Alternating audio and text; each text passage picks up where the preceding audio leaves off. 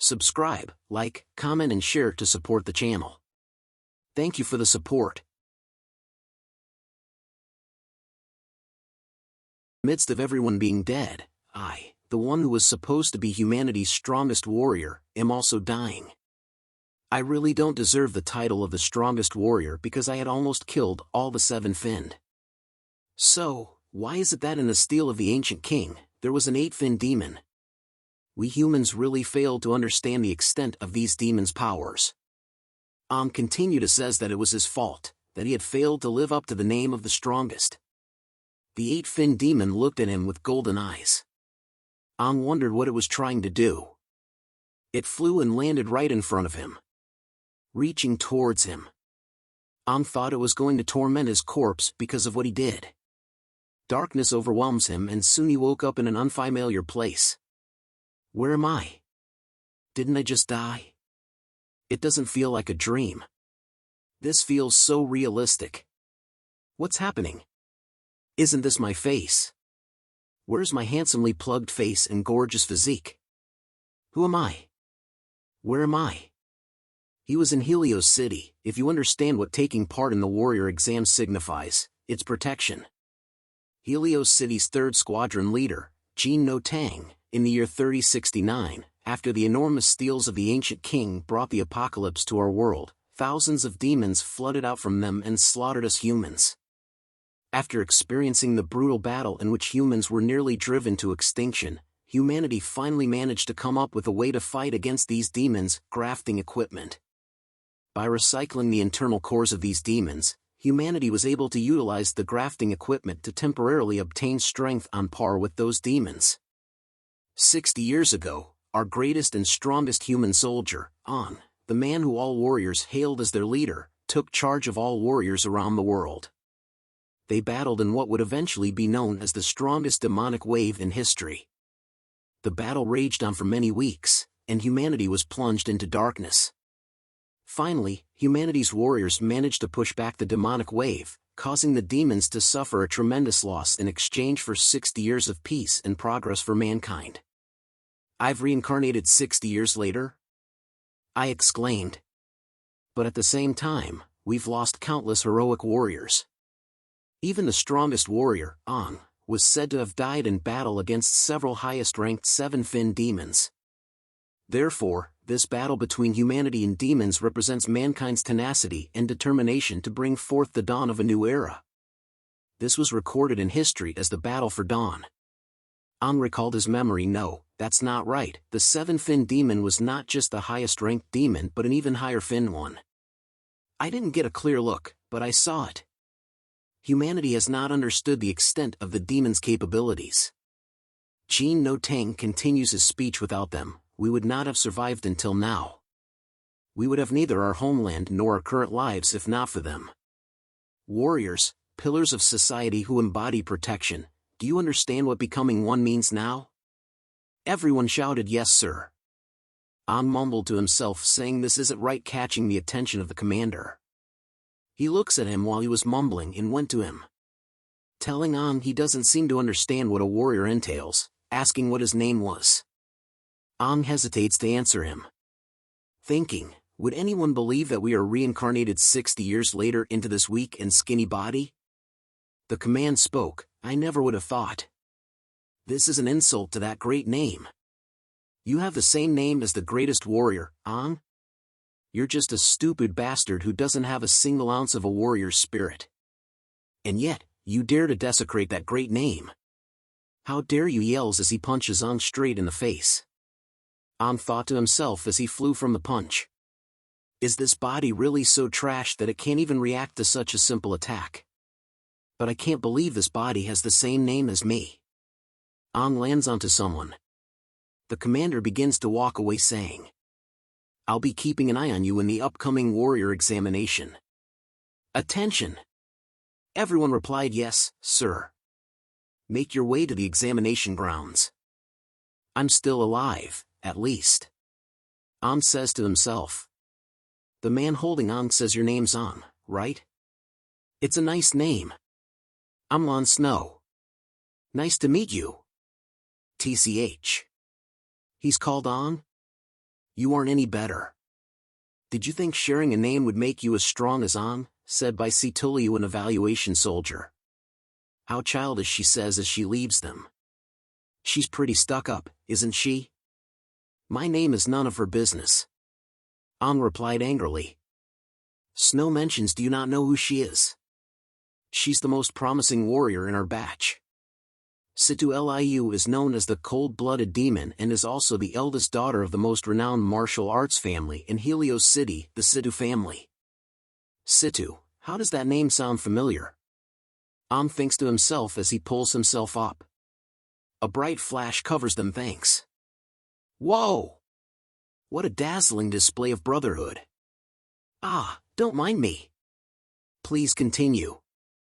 An asks who she was as he get a nosebleed. Snow asked if she just took the photo.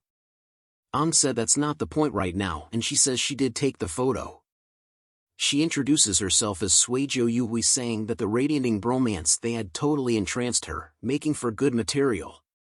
The guys think of her as a dimwit. At the fitness test venue, An is excited, saying my body may be in this state, but I'm ultimately still the strongest warrior.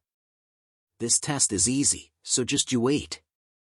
I'll definitely stun everyone by obtaining monstrous grades. First round of tests. Stage 1 of the fitness test, long-distance endurance test. Begin. An dashes forward, thinking to attain first place from just a single spurt of energy has to be record-breaking. An managed to break a record, the record of being in last place and having the worst record in the history of the long-distance assessment. Everyone laughed at An as he drops onto the ground. Fitness test stage 2, explosive arm strength test. F-duck, I sprained my wrist. Oh, I sprained my wrist. An, last place, was announced. Fitness test stage 3, explosive leg strength test. An had only managed to jump 1 meter, making it 3 out of 3, last place. Idiot, said Situ. An, your results for the fitness test put you in last place. You've obtained the worst results we've ever seen. You'll be eliminated. Brother An. Snow consoles An while Suejo says, is this the last time I'll be able to snap pictures of the place? That guy's results are simply awful. We can eliminate him right now, said a judge. There isn't much hope for that lanky monkey, but he does have the right to participate in the second round of tests. This will probably be his final assessment too. Let's begin with the second round, the commander replied. Next up, the second round of tests. You will be assessed on your synchronization with grafting equipment. Warrior examinees, please make your way to the testing venue. An smiled at the news, believing he has a chance.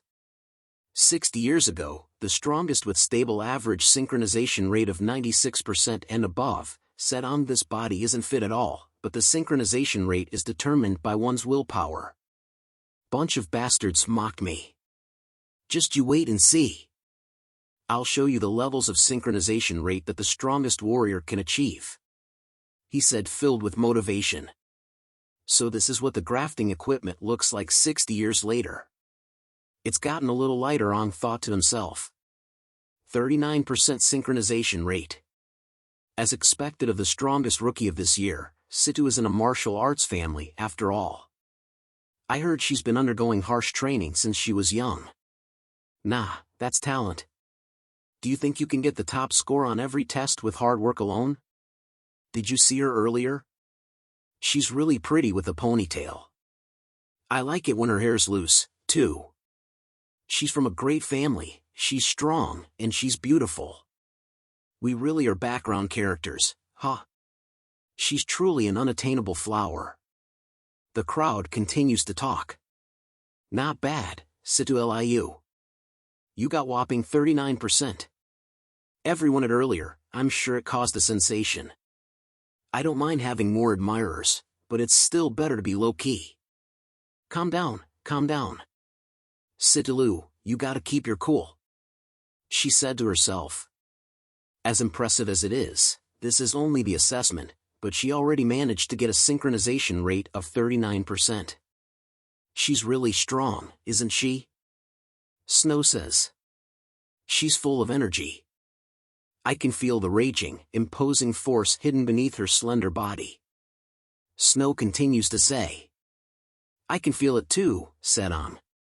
You don't seem nervous at all, though, Snow asked An. Oh, I'm good. I'm used to it, An replied. Used to it? Snow is surprised. As the assessment progressed, many rookies who endured the grafting equipment showed pained expressions, remarked someone. When one first undergoes grafting, a burden will be placed on the body due to the impact of the demonic core. Unable to withstand the pain, some would forfeit, explained another. I give up. I give up, I forfeit, yelled Suejo. The synchronization rate needs to reach at least 10% for one to pass, said another person.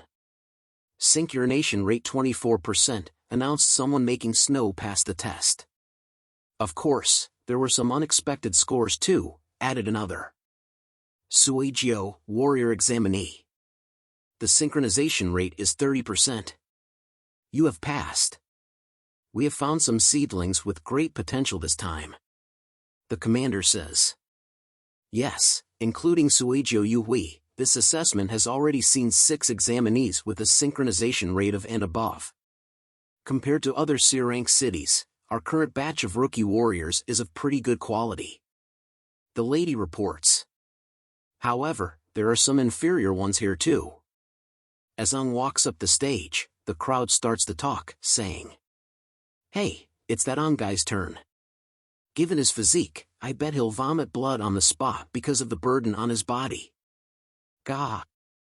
Mama, in the first round of assessments, that idiot got last place in every single test. Laugh away, you inexperienced brats. Remember to pick up the used wipes from the floor later, Ong thinks to himself. I'll take the red strength core. Ong tells the instructor. Demonic cores collected from the battlefield can be categorized into different types. The most common ones are red, yellow, green, and blue. Red represents strength, yellow represents defense, green represents healing, and blue represents agility. However, there are 2 rare types of cores. The purple core represents imaginary power, and the black core represents time and space. The black core is especially hard to find. As for synchronization, the most important thing is willpower. The strength of one's willpower determines how much burden one can take from the demonic core. Moreover, it also determines one's mastery over the core. Grafting has succeeded. Are you ready? The instructor asks On. Yes, bring it on, On replies. A bright red light soon shines throughout the testing zone. What a strong reaction. Take a look. Take a look at the synchronization rate of the strongest soldier. On screamed in his mind. It has been increasing rapidly. It has already reached 40% in just a moment. 40%? Has anyone ever gotten a synchronization rate of 96% before? Raise it even higher. The instructors are yelling, in disbelief of what they are seeing. An forces himself to rise even further. What's going on? How could we be having such an absurd synchronization? Was there a mistake somewhere? The commander is shocked. It's still climbing. 65%. 70%, the lady reports. What's going on? 60% now? Is it me? Is the equipment malfunctioning? The crowd shouted, shocked by the results. I was once the strongest warrior, hailed as king by others, and if not for my low level of this synchronization, if not for my weak body, my imposing demeanor would have driven all of you to your knees. Ang stands up like a god and says, That's the difference between you and me, brats. But a sudden feeling like sinking into the ocean overcomes him. What happened? My strength disappeared. I can't move anymore, Ang tells the instructor. What the hell? It really malfunctioned. The synchronization rate instantly dropped to 10%. Yelling at Ang. Captain, we just detected that the demonic core has cracked. That abnormal core likely caused a data glitch. That was terrifying. The equipment, was malfunctioning. The commander was relieved to hear that. What happened? My synchronization rate stopped at 10%, correct? He asked her. Yes. He barely passed, she replied. Brother On, Snow yells, rushing over to On. Exactly. That only happened because of the abnormal, demonic core. And here I was, thinking he's amazing. Bah, the crowd says. Brother On, are you alright? Snow asks as On faints. You have a point. Look at that scrawny body of his. How could he have gotten that absurd synchronization rate? That synchronization rate is comparable to that of a captain from an S-rank city. Ha ha ha, the crowd continues to make fun of On. False. I wouldn't have been so easily beaten by someone less dazzling than me in this town. Never allow it. It's all my fault.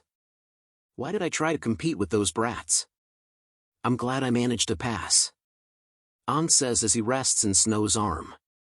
In the resting area, On wonders to himself, what was that just now?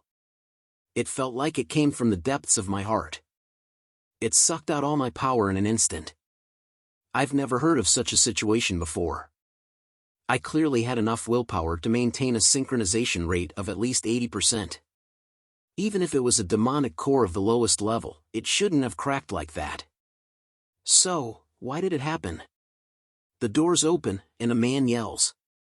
Attention! Everyone in the room responded, yes, sir.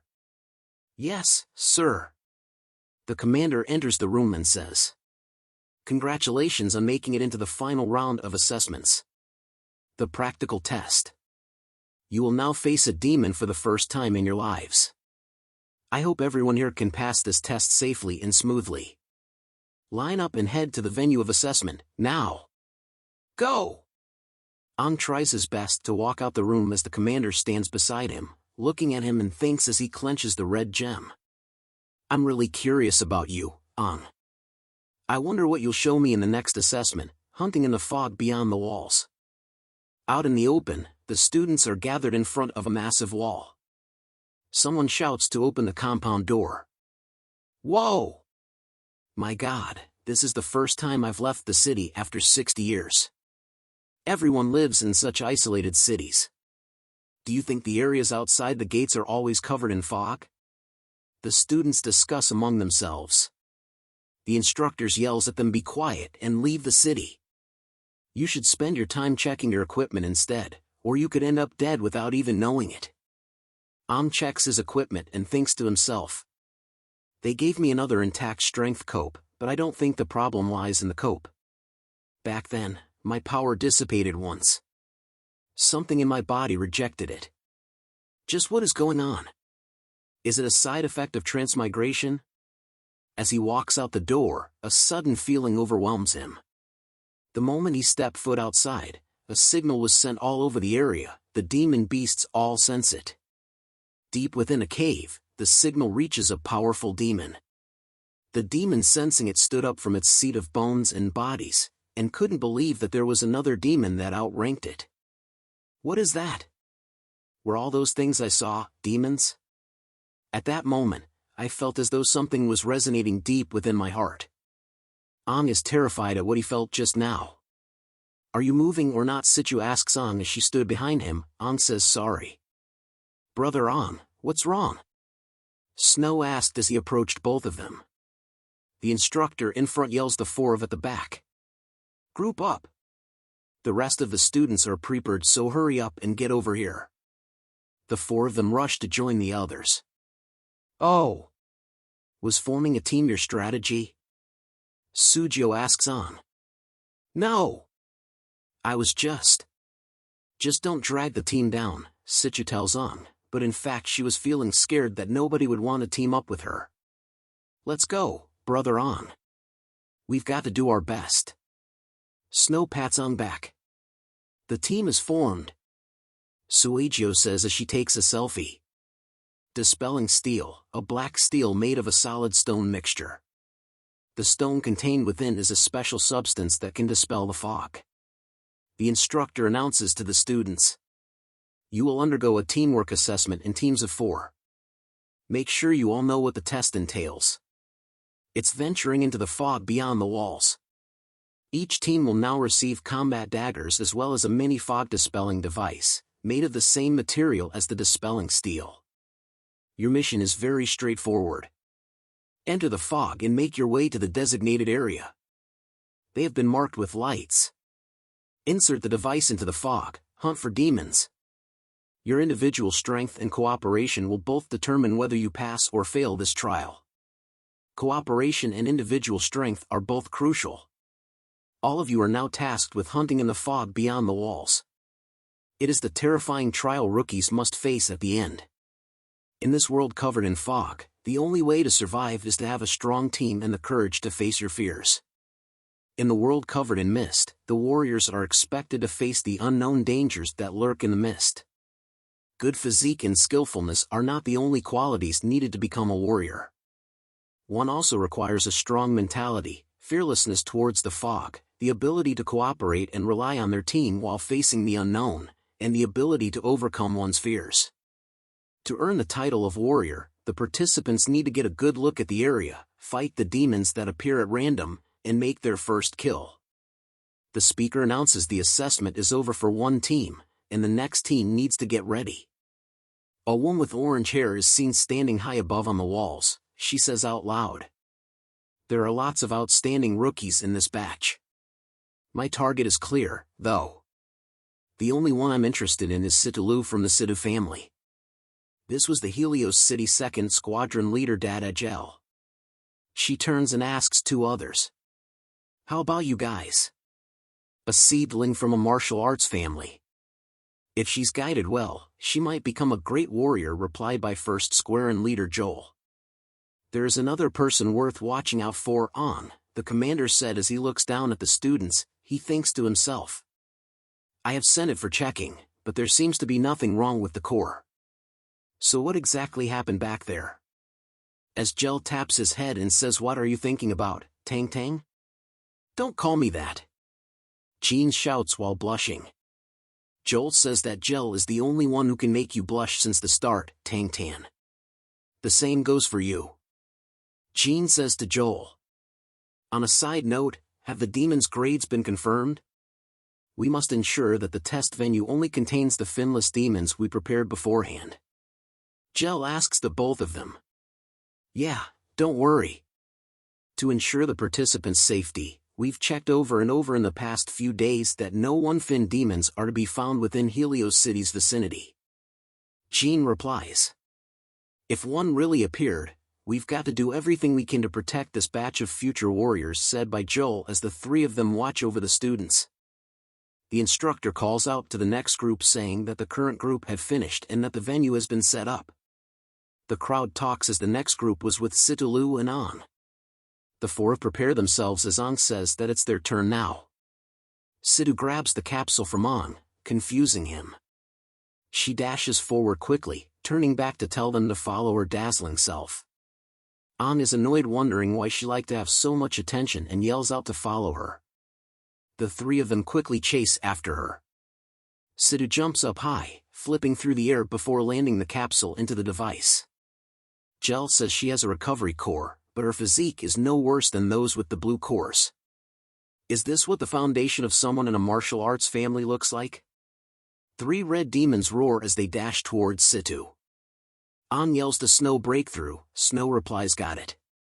He preps himself before making a gigantic leap towards the demons, landing between them and Situ. The demons jump towards Snow as a yellow energy covers his fists. A yellow shield blocks the attack of the demons. Jean sees this and is impressed that Snow had gotten used to the core power. An arrives, telling Situ and Tomo to kill the demons one by one. They agreed. Covered in the aura of their stone, green, red and blue, the three of them rush to the demons. Round 1, Tomo versus the demon. She easily slices it up and dropkicks the demon straight to hell. Before the demon could even land on the ground, Snow uses the 1-inch punch to send it flying. Joel praises their teamwork from above, noting that the girl in blue has enhanced the rhythm in her movements in a perverted way. Jean calls him out. Round 2, Sidhu versus the demon. She leaps and stabs the demon on its belly, causing it to explode in a green explosion as she walks away. Round 3, On versus the demon. He knees the demon in the balls, thinking to strike its 3 vital areas first: the neck, chest, and abdomen. As he rolls alongside the demon, knowing that his current body can only bring out a limited amount of power in one go, he thinks to use this battle to test his limits. He speeds over to the demon in an instant. The monster readies its fist to punch Ong as he dashes to it. Ong dodges the punch with ease. He returns a punch back to the monster, causing it to roar. He thinks that he didn't respond quick enough. The monster tries to kick Ong, but he dodges by bending backwards. He switches the knife to his left hand, turns over from the bent position, and stabs the monster in the stomach while thinking that his body coordination is poor as well. The monster shakes in pain and tries to claw it on, but he takes the knife out, leaping to the side, and slices the monster right in its mouth. The monster falls to the ground as Ong lands behind it, thinking he still doesn't have enough explosive power. The others look at him from the back. Snow says that he thinks Ong was just playing with his opponent, while Tomo hopes she captured Aang's fight on camera, and Sidhu thinks Ong just wanted to take the spotlight and was doing it on purpose.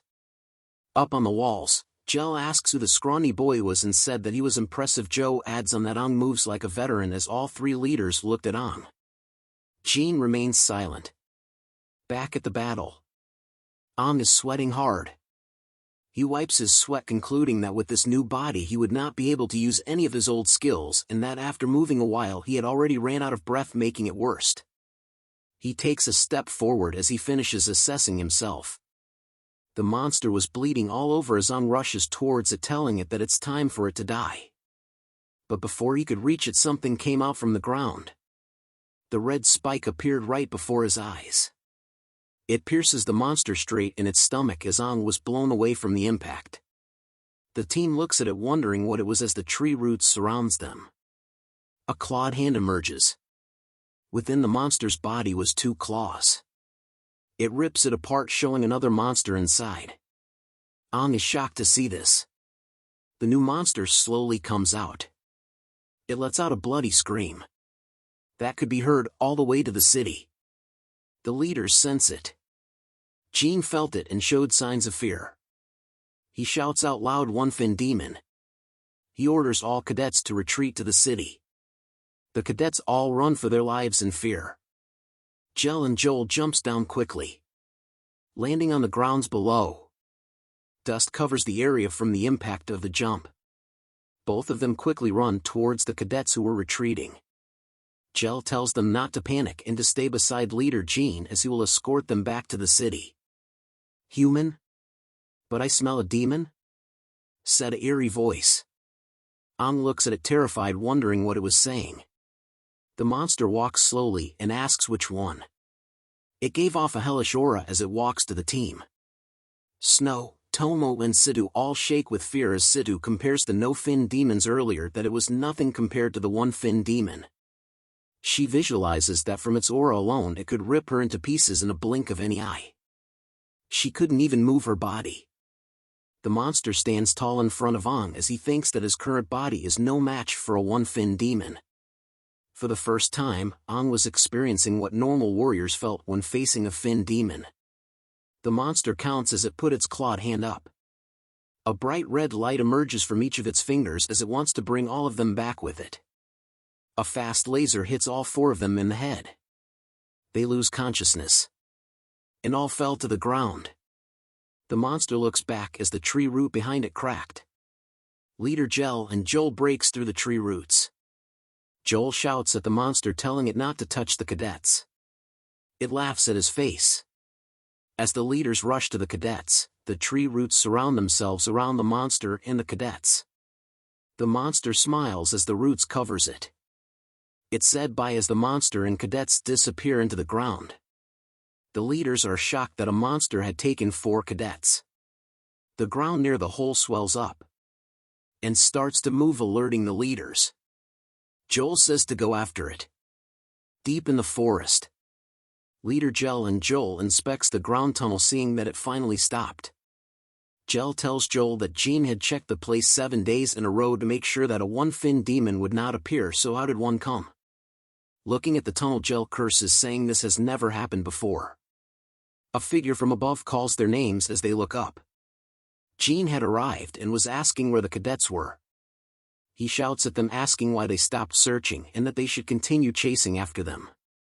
Joel asks Jean to calm down and tells him that the track stopped here.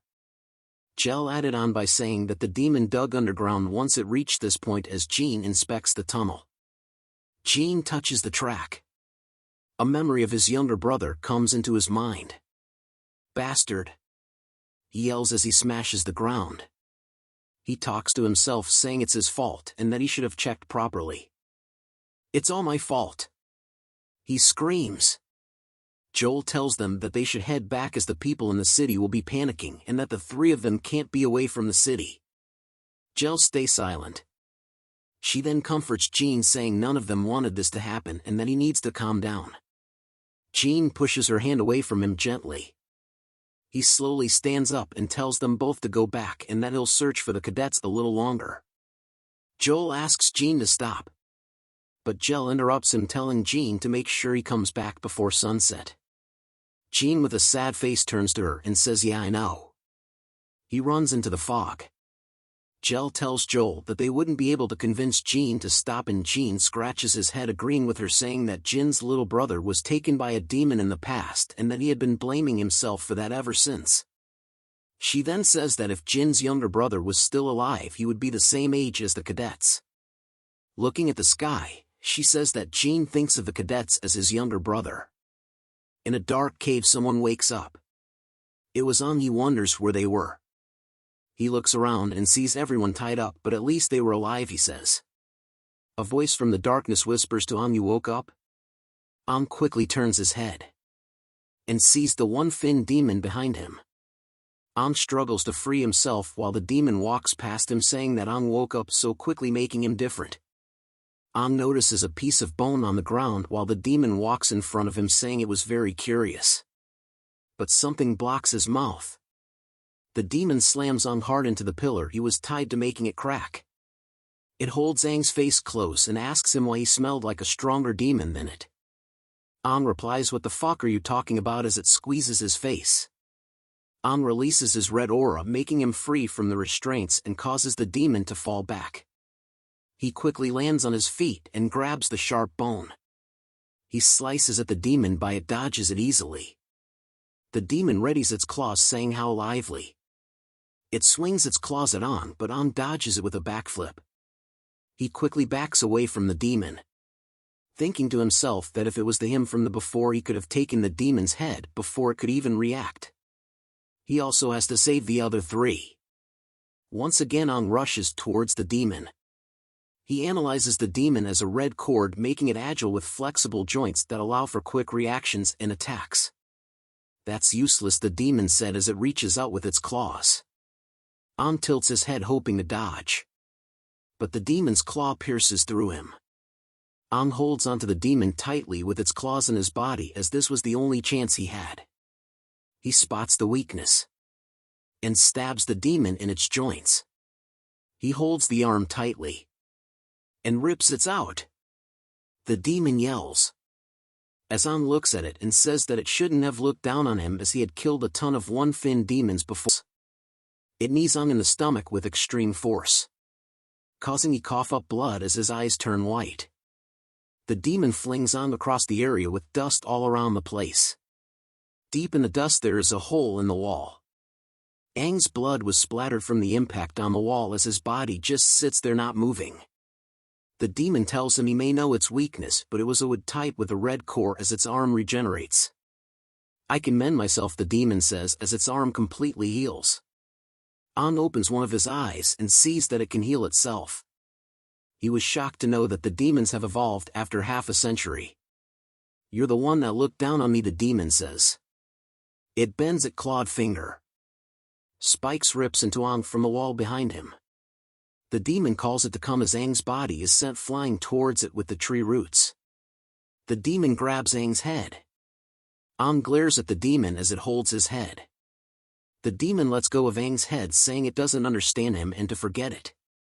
Ang looks at the ground in a blurry state, believing that the spikes had punctured his internal organs and that it was so painful to the point he couldn't breathe and that he was gonna die even though he just reincarnated.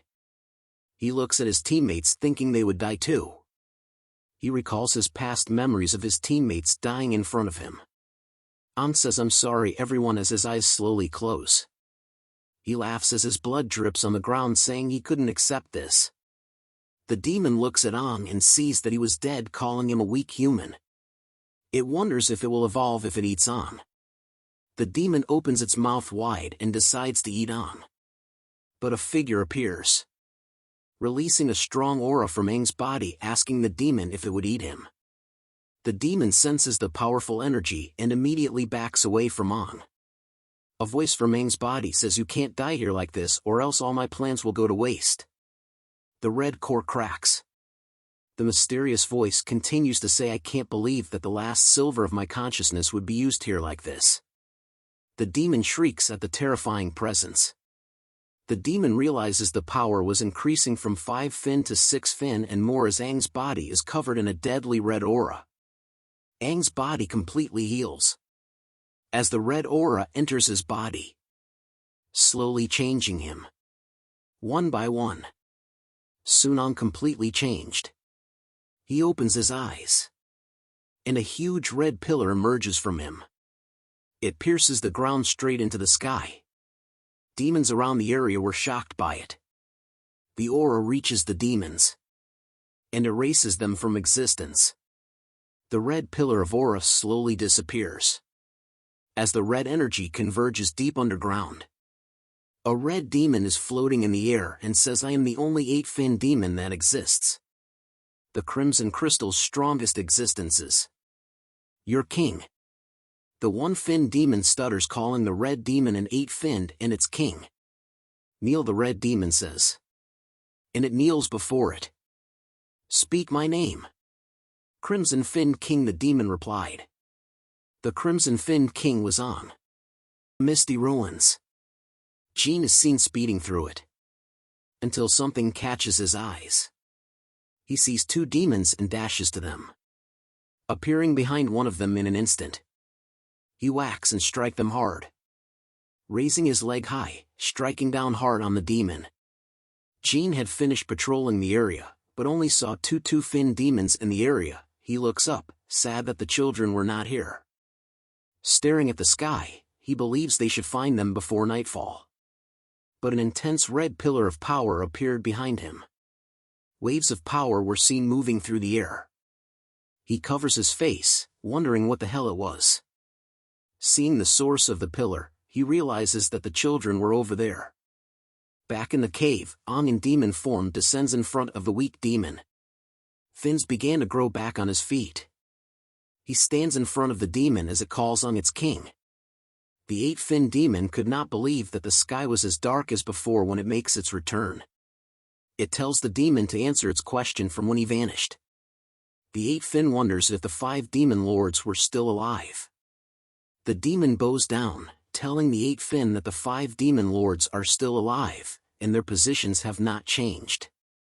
The 8-fin remarked that they were still living peacefully with one another, but begins to laugh out loud, unleashing a powerful aura.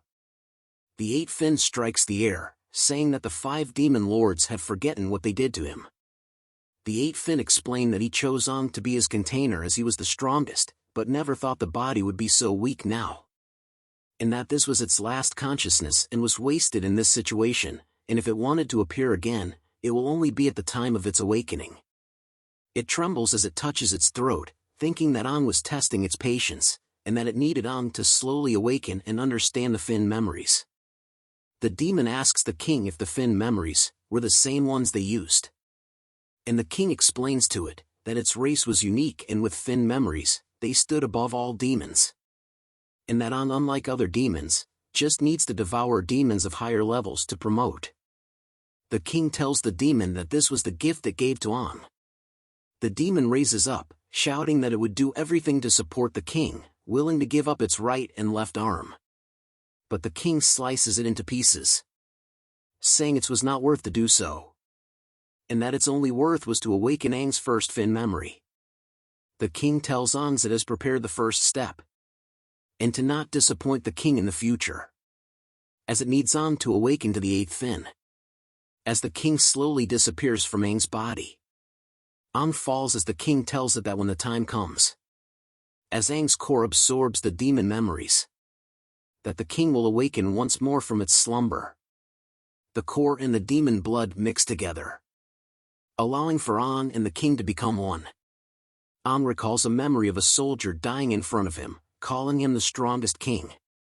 The soldier tells Aang he doesn't want to die. Aang tells him he won't as he reaches out to him. The soldier grabs Aang's hand hard, as his face turns into an undead, telling Aang why he was the only one still alive. Aang wakes up from the nightmare, thinking it was only just a dream.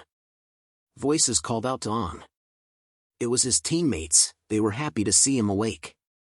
Sui-ji leans close to his face, asking why his hair color changed and if it was because of the demonic door. Aang couldn't believe she came this close, and asks her what she meant. He looks around, asking if all of them were okay since the cave. Jin appears, telling Aang that it seems that he remembers something. Appearing with all the leaders, he asked Aang to tell them what happened. Aang was surprised to see all three captains in the room. Jel tells him that Jin was the one that brought the four of them back. Jin whispers to her not to call him Tang Tang in front of him, but they all heard the nickname Tang Tang. Joel tells them they found them outside the cave, that they were unconscious, and that no demon was found, making it easy for them to bring them back safely. Jel tells Aang that he was the only one that experienced changes, showing him a mirror. Aang stares at this reflection, wondering why his hair changed. He thinks about what he should tell them about the cave and his reincarnation, but decides not to say. He tells them that he just woke up vaguely, and now wakes up in the hospital. Jin remains silent, thinking back to the blood he found in the cave, wondering what caused it. Joel sits beside Aang, telling him he saw his results, and that his foundation was weak, but when fighting demons, he seemed very calm. He looks at Aang, asking if he had fought demons before. Aang tells him he didn't and only studies hard about fighting demons. Jel is impressed by him for being a bookworm, saying that many people should be like that. But Aang remembers about his test results, asking them what they were. Sui-ji appears again, telling him that he passed and they were still a team. His team tells him that Jin had made them a team, making it fate. Sidhu tells Aang that they have fallen behind the other teams, surprising Aang. Jin tells Aang that he was asleep for 3 days, and that his team had 0 points now. Aang screams out that he couldn't believe that he was in a coma for 3 days. The team wears their armor and prepares. The crowd in the city all look curious about the Aang's new team with Captain Jin. Jin begins to inform the team of the rules, and that they have officially become warriors, and congratulates them for returning from the one-fin demon safely. He then informs them that the 4 of them are a team, under his command, and he was in charge of 9 teams and wants them to stand out. Aang raises his hand, asking how they could stand out. Sidhu turns away from him, asks they were currently ranked last. Jin explains to them that they had a point system, to stimulate healthy competition through point rankings to improve teams. They can obtain points by completing mission, and the captain and team with the lowest points will be punished. As seen in the back of Jin, the punishment will be being demoted to the cleaning crew. Aang looks around, realizing why the city was so clean. Jin announces that Sidhu will be the team leader as she has the highest points. No one objects to the choice except Aang, thinking why they didn't choose the strongest warrior. Taking a step forward, Sidhu shouts loudly that they will complete their mission. The day soon reaches the afternoon. Jin turns to leave, telling them to look at other teams' points and decide on a mission. He advises to find him if they face any problems. Jin dismisses the team at once. Sidhu tells the team to look at the mission board, as their team was far behind the others. But Sui-ji tells her to stop, and that something else was more important. Sidhu turns around embarrassed, wondering what it was that she missed. Sueji tells her that they needed to take a photo as a team first. Situ stares at her in disbelief. An whispers that small teams as a whole was not a bad idea as he smiles widely. A photo is taken of their team, aka death flag for the three of them. Jean is seen with the other captains, asking what they think. Jean tells them that there were signs of demons' blood splattered all over. Joel looks him, wondering if he though the kids did it. Jean tells him he suspects An, because he could smell a familiar but unquown stink from him. Jel hugs him from the back, saying he was overthinking, and that the kids are back safe and everything's fine. She tells him that the team seems strong and that he should take care of them, so he won't lose to hers, but Jean tells her he was serious. Joel just smokes his cigarette, telling him that they will keep an eye on An. Back at the city mission board, An is staring at it. He was happy that there were 3A rank missions and they could earn 10 points with each. But Sueji and Snow tells him that a rank mission were difficult as Situ remains silent. He explains to An that, even though A ranks give more points, they result in more casualties than C and C rank missions. An tells him he understands, and tells him that if that's the case, as all the mission are taken of the board, he and Situ tells the team that they should take it all. The team is now seen running through the jungle. An presses onto his red core on his chest, causing it to activate and spread out a gold machinery. He looks back, seeing wings on his back, amazed that this was Nano Wing. It allows him to quickly dash past the others towards a huge boulder, and slams against it once he arrives. An looks at his hand, imaging the Nano Wing disintegrating and changing into a weapon. A dagger soon formed in his hands from the Nano Wing. He holds it tightly in his handle, amazed that this was nano equipment, and that technology had truly evolved in the past 60 years. The rest of the group arrives at the boulder. Situ asks them if they were ready, and they all respond with a yes. She informs them of the 2 no-fin demons as their targets, and that they needed to kill them in one go. She shouts at them to follow the plan and to head out. They dashed out of the cover of the boulder, with Snow leading the charge. The demons are alarmed by their arrival. They roar fiercely as the team approaches them. Situ thinks to end this quickly as they head over to the demons, as they can't afford to waste time, because they have 3 more A-rank missions to complete. Snow arrives first to the demons, slamming his foot deep within the ground. He kicks up, creating a giant wave made of stone, blocking the demons' attacks. But the demons are confused, as Snow and the team had disappeared from in front of them. This was according to Situ's plan, as Ang and Tomo were the ones to incapacitate them. Ang and Tomo appears from both sides of the demons. They slices the legs of the demons in order to stop them from moving. Ang turns to see the demons, thinking he can't wait to see them flail after he breaks their joints. Both the demons kneel onto the ground due to Ang's and Tomo's attack. Snow appears before the 2 demons, preparing his mighty fist up their ass, and slamming both their jaws shut with an uppercut. With the demons now in the air, Situ appears, thinking to end this fight in a magnificent manner. Her neon strikes lit up the place, as she manages to land all her attacks. The demons both start to glow up from her attack, because of the overload treatment skill. They blow up, as Situ thinks of her performance as splendid. Tomo places down the device, clearing the fog at last. Snow wipes the sweat off his face, happy that the fight was over, as their mission was to dispel the fog, which was harder than the exams, and took way too long to complete. The demons dropped a red core. Tomo giggles happily seeing the red core in her hands as the team gathers. Situ thanks the team for their hard work and that they've earned 10 points, as Ang is surprised to see the completed missions automatically destroyed. So high-tech, he says.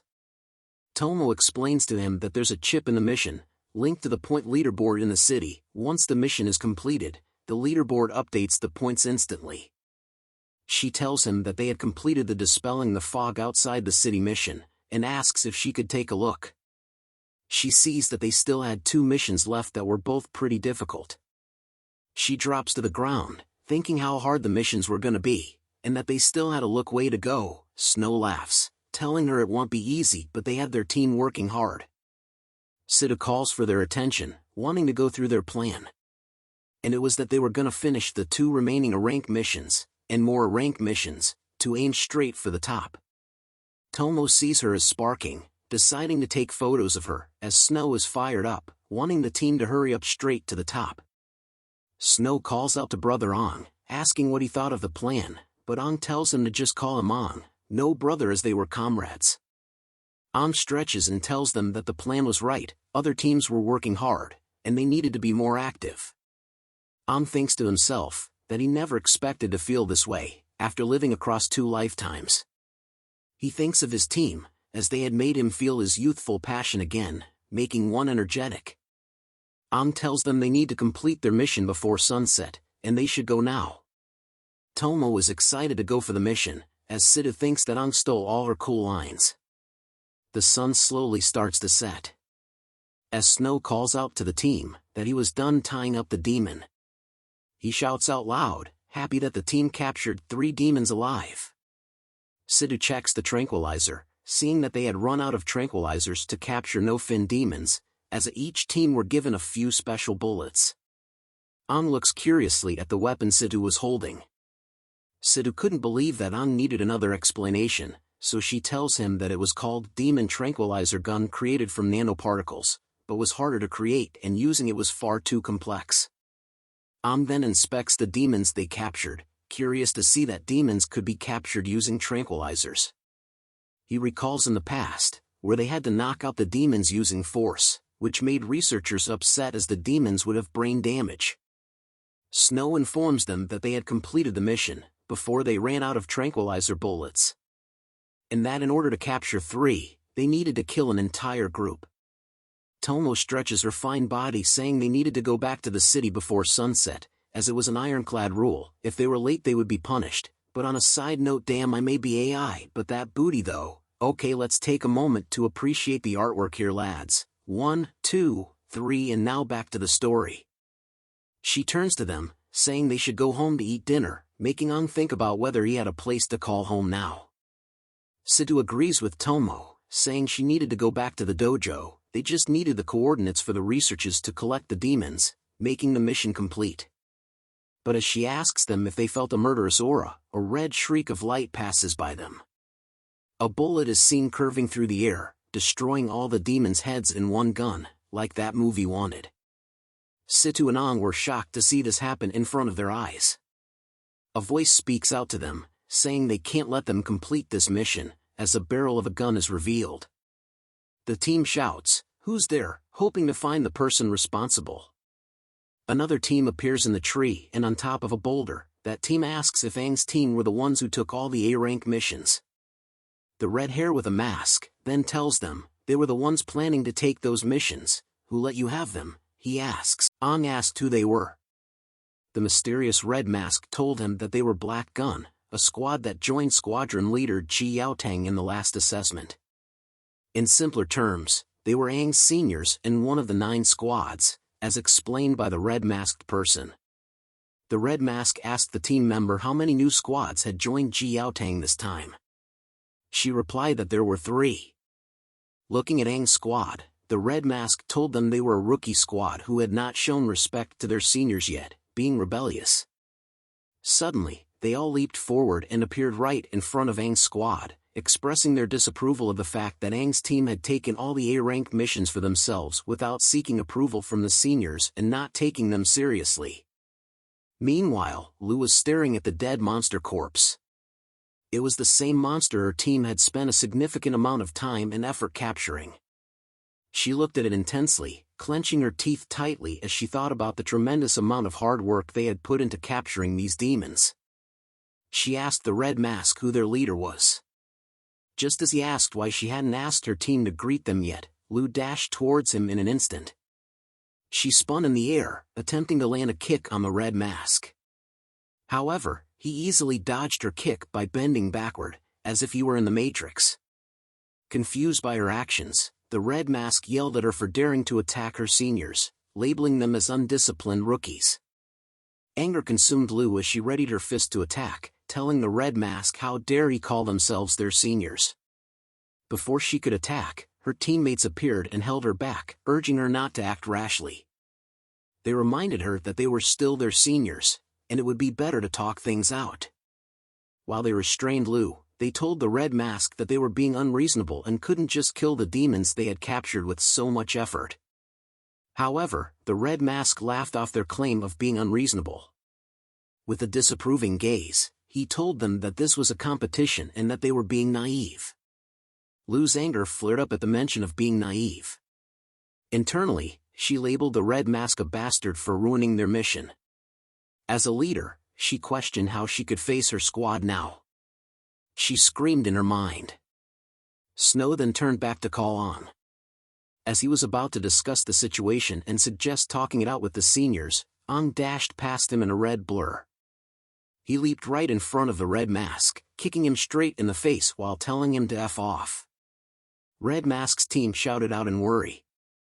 Ang stood tall and expressed that he had never seen people oppressing rookies and that the rules were bullshit. Ang's team was shocked and surprised by his actions, but Lu gave him a thumbs up. Red Mask was trembling in pain as he held his face, calling them bastards for treating their seniors this way. He called out to his team, Black Gun, to get ready for battle. The three members readied their weapons in agreement with the Red Mask's order, preparing to attack Ang's team.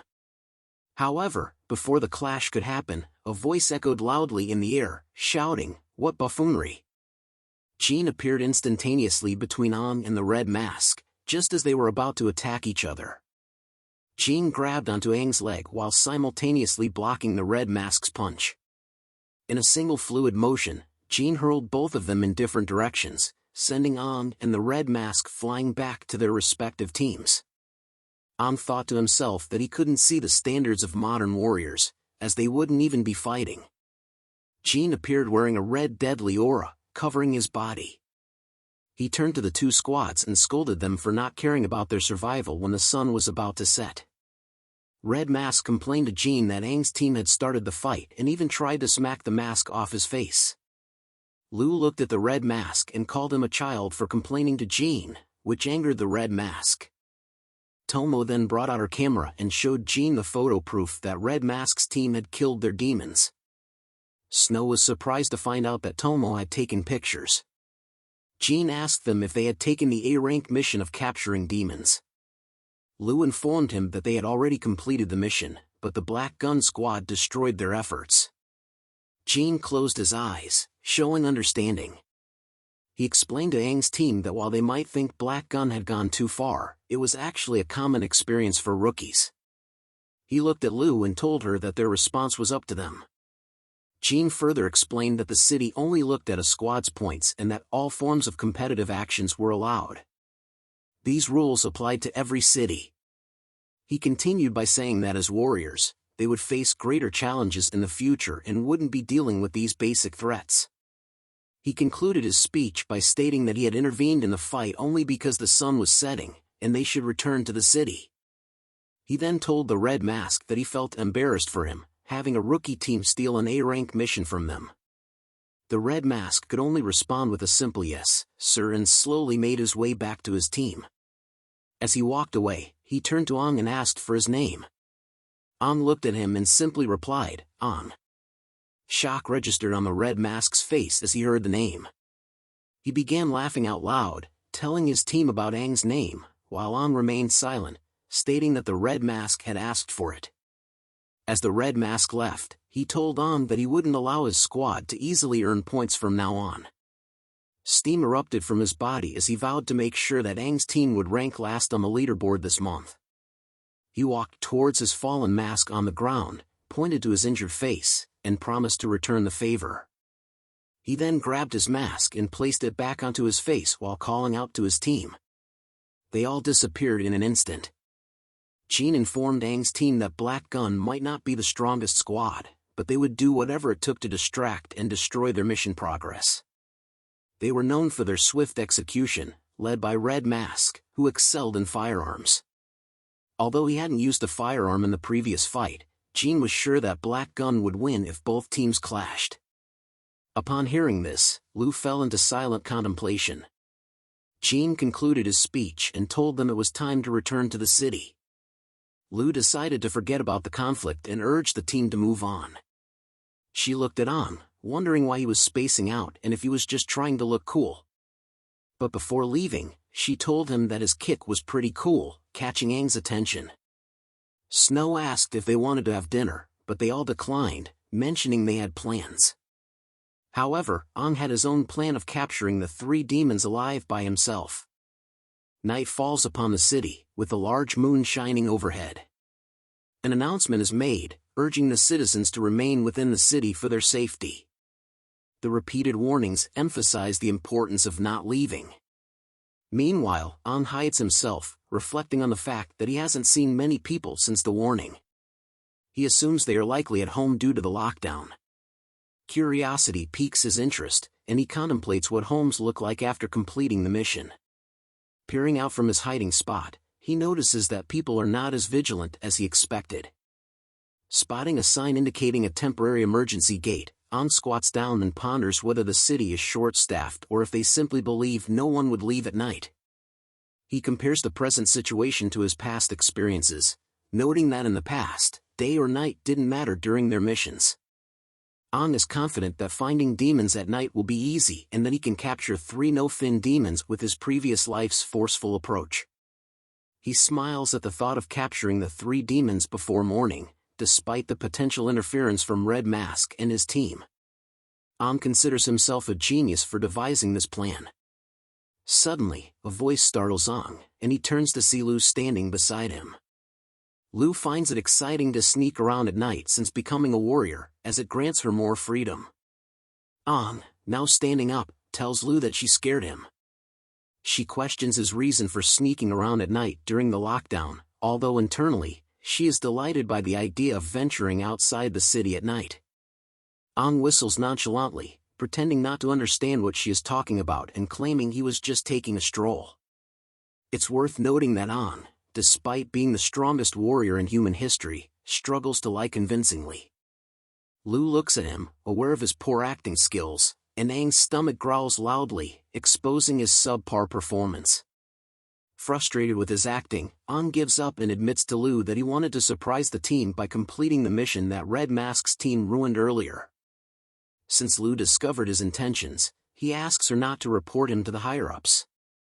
Planning to return, Ang is taken aback when Lu insists on joining him, surprising him with her determination.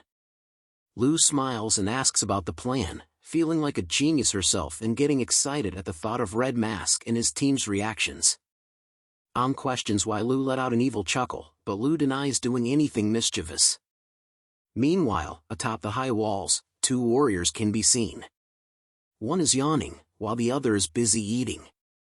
NPC 1 expresses how torturous standing guard feels, remarking that anyone leaving the city at night must have a death wish. NPC 2 tells NPC 1 to be quiet, calling him an idiot, and warns him not to let the other squadron leaders hear such statements. NPC 2 explains that the gap in the gates is for emergencies. In the past, human survivors sought refuge in the city but were tragically killed by demons due to the gates opening a few seconds late. Since then, almost every city decided to leave an emergency gap in their main gate to prevent such tragedies from recurring. NPC 1 apologizes for his lack of knowledge, but NPC 2 reassures him, taking out an item that brings joy to men in the middle of the night, a photo book featuring female warriors from other cities. Blushing happily, NPC 1 holds the newest photo book, and NPC 2 cautions him to be careful with it, given its cost. Both of them giggle as they enjoy the photo book together. Seizing the distraction, Lu and An seize the opportunity to sneak out of the city. As An looks ahead, he recognizes the area as the previous assessment venue, where the fog is denser at night. He calls out to Lu, instructing her to follow him in a particular direction. Eventually, they reach an empty area, and Lu notes that they are far enough from the city to avoid detection. The decaying forest will provide adequate concealment. Ang informs her that it's time to initiate the plan. He will lure the monsters, and she will knock them out with brute force. Ang leaves the area first, instructing Lu to wait for his signal. Lu's hands tremble as she contemplates Ang's confidence in venturing alone into the night fog. Uncertain whether her feelings are fear or excitement, she focuses on the task at hand. With determination, she looks ahead, prepared to launch her attacks once Ang returns. Ang reappears, being chased by a huge red demon. Lu is shocked by Ang's ability to serve as bait. Ang lands on a tree, deftly evading the monster's attack. He calls out to Lu, who appears right behind him, and they simultaneously kick the monster in the face. They continue this strategy of striking the monster's faces, making it easier for them to capture the creatures together. They employ their elbows to knock out another monster, using coordinated attacks from both sides. However, this method of capture drains their stamina and strength. Wiping the sweat off his face, Ang acknowledges that he still needs to train his weak body, realizing that these no-fin demons used to be mere playthings in his past life. Lu brings a monster to Ang, indicating it's the last one and that they are finished. She finds the mission more exhausting than her dojo's strength training. Ang instructs her to leave the monster there, explaining that no-fin demons lack intelligence and do not save their own kind. Furthermore, they would not approach the city. Leaving the three monsters behind poses no problem. Ang taps the monster's head and assures Lu that their combined attacks ensure they won't wake up anytime soon. Tomorrow, they will return to this spot to submit the monsters for the mission. Lu expresses curiosity about Ang's knowledge, prompting Ang to hesitate, realizing he may have said too much. Their conversation is abruptly interrupted by a creepy voice from above, exclaiming, "Found you." Fear grips both Lu and Ang as they look up to see two demons perched on a tree, giggling and claiming to have found the human. The demons remark that Ang smells like them. Lu, filled with terror, spots the two fin demons, while Ang curses internally, wondering why two one-fin demons appeared simultaneously. Aware that they would be overpowered in a fight against the demons, alarms sound, and lights activate in the city. The three squad leaders, accompanied by the two NPCs, appear behind them. Joel informs everyone that signs of one-fin demons have appeared, instructing them to scan the area with spotlights. The two NPCs agree, shouting affirmatively. Jel asks Jean why one-fin demons have emerged and speculates if it's the same one from the assessment. Jean assures her that he found the demon in an underground cave and is certain it was dead. Spotlights begin scanning the decaying forest, revealing the presence of the demons in the same area as Ang and Lu. The NPCs alert the captains that two one-fin demons have been spotted. Joel calms everyone down, ordering the city gates to be shut and the defensive turrets to be prepared. He ponders what might have attracted two demons to appear simultaneously. The defensive turrets are activated and begin charging up. However, someone shouts to hold on and not to close the gates. Jel is surprised to hear this from Jean, who explains that there is someone out there. Joel calls for spotlights to be directed toward the source of Jin's concern, revealing Ang and Lu in the same area as the two one-fin demons. Jel asked why they were outside the city at night, but none of the captains had any idea. As they surveyed the area, they noticed three captured demons. Jean closed his eyes, finally understanding why they were outside the city. He explained to the others that Ang and Lu wanted to capture demons at night because their progress was hindered earlier in the day. Joel added that their talent and reckless desire for good performance had caused this problem, something common among rookie warriors. Jean hyped himself up, covering his body in a red aura, preparing to jump. He exclaimed that Ang and Lu would receive the worst punishment when they returned. Jin's powerful leap created a shockwave, pushing everyone back. Jel called out to him and turned to Joel, informing him that she would go with Jean for the rescue and leave the command to him. Confused by her upside-down jump, Joel shrugged it off, knowing he wasn't the rider. Jean and Jel leaped from the top of the wall, with Joel watching from above, realizing that a rare night of drinking had been ruined. He saw the intense impact of their landing and their dash forward. One of the one-fin demons noticed the captains approaching. Ang told Lu to hide behind him, saying they needed to wait for help and stall for time. Ang wondered if the demons were here for him, just like the one-fin demon from before. He questioned whether it was because of his rebirth or something that happened in the cave. Lu stepped up, suggesting they should fight together. The one-fin demons opened its mouth in a creepy way, indicating a desire to fight back. Both demons leaped down from the tree, but one of them disappeared instantly before landing, while the other landed in front of Ong and Lu.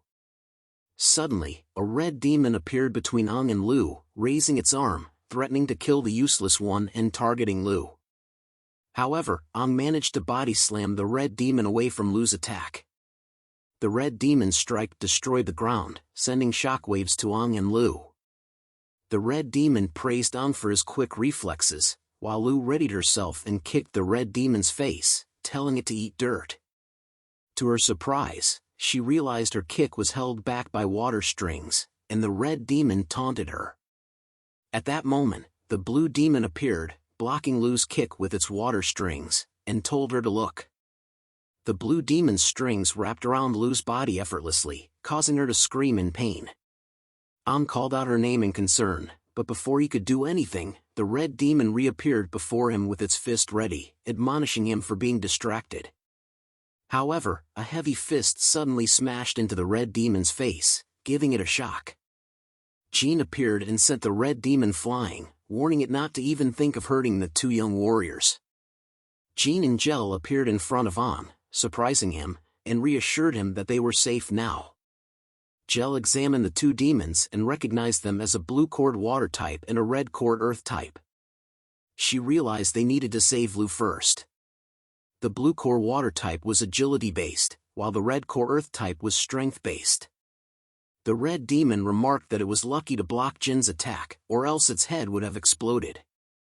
Meanwhile, Joel noticed the situation and wondered if they were at a standstill. He yelled out that they were too close and commanded the defensive cannons to be ready, warning them to avoid harming their own people. Another warrior appeared, calling out to Joel. She informed him that they had detected a large number of no-fin demons heading in their direction. Joel asked how many, and she replied countless. Fear and sweat overcame her as she trembled, explaining that it was a demon wave. The red moon's glow covered the aura, and the ground shook heavily as endless streams of monsters emerged from the forest. The demons screamed and shouted as they rushed forward. Joel clenched his teeth and gave the command, "Sound the alarms. All warriors prepare for combat." The command echoed through the air as alarms and sirens blared throughout the city in response to the incoming demon wave. The warriors in the city rushed towards the walls, preparing to assemble in their squads. Jean took note of the demon wave, realizing that the demons were well prepared since they had made such a big move. Ong added that they had passed them and were heading straight for the city. Gel informed them that the demon wave had been called by the two demons, emphasizing the need to eliminate them quickly. Lu shouted to them that she was fine and urged them to help the city instead, feeling like a burden and neglecting her duty. However, the blue demon covered her mouth, telling her to shut up, while she struggled to free herself. Determined, the three of them leaped towards the demons, with Jean leading the charge. He yelled out that they would bring Lu back with them. The red demon laughed like the Joker and slammed its hand into the ground, summoning two waves of large red spikes from the earth towards them. Jean warned Gel to watch out as the spikes approached. Jean and Gel dodged the spikes, while Ong effortlessly broke through them. Jean and Gel attempted to break the spikes, but Ong realized that they weren't attacking him. The red demon appeared beside Ong, suggesting they go. Ignoring Aang's presence, the red demon dashed towards Jean and Gel instead. Jean wondered why the red demon hadn't stopped Ong. As Jean and Gel fought the red demon, it warned them that spacing out would result in death. The blue demon tightly held onto Lu, urging Ong to follow. Suddenly, Lu was sent flying backward as a large stream of water carried her away from the group. Ong called out to her, but his strength was lacking, and he struggled to think clearly about the trap to separate him from the leaders. Jean saw Ong standing alone and shouted at him, telling him not to follow the demon as he couldn't defeat it. However, Ong couldn't ignore Lu after witnessing the look in her eyes. He clenched his fist tightly, realizing he couldn't abandon her, and decided to follow her.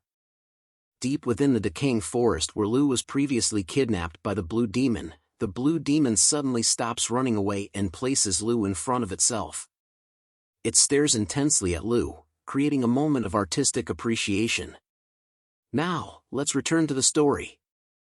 The blue demon finds Lu intriguing and explains that one-fin demons are interested in the rich emotions of humans.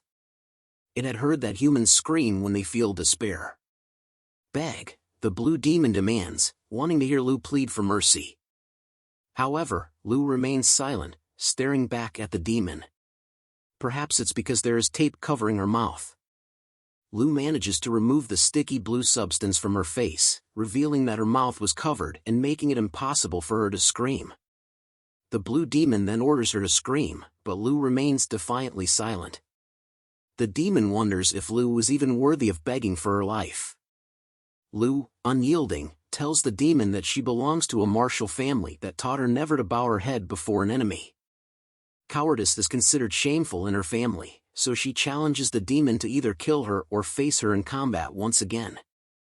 The demon remains silent for a moment, processing Lu's words, but then bursts into laughter. It kicks her in the face, expressing its anger.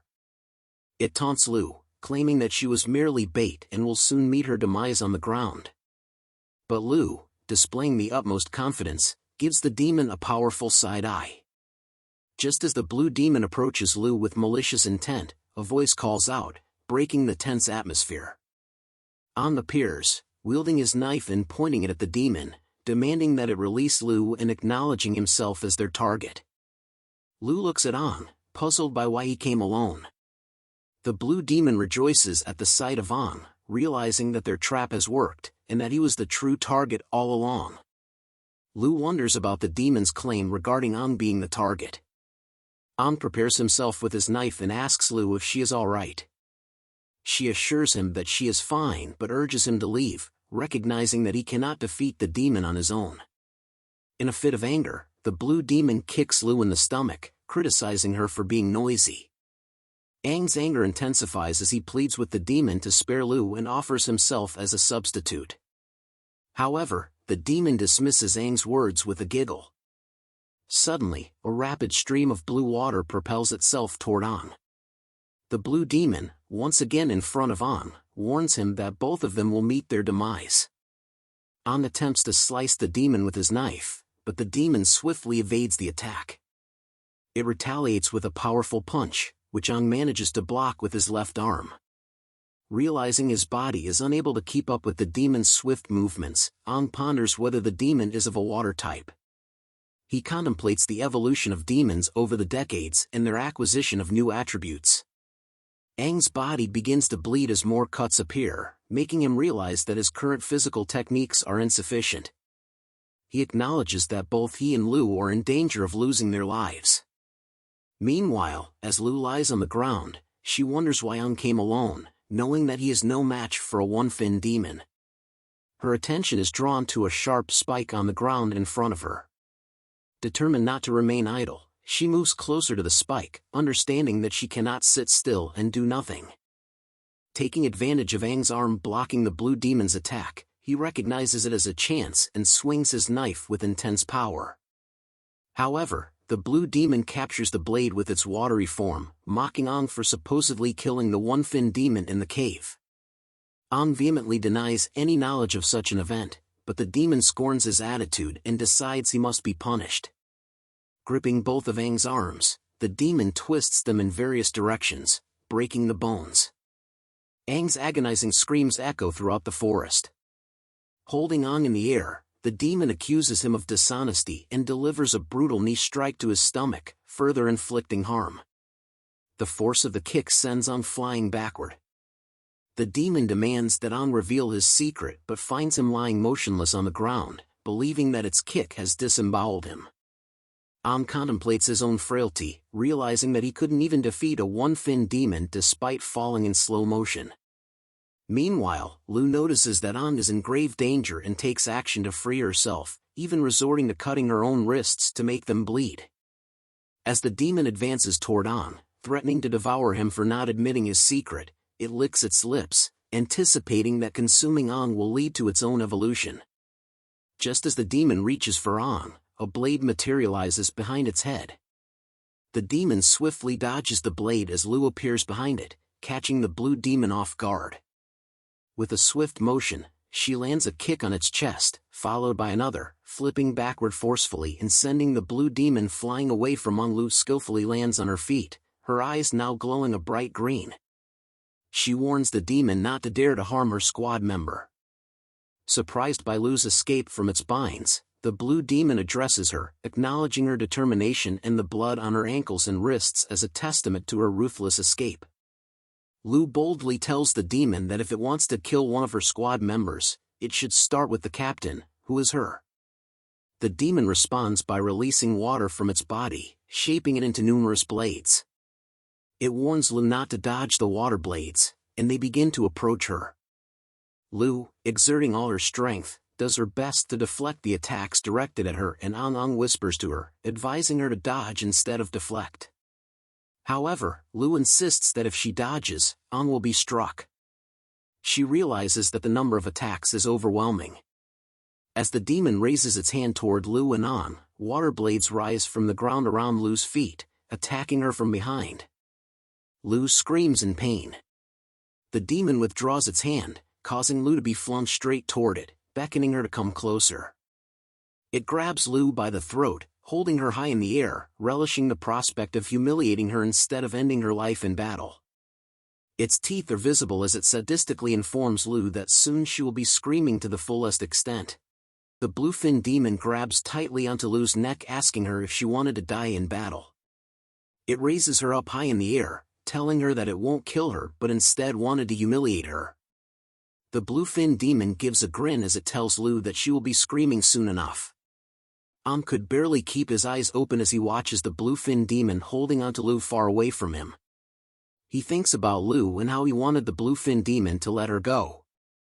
His hand trembles as he tried his best to stand up but couldn't. His thoughts were in a mess as he thinks that it was a shame that he was reborn just to watch his teammate die in front of him. Ong realized that nothing had changed at all, and that as the once strongest warrior, he needed to rely upon a young lady to protect him in the end.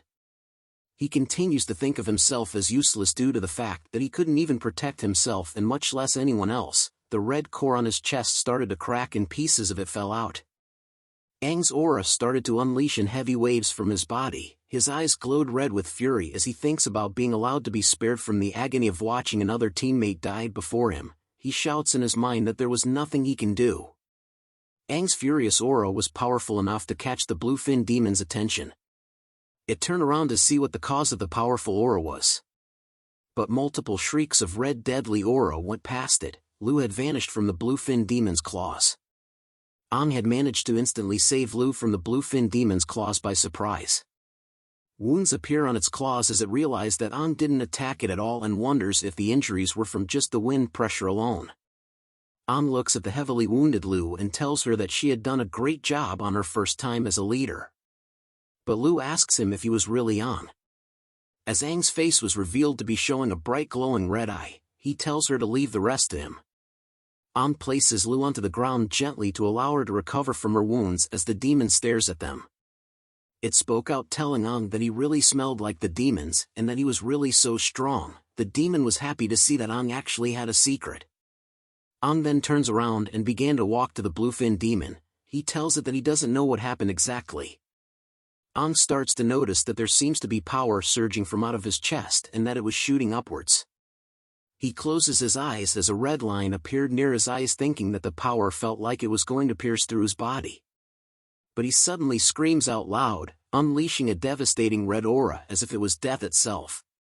Changes started to flow into the red core on Aang's chest, till it transforms itself into a white core with a black symbol on it. The bluefin demon recognizes the white core as the King Fin's core. It was shocked and alarmed to see that it resided on Aang's chest.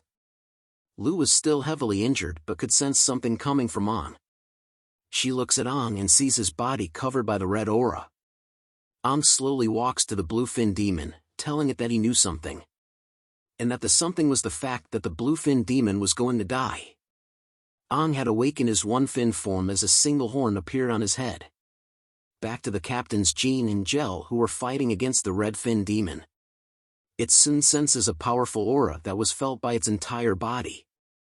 The red fin demon then looks in the direction where Aang was and realizes that one of its kind had a strong aura that was enough to cause its head to spin. Genie appears close to the red-fin demon as its attention was distracted for a moment due to the powerful aura. He readies his fist and tells the demon to not get distracted, before punching the red-fin demon right in its chest with a heavy blow. The force of Jin's punch could be felt immensely as it caused a shockwave to erupt from the demon's back. Jel then appears from the air after leaping forward with her legs bent back. She drops kicks the red-fin demon straight in its face as if this was the WWE.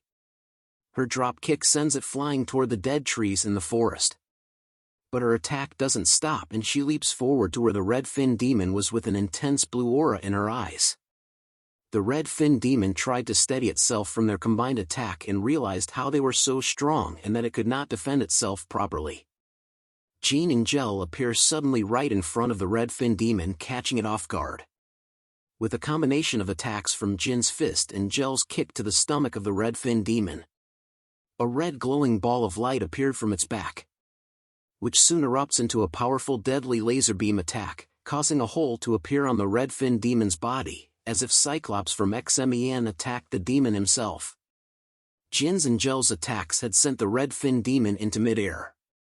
It looks at the gaping hole in its body and curses at them for daring to open a hole on its body. The red-fin demon then decides to go out with a bang like it's the 4th of July by using its red core.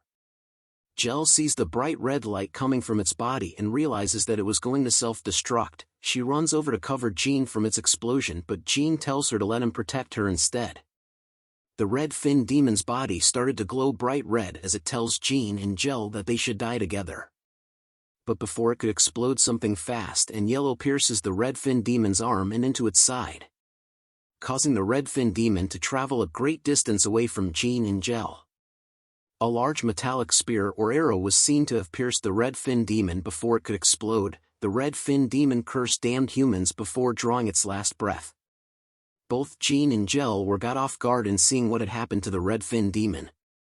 Jel then realizes that it was due to the defensive artillery as she looks back at the city where numerous warriors were seen battling an endless horde of demons right outside the gates of the city. Joel was dashing and cutting through the demons with his blade as they were trying to climb the city's walls. He comes to a screeching stop before seeing a huge crowd of demons all reaching up to climb the walls. He looks at the demons with a nervous expression on his face as he knew that there were too many demons to kill. He proceeds to shout out a command, telling everyone to return to the city as the demon wave was approaching. He yells out loud for Tang Tang and Jel to return as well. Jel informs Jean that they needed to return to the city as its citizens needed them. But Jean turns away from the city as he thought of Ong and Lu needing him more. But Jel tells him that she felt just as bad as him and that they weren't just squadron leaders, but warriors. GYAT damn, am I right everyone? I'ma leave this scene in here for everyone to enjoy before we get back to the story. Comment below if this was the best part. Jean closes his eyes in pain as he realized that what Jel said was true. He then yells out to go support the city, as they both rush to help the city from the demon wave. The bluefin demon's voice could be heard deep within the forest asking why a human was the same as a demon. Lu was fully unconscious on the ground as the bluefin demon trembles over in fear at the sight of Ong as he walked closer to it. The bluefin demon then tells him that something was not right and wonders if Ong was truly stronger and why there was a fin growing out of a human. But Ong didn't reply and simply stared at him with his yellowish eye and horn growing out of his forehead. He then tells it that maybe this was the reason for his reincarnation, the fact that he was given this demonic power to change everything, as he points a finger upwards which casts a green light. He then flicks the green light backward, which seems to head straight toward Lu, who was on the ground. The green light started to spread itself over Lu. It slowly started to remove the injuries and heal Lu back up. The bluefin demon was surprised to see that Ong could heal someone and wondered if he was a wood type. Ong tells the bluefin demon that he could vaguely recall what had happened, as memories of when the kingfin demon took over Aang's body during the time at the cave flashed through his mind. Ong then tells it that he may have absorbed the wood type power from the one fin demon back then. Tree branches soon appeared from below the ground and started to circle around Ong as he tells the bluefin demon that if he absorbs it, maybe he would get the power of water. The tree branches soon combined into one another and cast a huge shadow over the bluefin demon. It yells out, "What is this power?" I've never seen it. Never seen it. Ang was T-posing over the bluefin demon as he stood over it on top of the wooden structure he had created. Ang proceeds to tell the bluefin demon that he was excited to see the extent of the demonic power with his hand fully changed into a red demonic skin tone with black nails. Ang continued to stand on top of his wooden structure as he exudes a deadly red aura into the bright moon night. The bluefin demon trembled in fear at the fact that Ang could absorb the abilities of a one-fin demon's core and that he had turned into a demon himself. Ang smirks at the fact that it was interesting for him to see a demon trembling with such intense fear, as before in his past life he had never seen such a thing. Ang proceeds to stomp his feet hard onto the wood, before diving headfirst towards the bluefin demon as it trembles in fear of what Ang had become. With a smile on his face, Ang tells the bluefin demon straight to its face to hit him with all that it got. This catches the bluefin demon off guard.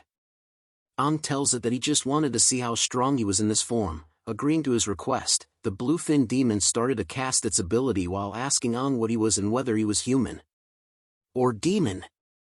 It shouts as it attempts to hit Ang, but Ang leaps backward and easily dodges its attacks. Ang backs away from the bluefin demon and glossed over the fact that it could manipulate elements. He then stretches his demonic hand forward, telling it that he had recalled that the wood-type demon he absorbed had a certain skill. A certain green aura started to appear on his demon hand as he crunched his fingers together. Tree branches soon erupted from the ground below where the bluefin demon was standing at. The branches soon reached its face and slowly crept around it. The tree branches then tightened themselves around the arms, legs, and neck of the bluefin demon while raising it into the air and off the ground. Ang proceeds to cross his arms together while still using the wood-type powers. He smirks and clenches his fists tight together, saying that this doesn't seem hard at all. The bluefin demon tried to reach out with its claws and said that it was getting strangled. It screams out in pain as Ang watches from afar, telling it to go on and struggle. The bluefin demon started to gasp for air and muttered that it needed to use its trump card, just as the water started to leak from its body.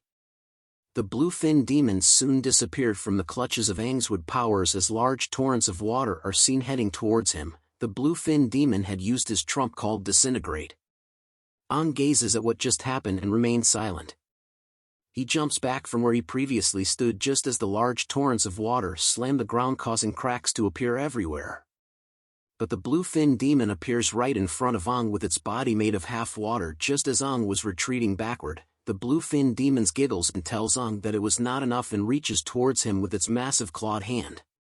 It tells Ang that he couldn't kill it and grabs onto Ang's arm as he tries to defend himself.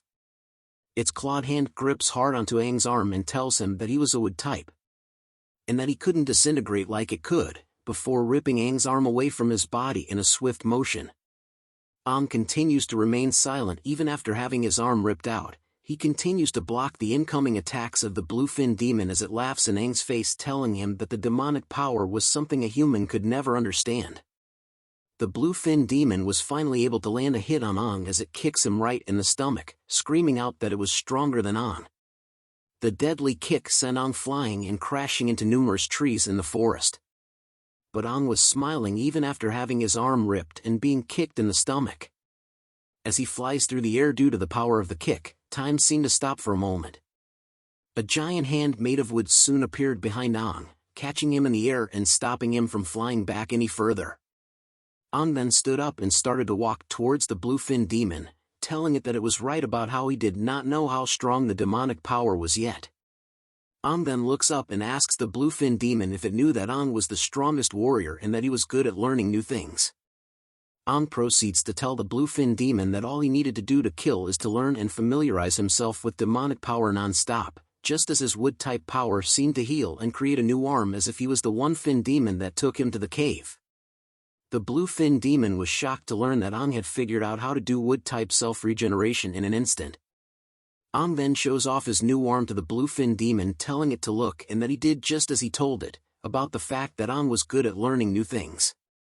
Ang then takes a heavy stomp onto the ground, before placing himself into a runner starting position stance. He dashes forward with insane speed and with murder in his eyes. As he continued to run toward the bluefin demon, A tree branch appeared right below his foot and lifted it. Jumps off of it to gain speed, and continued to do the same as he propelled himself forward with greater speed with the help of the wood power. The bluefin demon was alarmed to see that was already right in front of it. It tries its best to back away from but something went wrong. It looked at its foot and realized that it was tangled with tree branch skill, which came sneakily from the ground below it. Hands soon appeared on the bluefin demon's face.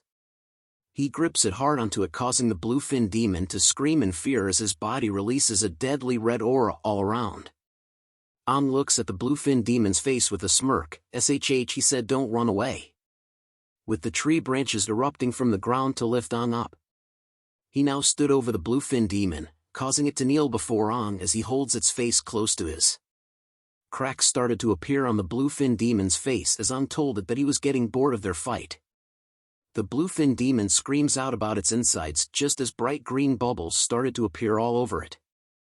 Continues to hold on tight to the bluefin demon's face as it screams out in pain with green lights appearing out of its body. A green explosion was soon seen, just like the ability of Lu. Stood still with his body unscathed from the explosion, but the bluefin demon was no longer present. Shards of blue color were then seen floating in the air. A piece of the blue shard behind soon started to leak water. Water started to flow around a blue core in the air. The bluefin demon had reappeared once more, calling stupid and laughing at the fact that it could disintegrate its body just as it launches another attack at from the back. But spikes soon appeared from below the ground, piercing through the bluefin demon's body in many places, stopping its attack from ever reaching in the first place. Turns around and tells it that he knew about it and that its core, which was vital to demons, was not able to disintegrate itself. Carries himself over to the bluefin demon with his tree branches, calling it a stupid thing and that it had overestimated itself. The bluefin demon tried its best to reach out to its blue core that was exposed due to tree branches. But grabs it right in front of its face. Informs the bluefin demon that once a demon's core is destroyed, even a 7-fin demon would die, much less you. He grins with an evil smile and tells the bluefin demon that he was going to be taking its water-type powers. The bluefin demon soon met its demise as its body slumped over motionless. Its body soon began to turn into water. And water soon flowed down the spikes and onto the ground. Stood victoriously while holding the blue core into the air as the red moon shined brightly in front of him. He then smashes the blue core into pieces and proceeds to drink the water that came out of it, while laughing like an evil maniac. He tells it to make him stronger. Demonic thoughts were invading psyche. Was finally able to absorb the power of the blue core, making him able to use water abilities. He wipes his mouth, saying that the blue core didn't taste that bad. He turns back to see the green healing aura surrounding Lu as she continues to lie on the ground unconsciously. With a closer look, her wounds had been completely healed. He uses the blue core water powers to transform himself into water to head over to Lu's body. He soon arrives with his body mostly in water. Continues to look at her with his eyes fully transformed into the demonic king's eyes. A voice speaks out saying that demons devour, humans kill. Hears those words and repeats them, demons devour, humans kill. As he raises his arm high into the air to strike Lu down with a smile on his face. He then unleashes a powerful downward strike that breaks through the green healing barrier that helped Lu to recover. Blood is seen splattered in the air. Aang's demonic hand could be seen trembling near Lu's face. Damn it, mutters as he bites his lips hard enough to the point they started to bleed, while veins appeared on the left side of his face. Had stopped his demonic hand from piercing Lu's face with his own hand. His demonic fingers could be seen pierced through his other hand. He tells the demonic side of him and the voice in his head to stop it. He struggles to hold himself back while shouting about how he could kill his own ally, and that all he wanted was for Lu to be safe. He curses the voices in his head. Lets out a terrifying scream that sends shockwaves into the air, telling the voice to get out of his head. The demonic Feng King could not believe that could resist its will. He smiles and says that it was interesting as he fades into the darkness. Back at the city gates, the numerous warriors of the city are seen battling an endless horde of demons. Snow and Suagio are seen back to back facing the demons, Snow was upset over the number of finless demons that were starting to scale over the walls of the city. He unleashes a powerful blow onto the ground, causing a shockwave to erupt. It sends the finless demons close to the top into the air. He turns to Suejo to ask her where Ong and Lu were, as they were the only squad that hasn't had all their members gathered together. Suejo causally dodges a finless demon's attack from the back. She tells him that she had heard from the other teams that there were 2 warriors who had snuck out of the city and were targeted by one fin demon. She then stabs the blue finless demon in its throat, informing Snow that she believed that the 2 warriors were Ong and Lu. Suejo commented that she was worried about them. Snow was shocked to hear that Ong and Lu had snuck out of the city. Suejo touches her head while telling Snow to stop asking her all these questions about being targeted by a one-fine demon, as she couldn't imagine how bad that would be. Snow decides to unleash his anger onto the countless waves of finless demons, cursing at them and wondering why 2 one-fin demons had to appear. The both of them rush towards a blue finless demon that had reached the top. He tells her that they should focus on enduring the demon wave for now. Jean and Jel are seen rushing back to the city at full speed. They have finally reached the outskirts of the city, where they immediately strike down the finless demons that were within their reach. Joel speeds his way to join Jean and Jel. He then asks about how their cores were doing. Jean was seen in the air with his fist raised high into the skies as countless finless demons watch him. He slams a powerful fist into the blue finless demon, smashing its face into bits and sending shockwaves that pushed away the other finless demons. He then turns to Joel to tell him that his core was not that exhausted and that Jel's core should be in the same state as his. Jel's magnificent chest was moving up and down as she weaved past the countless finless demons.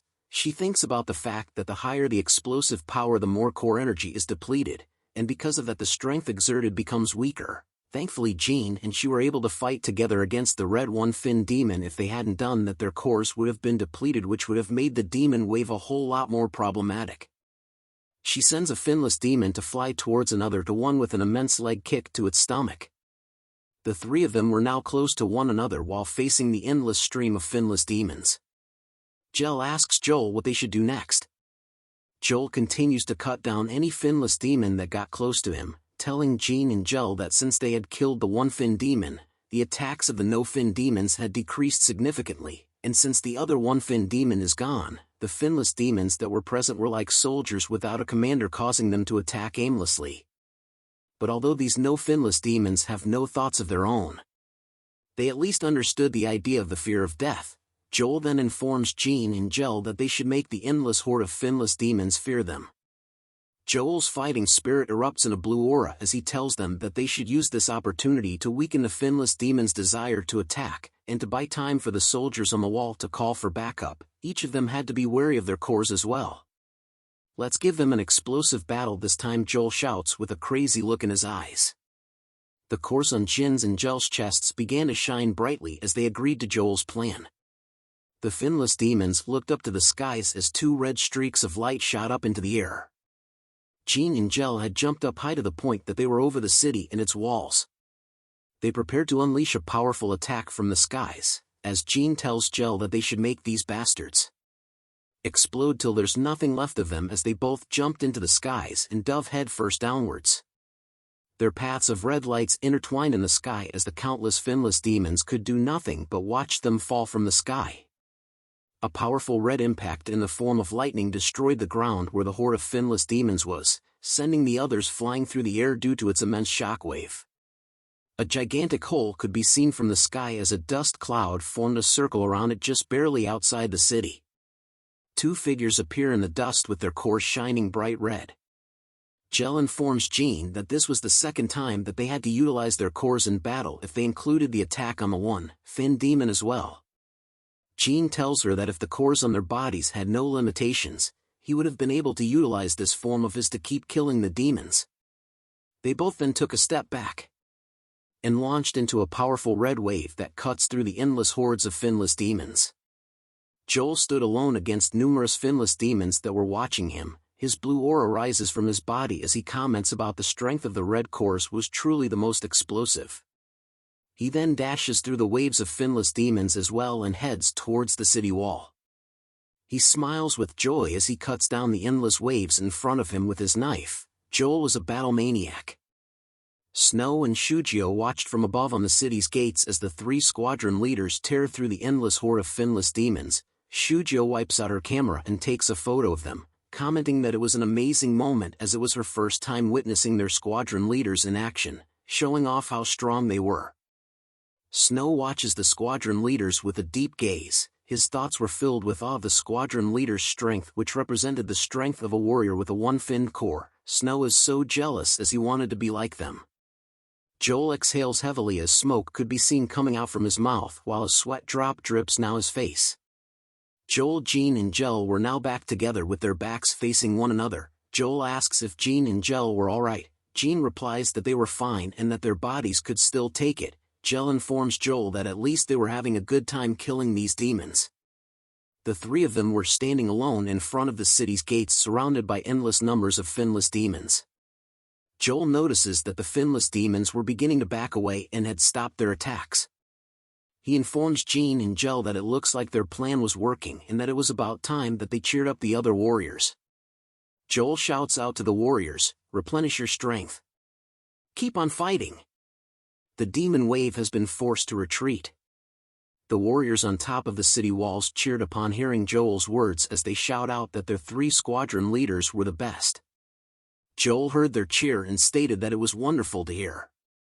But something catches his eyes as he shouts at Jean and Jel to watch out as something was coming their way.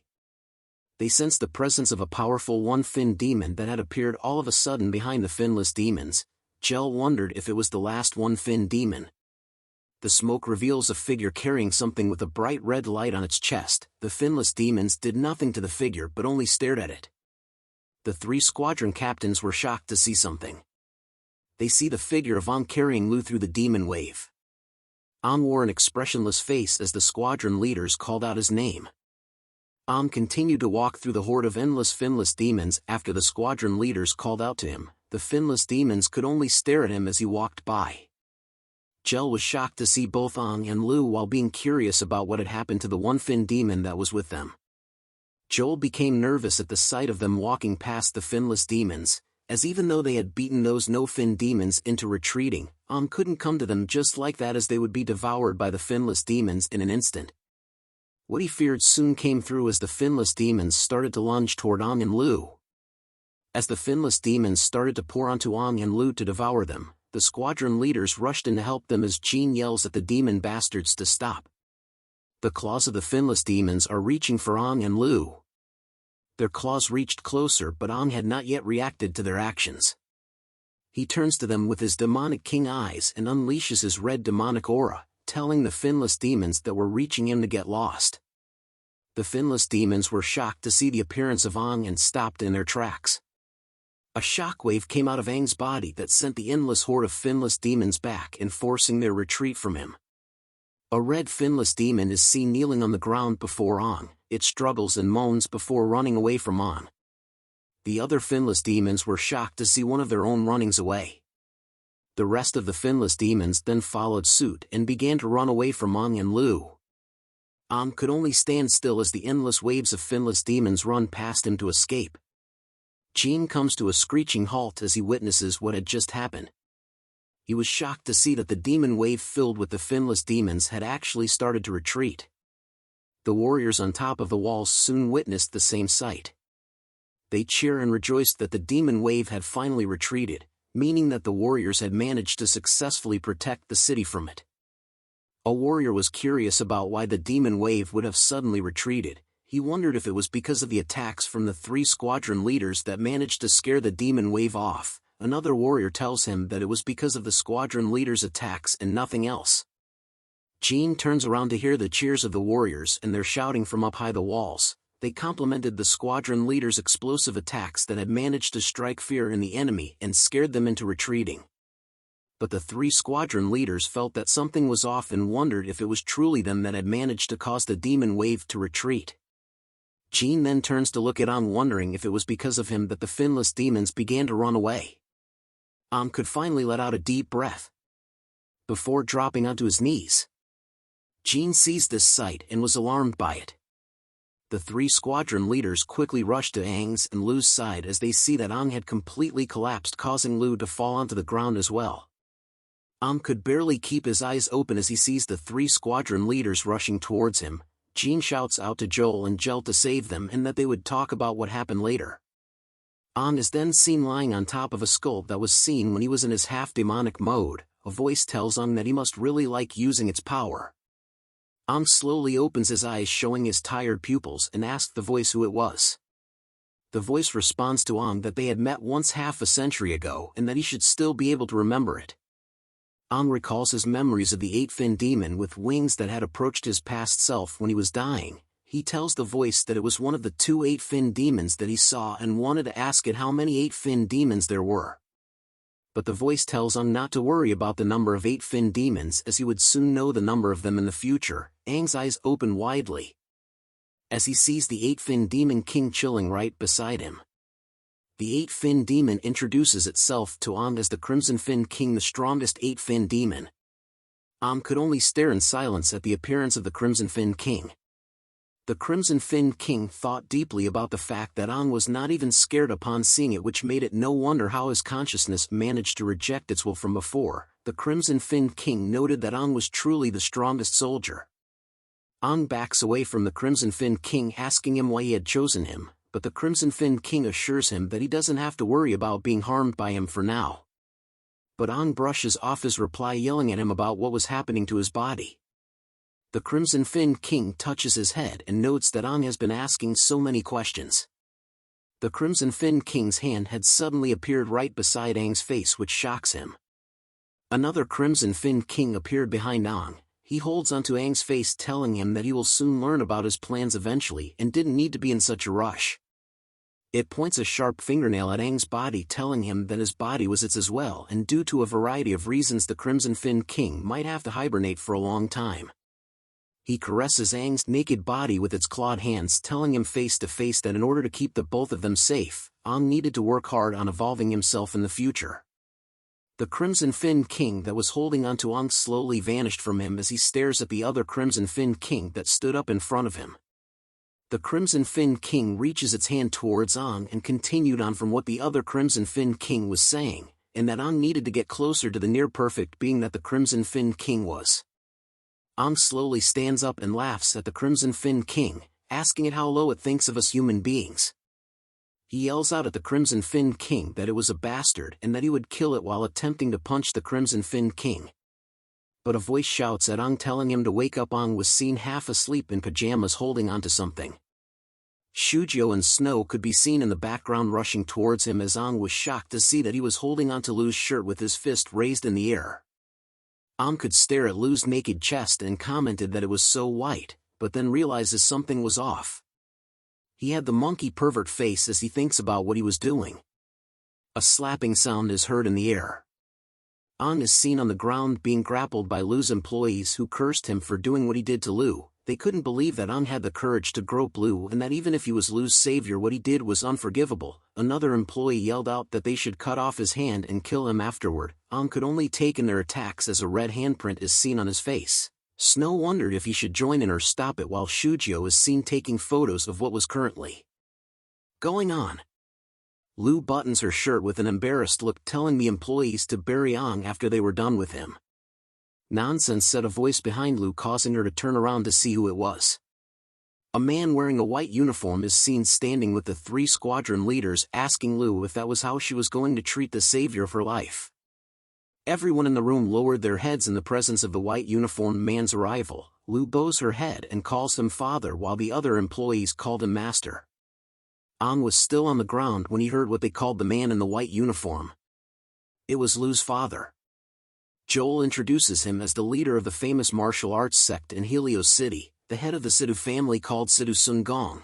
Joel then asks Aang if, since he was from Helios City too, surely he would recognize the man in front of him. Aang stares and thinks deeply that this man was the father of his comrade and the one who seems to have been taking care of him since he was in a coma. Aang proceeds to bow and show his respect to Lu's father, greeting him as sect leader Sidhu and thanking him for the good care that he had shown him. But sect leader Sidhu laughs it off and tells Aang that it was no worries. He touches Aang's shoulder and informs him that since he had saved his daughter's life, the Sidhu family is extremely grateful for his courage in rescuing his daughter. He turns to Jean and tells him to tell everyone that they can take a rest in the Sidhu family's dojo and that they would celebrate the demon wave's retreat later. The 3 squadron leaders bow their heads and apologize to him for the troubles. He informs the 3 squadron leaders that he had watched them since young so they didn't have to say such things and to treat the Sidhu family's dojo as their own home while taking care of his daughter. He explains that Lu has a pricky personality so they needed to punish her accordingly and train her well but made sure to not show her any special treatment.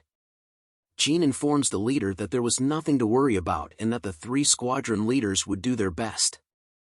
Lu was upset over what she heard her father tell the squadron leaders. But Jean informs the others that they needed everyone to leave the room except Aang. Aang was caught by surprise. The 3 squadron leaders were now alone in the room with Aang. Jean then talks about the one-fin demon that had appeared in the warrior exam and about the demon wave, asking Aang if he knew anything about it. But Joel cuts him off, telling Jean that even though Aang was his own team member, he should not hesitate in his words. Joel then informs Jean that he would do it instead. Joel calls out to Aang to ask him a question. The 3 squadron leaders' aura erupt intensely as they glared at Aang when Joel asked him if he was a demon. There was a brief moment of silence between the captains and Aang after Joel asked the question. Aang remained speechless upon Joel asking him if he was a demon. The captains continued to stare at our boy. Aang decides to laugh off the question and ask them if they were kidding. He explained to the captains that Lu when he had just narrowly escaped the clutches of a one-fin demon, but Joel wasn't impressed by Aang's answer. He tells Aang that the other one-fin demon was killed by Jean and Gel. As he continued to walk closer to Aang, he looks at Aang with a confident look and asks him another question. You killed that one-fin demon by yourself? Joel continues to question Aang by leaning forward, asking him how did he escape with Lu. Aang began to feel uncomfortable at the questions that Joel was asking him. His thoughts started to go haywire as Aang wondered if he was really out of options here. He begins to think of what kind of excuse he could give the captains as they were getting suspicious of them. Joel gives Aang a huge bombastic side-eye that causes his own eye to glow a fiery purple aura. He asks Aang if the reason he was able to escape from the demon's clutches was because he was their accomplice. The bombastic side-eye from Joel caused Aang to sweat profusely as he thinks about whether he should reveal his secret now, but wondered what would become of him if he does. He thought of how the captains would rip him to shreds the moment he reveals his secret to them. Aang continued to think deeply about how the captains wouldn't let this opportunity go. He knew that they wouldn't believe him if he said he was human, as they would treat him as a demon after all, since his body houses the strongest demon called the Eight-Finned King.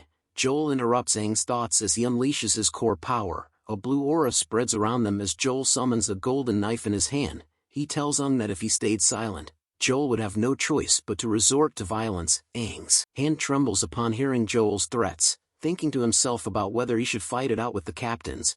Gel, our mommy of this manhwa, comes in between both Joel and Aang. She holds onto Joel's arm, telling him to cut it out. She poses in a very interesting way to capture our viewers' attention.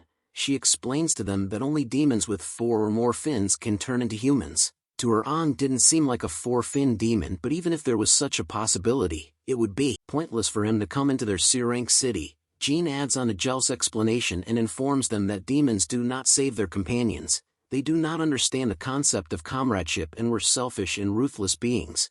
Jean brings out a past memory and tells them that Aang had risked his life to bring back Lu to the city, so it made Jean not think of Aang as a demon. Joel breaks the tense situation in the air, but cheerfully patting Aang's back. He then asks everyone why so serious, telling the other captains that he knew to stop as he just wanted to tease Aang a little. Joel then tells Aang that it must have been hard on them since he and Lu both cheated death together.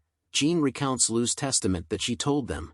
She stated to the captains that she had fainted while fighting the one-fin demon, and that she doesn't remember anything else. Jean looks at Aang and asked him what exactly happened since he was the one that saved her from its clutches. Even Gel joins in with the questioning with a delicious mommy stance. She asks Aang about whether he had really defeated the one-fin demon. Yes, mommy, he even ate the blue demon core, but we can't tell her that. Even Aang's eyes trembled about seeing her glorious figure after being asked, but he soon realizes that he could come up with other possibilities as he was previously concentrating on the demon within him the whole time. Aang decides to play the role of an idiot and tells the captains that he managed to defeat the one-fin demon because he was a genius. All three captains were too stunned to speak upon hearing that sad excuse from our hero, but nonetheless our hero was happy about his excuse as he blushes. He tells the captains that he could instantly absorb most of the energy in a core and make use of it. This skill allowed Aang to use strength far greater than usual temporarily, which was his secret weapon. Gel reconfirms Aang's claim by asking if it is method of absorbing most of the energy in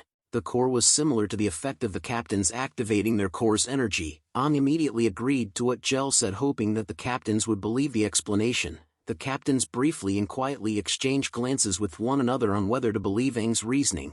Joel breaks the silence with laughter and tells Aang if what he said was really true, then it would mean that he was an actual genius. Jean continues to question Aang about whether he had used the same power during the previous incident to defeat the one-fin demon in the underground cave. Aang agrees with Jin's question and explains to him that the first incident was when he first discovered this power. Aang had felt his body absorb all the energy in the core, so that he could use all that power in an explosive attack. He even managed to blast the demon's body to bits after catching it off guard. But he soon lost consciousness after that because it was his first awakening. This time was when he had used the same method to kill the demon that captured Lu. But because his body couldn't withstand the sudden surge of power, he collapsed right after carrying Lu back. Jean hears the explanation and took a moment to think about it. If Aang's words were true, it would explain why Jean had found his core on his chest broken into 7 pieces.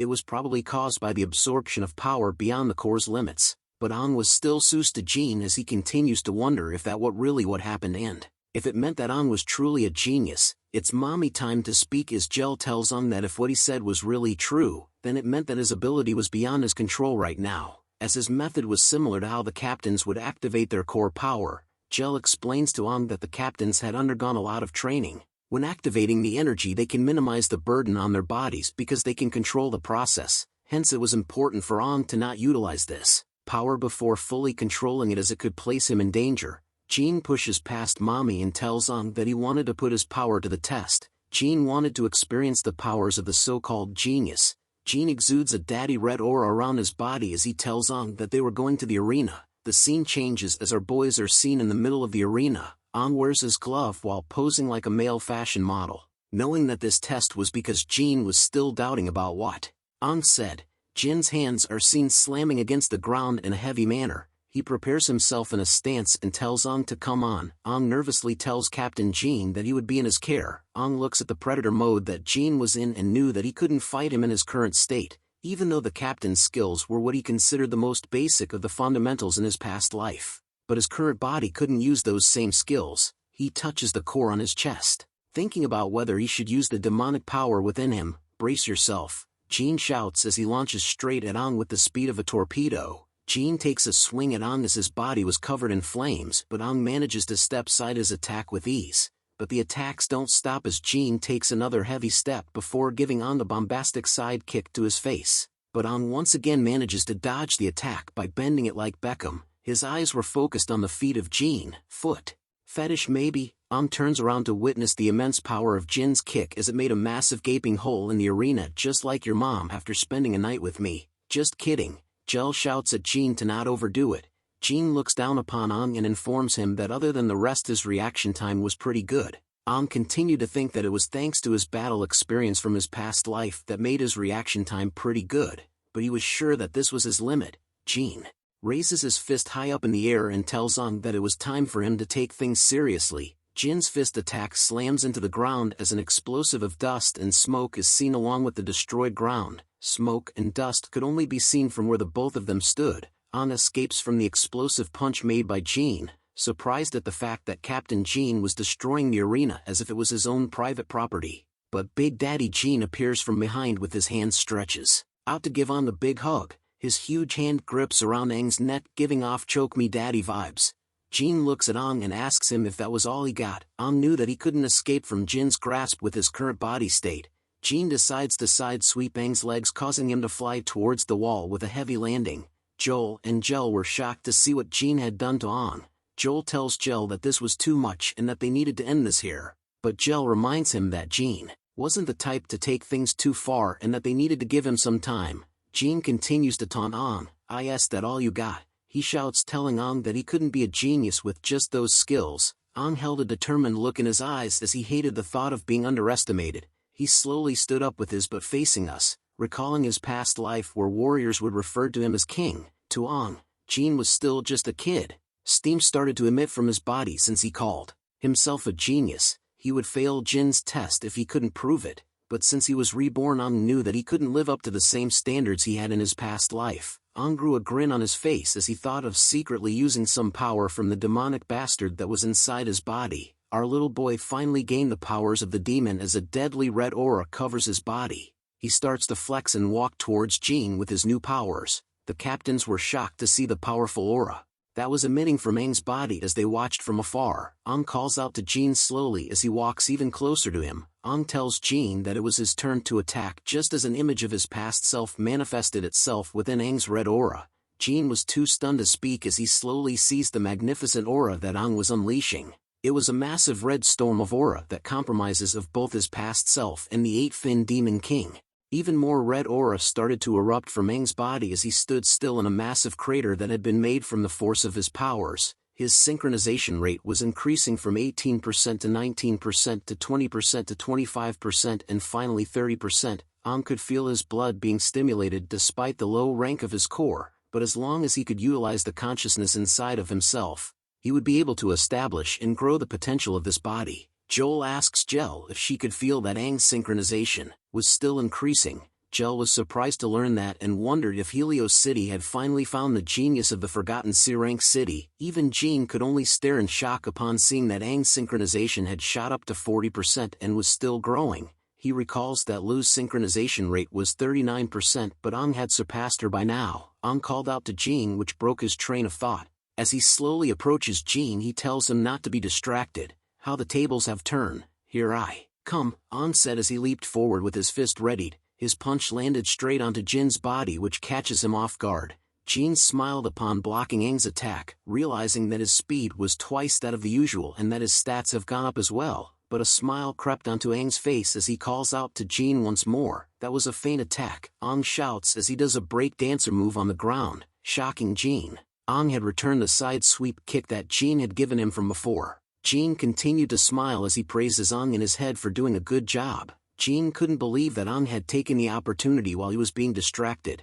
Jin had blocked him just to be hit in my lower half and lost my balance. What a clever way of attacking someone. But Aang's attack didn't stop there as he readies himself with another stance. Aang lets out one more ferocious high kick which Jin still manages to block with ease. Joel was amazed with the series of moves Aang had made, making him wondered where Aang got so much fighting experience from. Against someone known for their close combat, fighting so closely isn't very good of an idea, a voice said out loud, causing both Joel and Jel to turn around to see who it was. It was Sidhu Sun Gong, the Sidhu family's sect leader. Jel and Joel were happy to see him here and wondered how long he had been behind them as they couldn't even sense his presence. Sun Gong informs them that it hadn't been long. Joel informs him that they had to use the arena, which might have caused a minor inconvenience. Sun Gong was unsure whether the damages in the arena could be called minor, but Joel assures him that Jin would pay for the damages.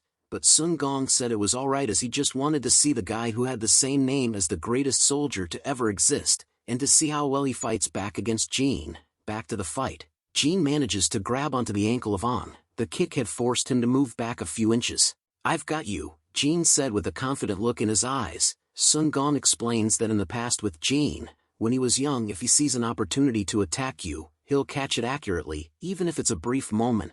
Not to mention that after years of fighting against demons in close combat, Jin had cultivated an incredible battle sense. Aang won't be able to free himself easily from the ankle grab. As Sun Gong was afraid that Aang was going to learn quite a heavy lesson, Jin could be seen with his fist raised high in the air, about to give Aang a beating like how our parents do to us. But Aang smiles and says, "No, I'm the one who caught you, squadron leader Jin." Just as his past self manifests itself in the form of a red aura around Aang, Aang once again bends it backwards like Beckham in the air, which surprises Jin. Aang returns a massive greeting to Jin by giving a huge headbutt.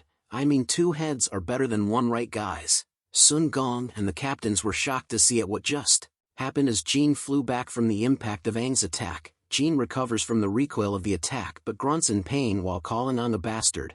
Meanwhile, Aang gracefully lands back on the ground and tells Jin that the bones of humans are very sturdy, but their foreheads are soft. Take note of this, viewers. Aang doesn't stop his attacks and begins to rush towards Jin once more. shouting at him that it was still his turn to attack. Jin could only stare in wonder, but he soon regains his composure. He readies himself for Aang's incoming attack. "Come get me," Jin shouted as his eyes glow red.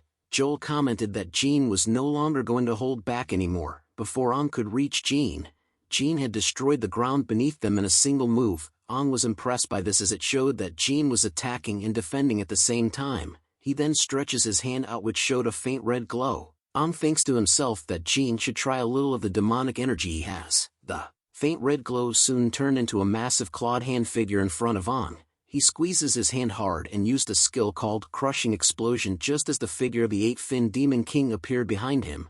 Jin could only once again stare in shock as he sees that his attack had been blown away by Aang in a single move. The area was filled with smoke and dust. Aang quickly disappears from the sights of Jin in an instant. Aang then reappears once again from behind Jin just as Jin did to him. Before, Jel noted that Aang was using Jin's move of using the smoke to get into an opponent's blind spot against Jin himself. Joel called Aang a petty guy. "Imagine getting your move stolen in front of your eyes, guys. Painful." Sun Gong tells the captains that they were wrong because Aang had an incredible learning ability. Jin was able to turn around in time to face Aang's attack head-on. He shouts at Aang, "That's my move. Don't you forget.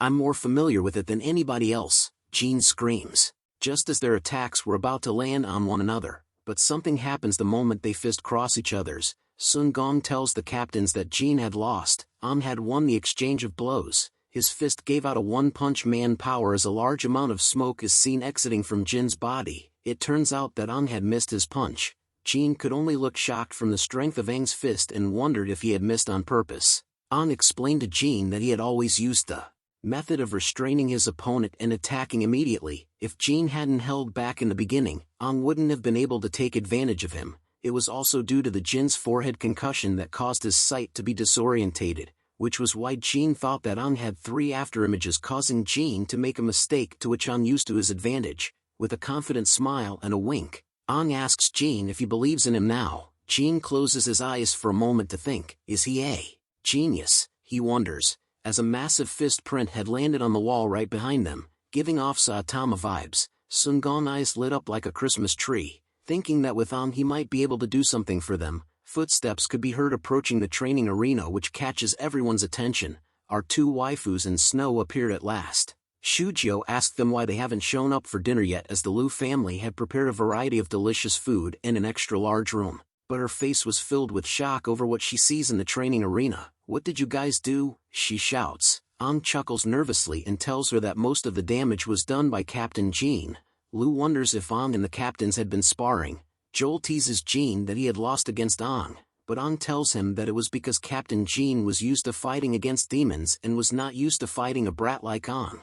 Sun Gong laughs out loud, telling Aang that there was no need to be so humble, and since they had sparred enough they should celebrate with a good dinner now. Aang thanks Sun Gong for the offer and tells him that he was going first. Sun Gong stares at Aang leaving in silence. He thought about the characteristics he had shown, such as unwilling to admit defeat, strong, knows how to handle things well since he helped Jin save face. Both his strength and intelligence are full of potential. Sun Gong then calls out to Lu. He looks at her and tells her that Aang wasn't too bad, and if she was interested in him, of course she is. "Our boy is the main character, HUH, she shouts as her face blushes while being shocked over what her father had asked her. The night goes on as the moon continues to shine brightly in the sky. Everyone was seated at the dining room table, talking amongst themselves as they ate. A glass is raised by Sun Gong, who calls out to everyone. He starts a speech off on the behalf of all the citizens living in this city. He would like to thank all of them for their efforts, for those warriors who had battled till their last. We are extremely grateful to them. He then singles out Aang and calls him an amazing young man. He thanks Aang personally for saving his daughter. Aang stands up and bows his head, saying it was his honor and that it was something that he should have done, so there was no need for Sun Gong to thank him. Jin appears out of nowhere, slamming his fist down hard onto Aang's head, causing him to turn from a manhwa into a cartoon. He scolds Aang for trying to take a drink when he wasn't even of age yet. "I'm an adult already. I'm 18. Aang yelled at Jin. He questions him about how all warriors needed to be 18 years old in order to participate in the warrior exam, but Jel laughs at this interaction. She tells him that Jin was just using the opportunity to take revenge on him. Sun Gong joins in the laughter, telling everyone that it was fine. He mentions that it was great that Ang was already an adult. As he mentions those words, Lu looks up to him, her face worn slightly embarrassed yet annoyed look. Afterwards she lets out a silent sigh and started to wonder. A flashback is shown from when Sun Gong and Lu were in the training grounds. He tells her that he had been watching the fight just now, and that Ang was quite good. His talent and potential was no less than hers. He continues to lecture her, stating that even she, someone who thinks of themselves higher than everyone, would feel attracted to our boy. Lu was puzzled by what he just said, but her inner thoughts was going wild again. She blushed heavily and wondered what kind of traditional thinking was that. She should be the one who's attracted and what not. She tells her father to not be ridiculous, recalling a certain lucky incident from our boy who ripped her shirt open from before, seeing the Nepal mountains in the snowy region. She calls him a dummy in her mind after recalling that incident with him. The flashback ends with Shujio holding her precious camera. She was happy to see that there was so much good food. She giggles over the fact that she and Snow were benefiting from being a part of Aang's group. Snow decides to change the topic. He asks Aang about how he had managed to scare the one-fin demon away, as it was amazing. Aang became flustered upon hearing that question from him. Jean cuts into their conversation, telling Snow that Aang was able to take a portion of a core's strength and use it to temporarily increase his strength exponentially. Jel joins into the talk as well. She explains that Aang's ability was similar to the squadron leader's ability to utilize the core's strength. Aang was able to unlock that dormant ability when his life was in danger, but it was also incredibly dangerous. Since Aang had never received any training for it, the ability would cause a big strain on his body. The more he used it, the more irreversible injuries he would probably get. Joel tells Snow that Aang and Jean had a sparring match just now, and that the amount of strength Aang showed was incredible, but he needed more training, otherwise his body wouldn't be able to tolerate the amount of strength it can use. Aang thought deeply about whether he should have told them that he had absorbed 2 one-fin demons' cores, and that one of them had the wood-type regeneration ability, allowing for his weak body to instantly regenerate, even if it couldn't keep up with the backlash. Aang brushes those thoughts away, thinking that he couldn't talk too much about it. He decides to just let them think that he had an ability similar to theirs, which was a better option. Aang tells Snow that the squadron leaders were right, and that it was why he probably ended up losing consciousness after using it. He tells them that he needed to train his body a little more, laughing it off slowly. Snow was impressed by this. He tells them that he never noticed that he had such an ability. Snow and Shujio now couldn't fall that far behind him. Shujio whips out her camera, telling Aang that he was amazing, and takes a photo of him. Lu listens onto their conversation, surprised to learn that Aang had that kind of ability, which made it no wonder that he could manage to save her. Jean moves on to saying that originally, Aang and Lu were going to be punished for sneaking out at night, but since they had killed the one-fin demon, they had redeemed themselves from punishment. Both Aang and Lu were glad to hear that.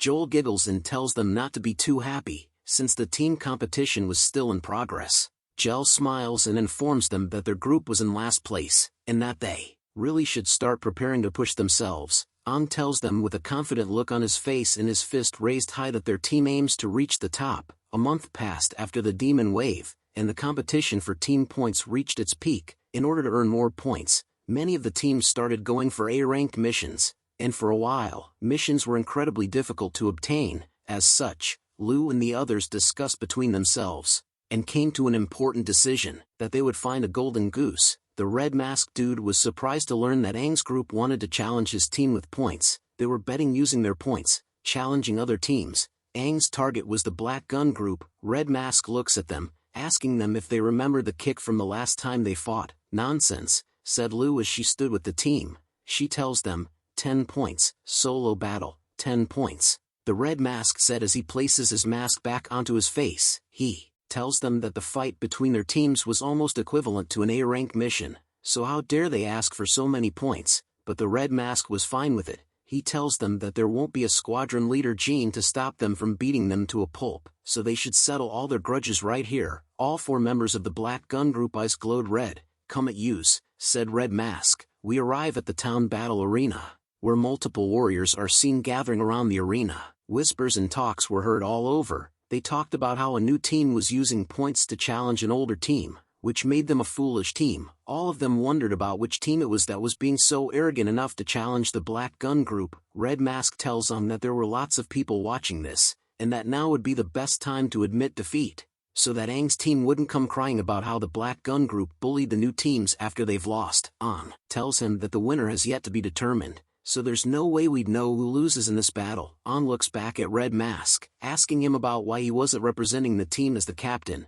He explains to Aang that his team had sent a person up who was a girl, so he did the same to ensure that Aang's team wouldn't use that as an excuse to not give up their points after losing. Thankfully the Black Gun Group's vice-captain was also a girl, and that she was more than enough to face off against Aang's entire team. I see, said Aang as he wore a smile. He then advises Red Mask that he shouldn't look down on their captain either. His eyes glowed as he tells him that Lu was not your usual helpless little girl. Shujio snaps photos from her camera announcing that Lu was starting her fight. The match begins with Lu walking to the girl that had antennas on her head. Her green aura covers her entire body as she tells the vice-captain that they should end the battle quickly. Her inner thoughts were filled with the desire to get all 10 points. The vice-captain asks Lu if she was the young lady from the Sidhu family who was also known as the Unsmiling Rakshasa. Let's see how well you'll do against me, she says while holding a long black needle covered in a deadly purple aura. Here I come, shouted Lu as she dashes quickly to the vice-captain, but the vice-captain manages to block Lu's hard punch with both her arms. As she protected herself, the vice-captain wondered if Lu was really just some green core with a regenerative ability, but her speed was like that of a blue core. But Lu does something that catches her off guard. Her fingers were pointed onto her arms and sparked out a green electrical light. Disarm, she said in a prepared stance. Lu thought about how she was right. Although these older teams became warriors before them, they relied a lot on their teamwork. In solo battles however, they had no idea how to defend or attack. They were great with teamwork but are terrible in solo battles. Green veins appeared on the vice-captain's arms, causing her to drop her weapon and whimpered in pain. She looked at her arms, thinking that Lu had inserted her energy into her muscles so that they would spasm out of control, but Lu's attacks didn't stop there. She tells the vice-captain that leaving herself open to attacks, that's a taboo in close combat. She goes hard, hitting the vice-captain all over her body relentlessly. Red Mask was surprised to see that she was hitting all the joints and tendons. The vice-captain soon collapses onto the ground after Lu had ended her attacks. She tells the vice-captain that the Sidhu family is the best at close combat. Thanks for letting me win. Lu flips her hair and started to walk back. The Black Gun Group remaining members rushed onto the arena to help their vice-captain. The crowd whispers amongst themselves, saying that Sidhu Lu is the brightest star amongst all the newbies, and so Aang's team must have relied on her to get to where they were now. Aang laughs and tells Red Mask to remember to transfer all 10 points to their team. Frustration and anger came across his face as he thought about how Lu was pretty good. He shouts out that he would be going on next, and issues a challenge to Aang.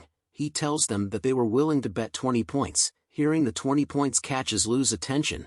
She poses seductively and agrees with his bet. Her inner thoughts were happy to know that there was 20 points to be won, but Aang tells her that since their captain had just finished fighting, she ought to take a break. Aang tells Lu to let him go up instead. Red Mask became even more angry after hearing what Aang had to say. He shouts at him that he had no right to do that and to get lost. Red Mask only wanted to fight against his captain. He then poses a proposition to Red Mask. He tells him that since Lu was his captain, then it should be proper for him to defeat Aang first before having the right to challenge her. Aang continues to taunt Red Mask, asking him if he didn't have the courage to fight against him, what else could he do? The vice-captain was able to recover and commented that what Aang said was a terrible way to start a fight as Red Mask remained silent, but he broke his silence, pointing a finger onto Aang's chest. He tells him that he was going to beat him until his own mother wouldn't be able to recognize him. The Black Gun Group members couldn't believe that their captain was baited so easily. Snow calls out to Tomo that Aang was about to fight. This prompts her to take out her camera to take pictures of the upcoming battle. Soon enough, Aang and Red Mask stood alone on the arena as the crowd continued to watch from the sidelines. Red Mask starts the battle by summoning his weapon. He tells Aang that he had changed his weapon to the training weapon that uses air bullets, so there was no need to worry about getting injured, only that it will hurt like a bitch if Aang gets hit. Aang stares at his new weapon, surprised at the fact that there were bullets made for training now. Back in his day, there was no such thing. If gunners wanted to hone their skill, they could only bring real guns to the battlefield. Aang warms up by jumping and tells Red Mask to make sure to aim well. A member of the Black Gun Group shouted out that Aang was really a newbie, since their captain's aim is known to be incredible amongst all the warriors. Red Mask tells Aang that it was good that he was confident. He decides to let him use whatever weapon he'd like. so that he wouldn't dare say the older teen bullies him. Afterwards, Ang thought about how he only had a dagger on him right now. However, the weapon he used in his previous life was something that he misses, as that weapon was incredibly unique on its own, and it was his companion as well. He wonders if the weapon was still in that place. Ang tells Red Mask that it was fine as he didn't have a preference, so Ang decides to just use his fists, which would work. Hearing Ang say that he would use his fists made Red Mask give off a confused look on his face. Even the members of his group were shocked to see that Ang was just using his fists. Red Mask began to laugh so hard that he bends it back like Beckham. He was amused at the fact that Ang was going to use his fists to fight against him, and wondered if all newbies were this arrogant. I've given you the chance, since you chose not to use any weapon. I'll let you do just that, Red Mask shouted. Ang digs his ear, thinking that Red Mask was so talkative, and wondered if there was a silencer version of his mask. An image of a lion hunting a rabbit appears. Red Mask tells Ang that even a lion attempting to catch a rabbit will do its best at killing it. Red Mask swears that he won't give Ang any chances, so that he could take back those points they lost with a single breath. Alright then, do your best, said Ang with a confident look on his face. Snow tells Tomo that he would have loved to see their faces after finding out that Ang had single-handedly killed a one-fin demon, and won a spar against squad leader Jean barehanded. Tomo replies back to him that was why she was excited for Ang's fight. Lu thought about how Ang had won against Jean, which she saw as annoying.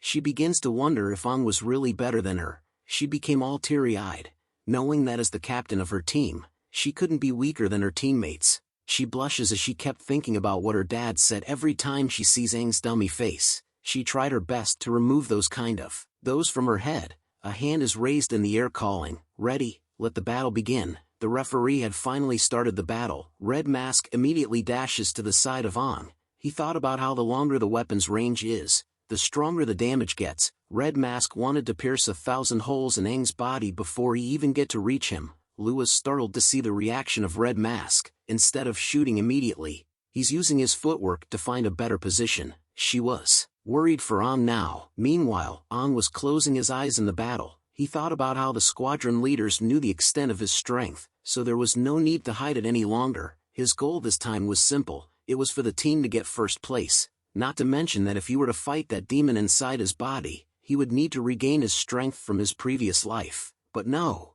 Ang knew that he needed to be better than his previous life. He needed to get stronger than what he was before. Red Mask had finally gotten around Ang and was looking at his back. He aims his weapon towards Ang, asking him if he was spacing out. If so, die. He unleashes a powerful attack, shouting out that he won't let him win. Ang finally opens his eyes. To become stronger, the demon in his body, he needed to use it from now on. With his mind more focused than ever, he sidesteps the attack from Red Mask with ease. After dodging the attack, he bends down before instantly leaping towards Red Mask. He came at an incredible speed towards Red Mask, but Red Mask knew that Ang would rush towards him. He loads a new set of ammo into his weapon. "My right hand has tracking bullets, you dumb truck," Red Mask yells out as he aims his weapon towards Ang once again. He unleashes a few rounds of his new ammo. These were sticky high-speed bullets that were hard to dodge, even for those blue-cord demons. The bullets that Red Mask had sent out formed a web around Ang as he reaches closer towards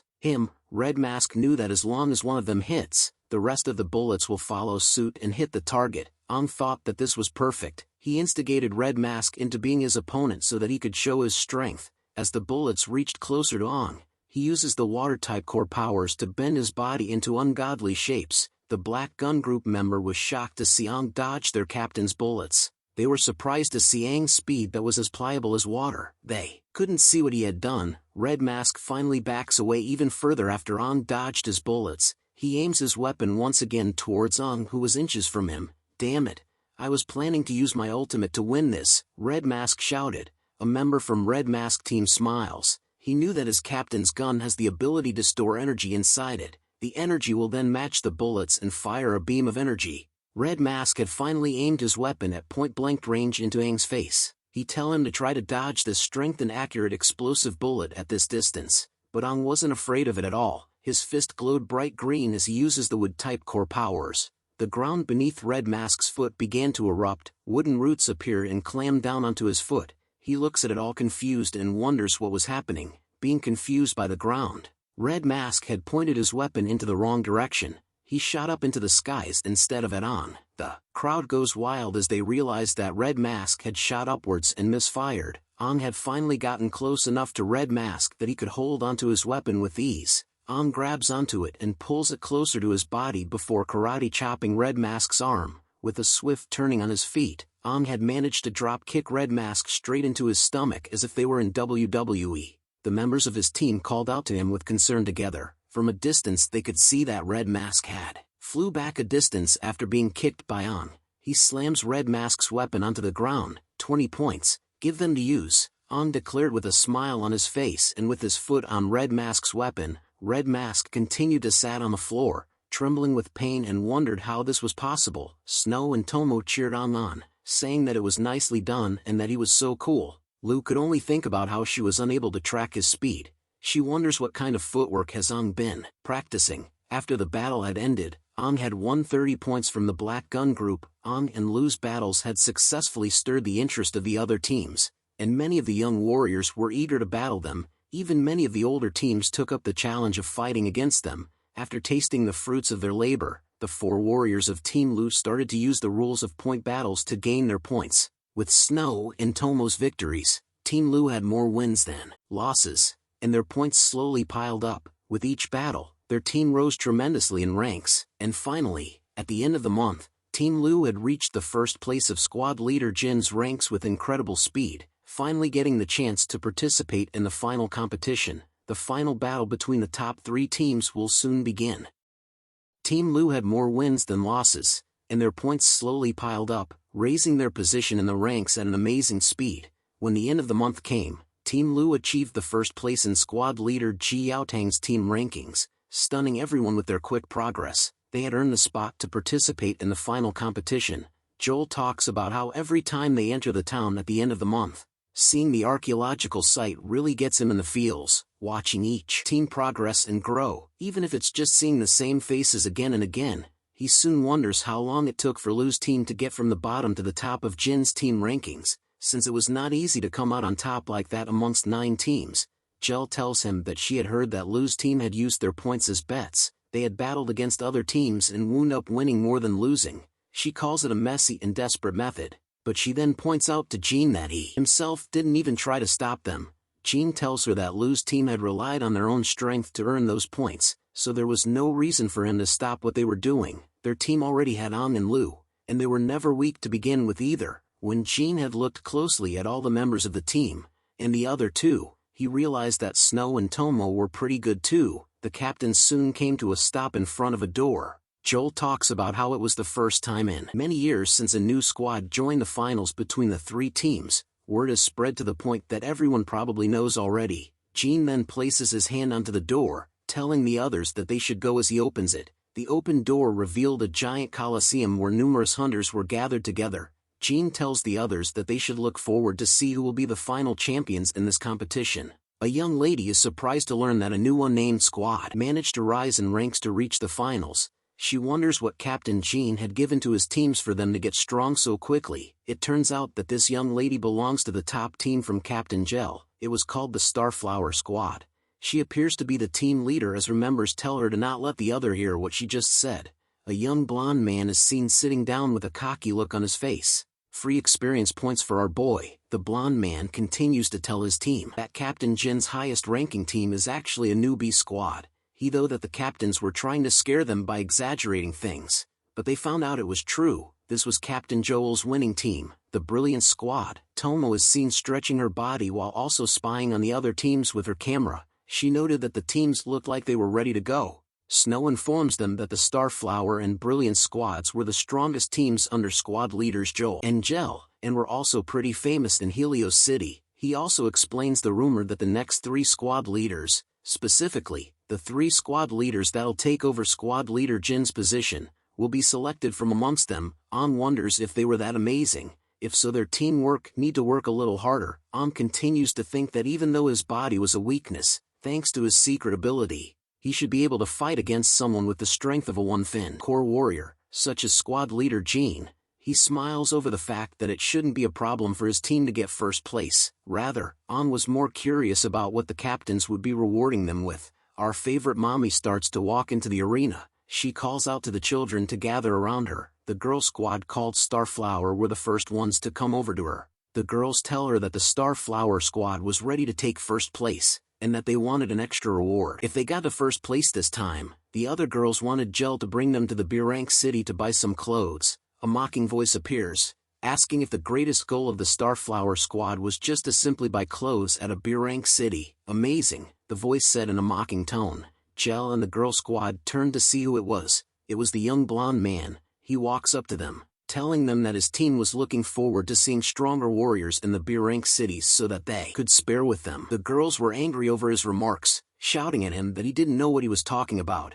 They explained to him that buying clothes was equally important to girls. You dumb bastard. The girls continued to whisper amongst themselves, calling the brilliant squad annoying and that their squads could never get along. You young fellows have so much energy, said another voice. It appears that Captain Jean and Joel had finally arrived as well. Joel looks at the squads and teases them, asking them if they were going to fight till they fell for each other. Both team leaders were disgusted by remarks, asking him why he was always thinking about such flirty things. As the captains and squads talked to one another, Jin's attention was pulled elsewhere. He looks at Lu's team and tells them to gather around as well. Lu agrees and tells her squad to move. Soon enough all the squads were gathered in front of the captains.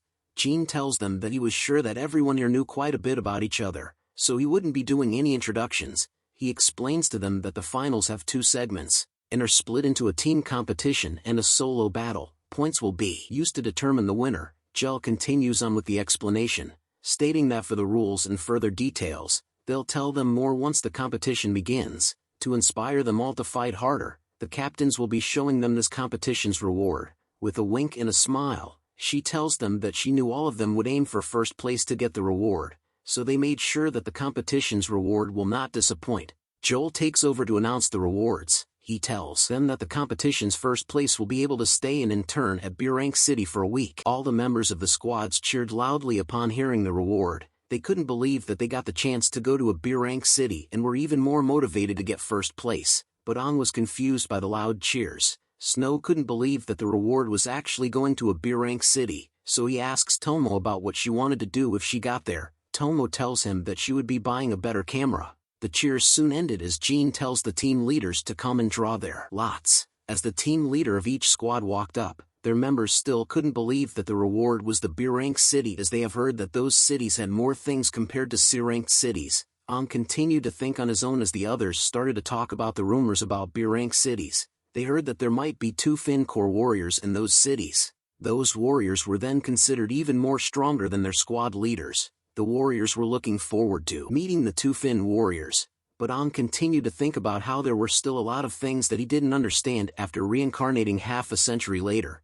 He didn't even know about brink cities, as back in his time, his cities were never split into ranks. They were all fighting for themselves and fighting to survive. He recalled that Snow had told him that Helios City was a C-ranked city, and that was one of the lowest ranks. After that comes B-ranked city, then A-ranked city. City ranks were assessed based on the warrior's strength and ability levels. Those with 1 Fin-core and 2 Fin-core warriors are ranked as C-ranked cities, whereas those with 2 Fin-core and 3 Fin-core warriors were ranked as B-ranked cities. Those with 3 Fin or 4 Fin, maybe even 5 Fned-core warriors are categorized as A-ranked cities. The city that assess all these cities is the only S-ranked city, the Breaking Dawn City. It was also called the City of Hope, and is situated right in the center. The Breaking Dawn City is supposed to be enormous. Not only do they have 5 Fin and 6 Fin-core warriors, they also have the strongest 7 Fin-core warrior. It's the city with the strongest people.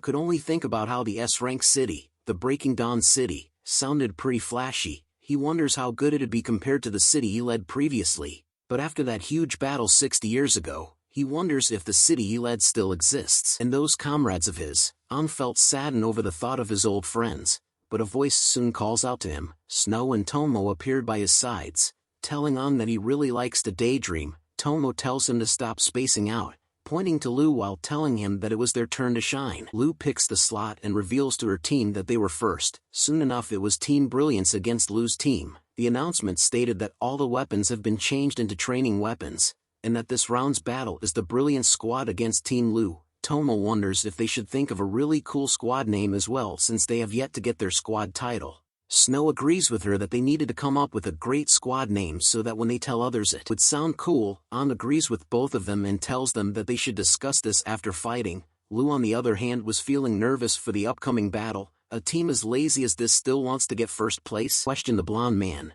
He tells his squad to listen up. He orders them to find a person to target on the enemy team by themselves, as he was personally going to fight against team leader Lu. Understood, responded his teammates. The captains were seen above them as Jean raises his hand. He shouts out that the competition starts now. Upon hearing those words, the blonde man orders his men to scatter out. Lu sees this and immediately knew what he was doing. Her mind wonders if he wanted to do solo battles. It was a good plan if their strength was higher than theirs. But sadly, Lu's team had decided to fight together. An noted that it seemed like Lu knew about the strategy that the other team was going for their squad. They would get the best result by attacking the leader immediately. The biggest weakness of a solo battle is that you're only fighting for yourself. If the team leader falls, the others will also lose their morale. An was impressed by Lu for well assessing that. A member of the other team wonders if they should attack Lu first. Then they decided to change tactics, flank them, surround them completely. Change of plans. We'll get the leader first. Our target is sit to Lu, were the orders given as three of the other team leaps onto Lu as she ran.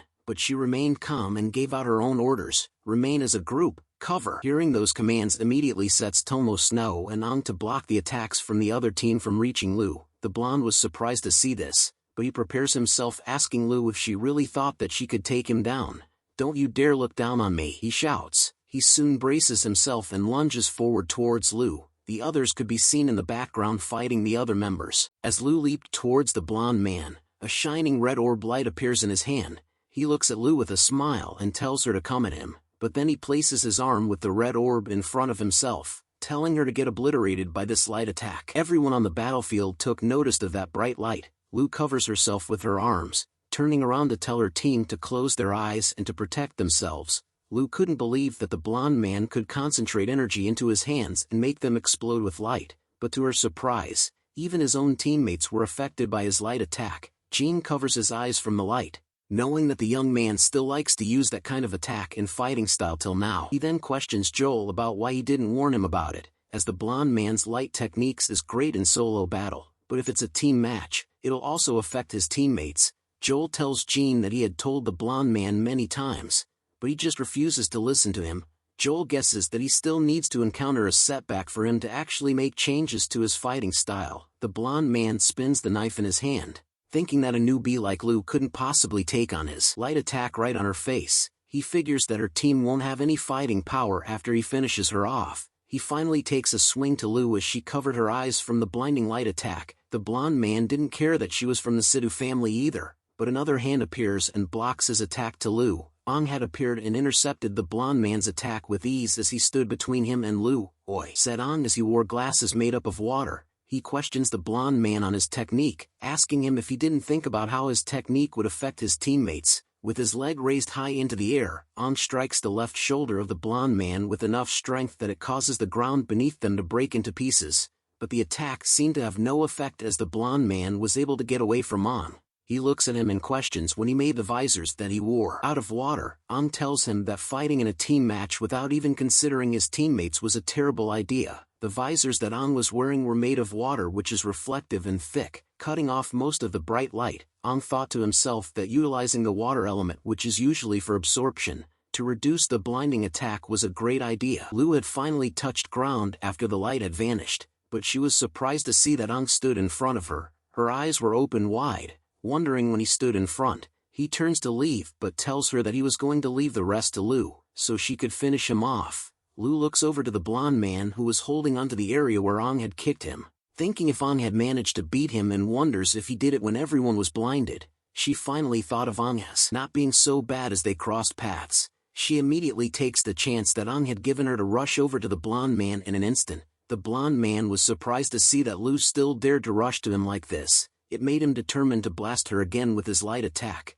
but as he tried to move his arm, he realized that he couldn't. He blames it on the weird guy called Ang who had managed to dislocate his shoulder by kicking it. Being unable to move his arm allowed Lu to give him a powerful blow to his stomach. She tells him that he was right, that battle should be finished quickly. She continues to land an endless barrage of punches onto the blonde man. Meanwhile, Ang was very relaxed. He had just helped Snow and Tomo here and there, but they were pretty good martial artists themselves. They started to get better and better at their battles, but a sound soon catches their attentions. Lu stood over the beat blonde man's body, telling his team that their team leader had lost, and questioned them on whether they still wanted to fight her team. Seeing that their team leader had lost made them lose their morale, so the remaining team members decided to give up. It's finished, announced Jean. Joel on the other hand tells him that they had expected this. Jel notices that Ang has yet to use that ability of his. Jean continued to remain silent as he watches the battle. The members of the Starflower squad were shocked at what just happened. "You lost," shouted their captain as she asked them if they were serious. She wonders if it was because of Situlu and whether she really was that amazing. The blonde man was still being prideful and told her that they had just underestimated them. He informs them that they were up next, so as their longtime rival, the blonde man wanted to give them a fair warning. Lu's team had gathered together once again for the next battle. The leader of the Starflower squad could only think that her mood had been ruined by what Brilliance had said and called it annoying. Jel tells them from above that Team Lu will be up against the Starflower squad. All weapons have been changed into training weapons, so let the battle begin. The Starflower squad moved out at once, as their captain tells them to not be fazed by what Brilliance had said. All they needed to do was follow accordingly to what they've trained. They mustn't mess up their formation. The team members hears the commands and responded that they understood. Snow sees them coming and started to charge up. He needed to put all of strength into the single punch, so he lets it rip. He swings his fist with his yellow powers into the ground. It sent shockwaves throughout the arena as it breaks the ground beneath them while providing a shield cover his team. Ang was impressed by this as it provided him with a cover to use his green powers. "Rise!" he shouts as the wooden branches started to appear from below the ground. The Starflower squad was alarmed to see this, wondering where the tree roots had come from as it entangles them. Ang could only smile as he could see that it was working. It seems to him that the powers he had absorbed from the demon could still work, since he had gotten wood and water. He didn't know what other elements were left. "Our boy is slowly becoming the Avatar." Lu then calls out to Snow, who immediately responds to her call. He takes the chance to instantly leap towards the Starflower squad. Covered with his shield, he reaches them in an instant. Seeing coming in the air, she manages to place the team leader into a headlock with her legs. Lucky girl. Lu's team cheered on that they had won and complimented Tomo for a job well done. Jel informs the other captains that this battle was finished too. Joel adds on that Lu's team had won all of their battles in this team competition. The scene changes to the competition solo battles. The captains inform the squads that next up were the solo battles, so they were given the chance to challenge any member of any group. Both team leaders of the Brilliance and Starflower squad gave each other the cooperative bombastic side-eye to one another. They announced together with their fingers pointed at Ang that they wanted to challenge Team Lu's Ang. Jean informs them that solo battles are done 1 versus 1, so he asks them about which one of them will go first, but Ang cuts him off saying it was no worries, and that in order to conserve time, he asks the both team leaders to fight him together instead. Absolute Giga Chad mad lad. The solo battle continues as Ang stood alone against the two captains from the Starflower squad and the Brilliance squad. Ang looks at them and thought about how this was the last battle and that he should start taking it seriously. The blonde man stated to the female captain that it appears as if they were being overly underestimated, but the female captain was too focused on wanting to make Ang regret being so arrogant. Jel gives out her instructions from above once again. She tells them that the rules were the same as before, and that the battle will not end until one side has admitted defeat, or if they've lost all ability to compete.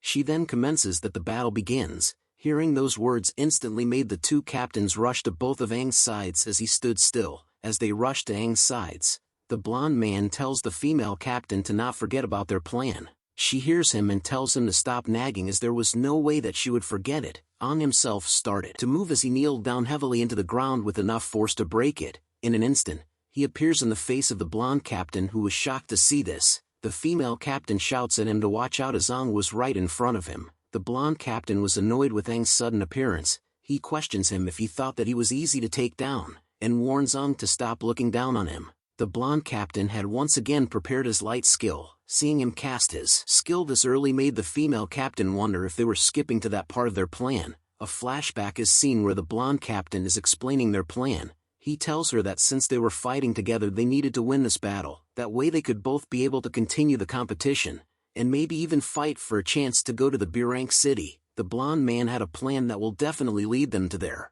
He hands over a special battle visor which was the only one in his possession and tells her to wear it. These visors could shield her eyes from his light skills. The moment he blinds on, he wanted the female captain to hit him with everything she has. As she took the visor from him, she couldn't believe that he would give her something this precious. He looks at her with a determined look in his eyes, informing her that Ang wasn't easy to take down, but if they wanted a chance of going to the brink city, they needed to work together. He tells her to remember his flash was the signal. Once she saw him using it is when she needed to immediately attack Ang. We return to the moment when the blonde captain uses his light attack. He tells Ang to not even try running as the current flash was 5 times stronger than the last one. Even the squad leaders in the stands had to cover their eyes from the blinding light. Joe was alarmed to see that the blonde captain was gathering so much energy to form the strong flash of light. She noted that it was stronger than the one he used in the team battle. Joel on the other hand was concerned over the fact that his core wouldn't be able to handle using so much energy in one go.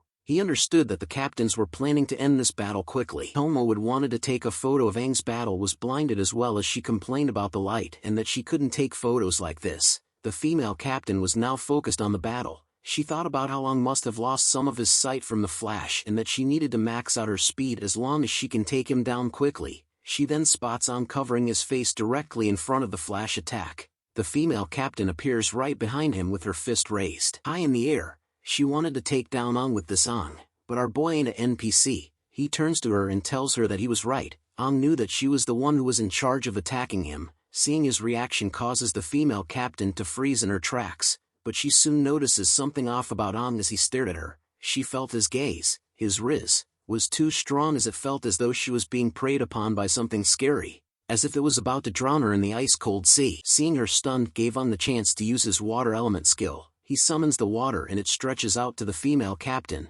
It soon formed a fist that held her tight within its clasp. The female captain could only grunt in pain as Aang squeezes her tight to the point her visor fell off. The blonde captain continued to try his best to cast his attack. He wonders why she was screaming in pain when she was the one who was supposed to attack him. She yells at him that it was obvious. The tables had turned and now she was the one that was being attacked, and since her visor was knocked off, the female captain couldn't see anything now. As soon as he was done with the female captain, Aang turns his attention back to the blonde captain, telling him that he was sorry as their plan was about to fail. Using the water element in one hand, Aang uses his other hand for the wood element as tree branches appeared and wrapped itself around the blonde captain. Soon enough he threw both the captains to the side. Both of them simply dropped onto the ground. Jean continued to watch from above and sees that there was smoke right after the flash, but he soon became worried over the fact that if these brats weren't careful, then they might get injured. He instantly leaps down from the stands as Gel calls out to him due to his sudden action.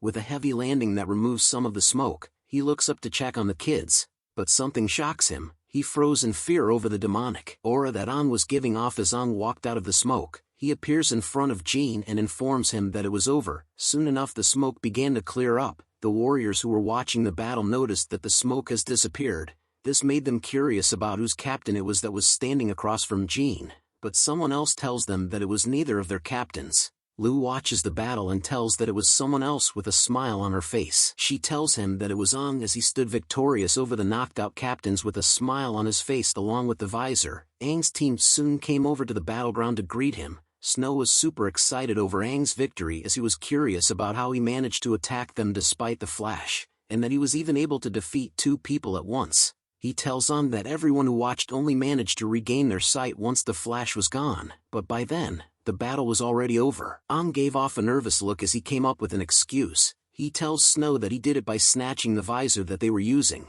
but he only thought that he was good of him to take it from her as he just wanted to play with it in the first place. Snow grabs Aang and rubs his head while telling him good job. Lu didn't say anything to him but only thought about how she always felt that Aang was hiding something, but Jean soon calls out to their squad. He tells them to stand at attention. He then congratulates them on winning the competition and placing in first place. Jean compliments Aang on having done well for each of his battles as each one of them had been a wonderful surprise for him, especially the fact that he had fought back despite being attacked by both team leaders. Aang smiles and replies that he was praising him a little too much, but what he thought was that he was originally the strongest soldier of humanity. Even with his weak body he couldn't lose to those 2 children. Using his past battle experience to win and some abilities to end the battle quickly could be considered bullying them.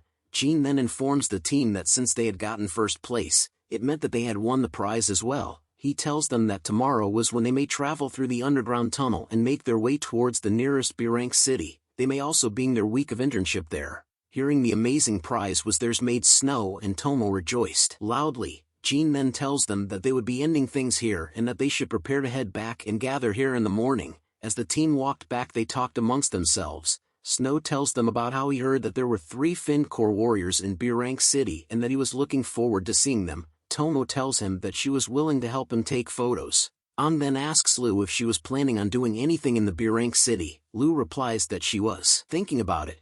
Joel looks at them and spoke out that An was truly terrifying. If he had used all of his strength, even the squad leaders wouldn't be able to defeat him either. Jean agrees and tells him that An didn't belong here, and that he will keep moving forward.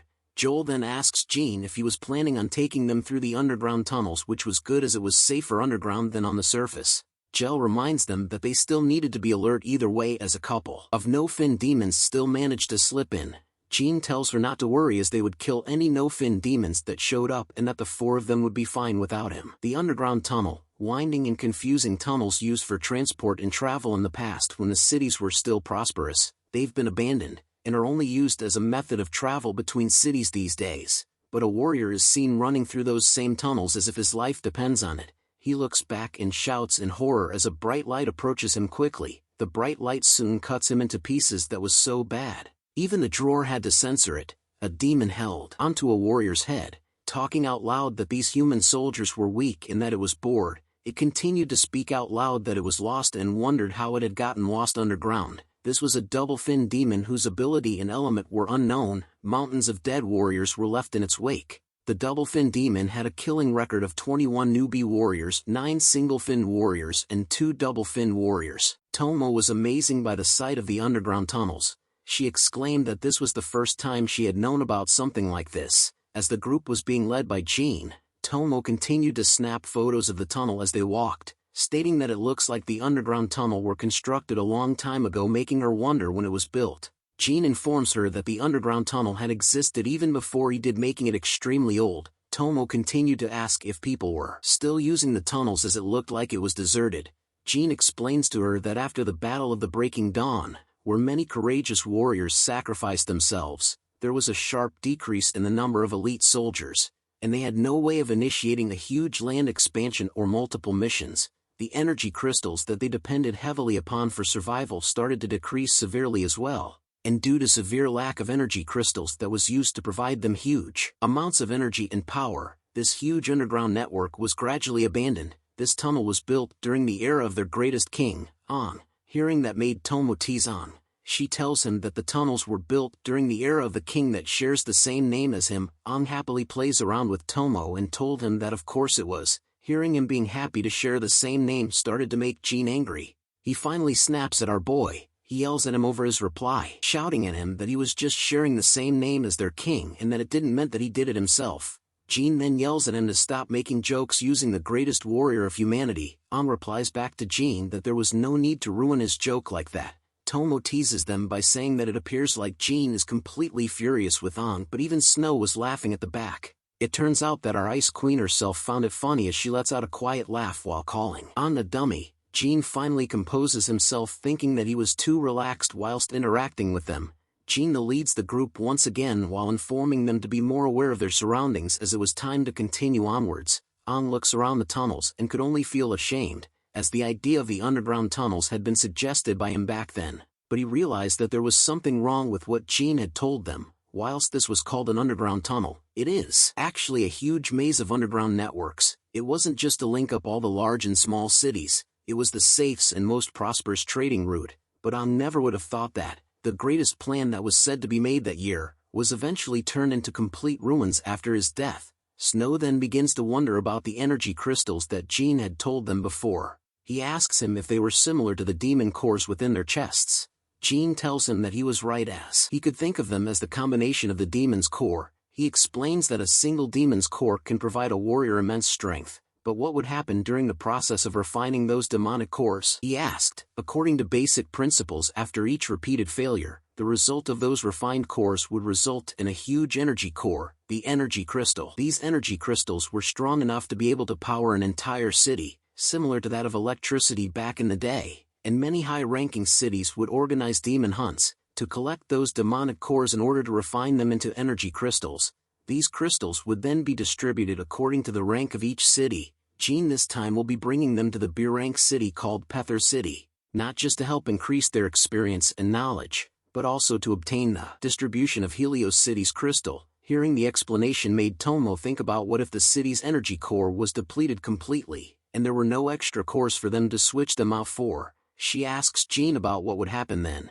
Jean looks back silently before revealing that the entire city would become completely paralyzed. The entire group were shocked to hear that. Jean explains that without the energy that the energy crystals provides, normal life would be unable to continue, and the city's most important function, defense mechanisms and weapons, would become useless. Lastly, without those protective mechanisms and the inability to continue functioning normally, people would be forced to leave their homes and to take refuge elsewhere. That would cause a huge calamity for the city. No one spoke about Jean had revealed the seriousness behind the energy crystals, but he laughs it off, telling them that there was no need to worry as their Helios City wasn't a large city, and that their current energy crystal that they have is able to provide them with at least 3 more months of energy each time they proceed towards Pther City. This time was when they will be collecting the energy crystal for future preparation, not because the city is already in danger. Tomo gave a mean face to Jean as she thought about how it was so bad of him to describe it as though it was such a scary event,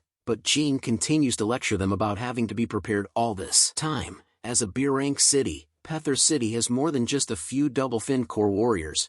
They even have 2 triple-fin core warriors. He then tells them that he had heard that one of their triple-fin core warriors managed to achieve a synchronization rate of an astounding 69%. Yeah baby. The 3 members of the group were surprised and excited to learn that there was a triple-fin core warrior whose synchronization reached 69%. Yeah baby. But Aang wasn't impressed by this, as he noted that the one currently standing behind them was a 7-fin core warrior with a synchronization rate of 96%.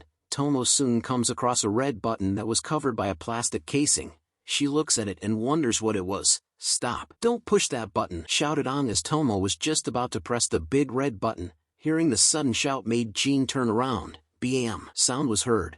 Jean had knocked some sense into Tomo. He warns her to stop touching things carelessly here and thanked God that Aang was keeping an eye out. Tomo kneeled down in pain over being hit, and explains to them that there was just a button there and that her hand couldn't stop itself. Jean places the cover back onto the red button while explaining to them that this was an emergency button to forcibly close the tunnels. This was used to close down the tunnels and separate them when emergency situations occur. Absolute closure was written on a sign placed above the big red button.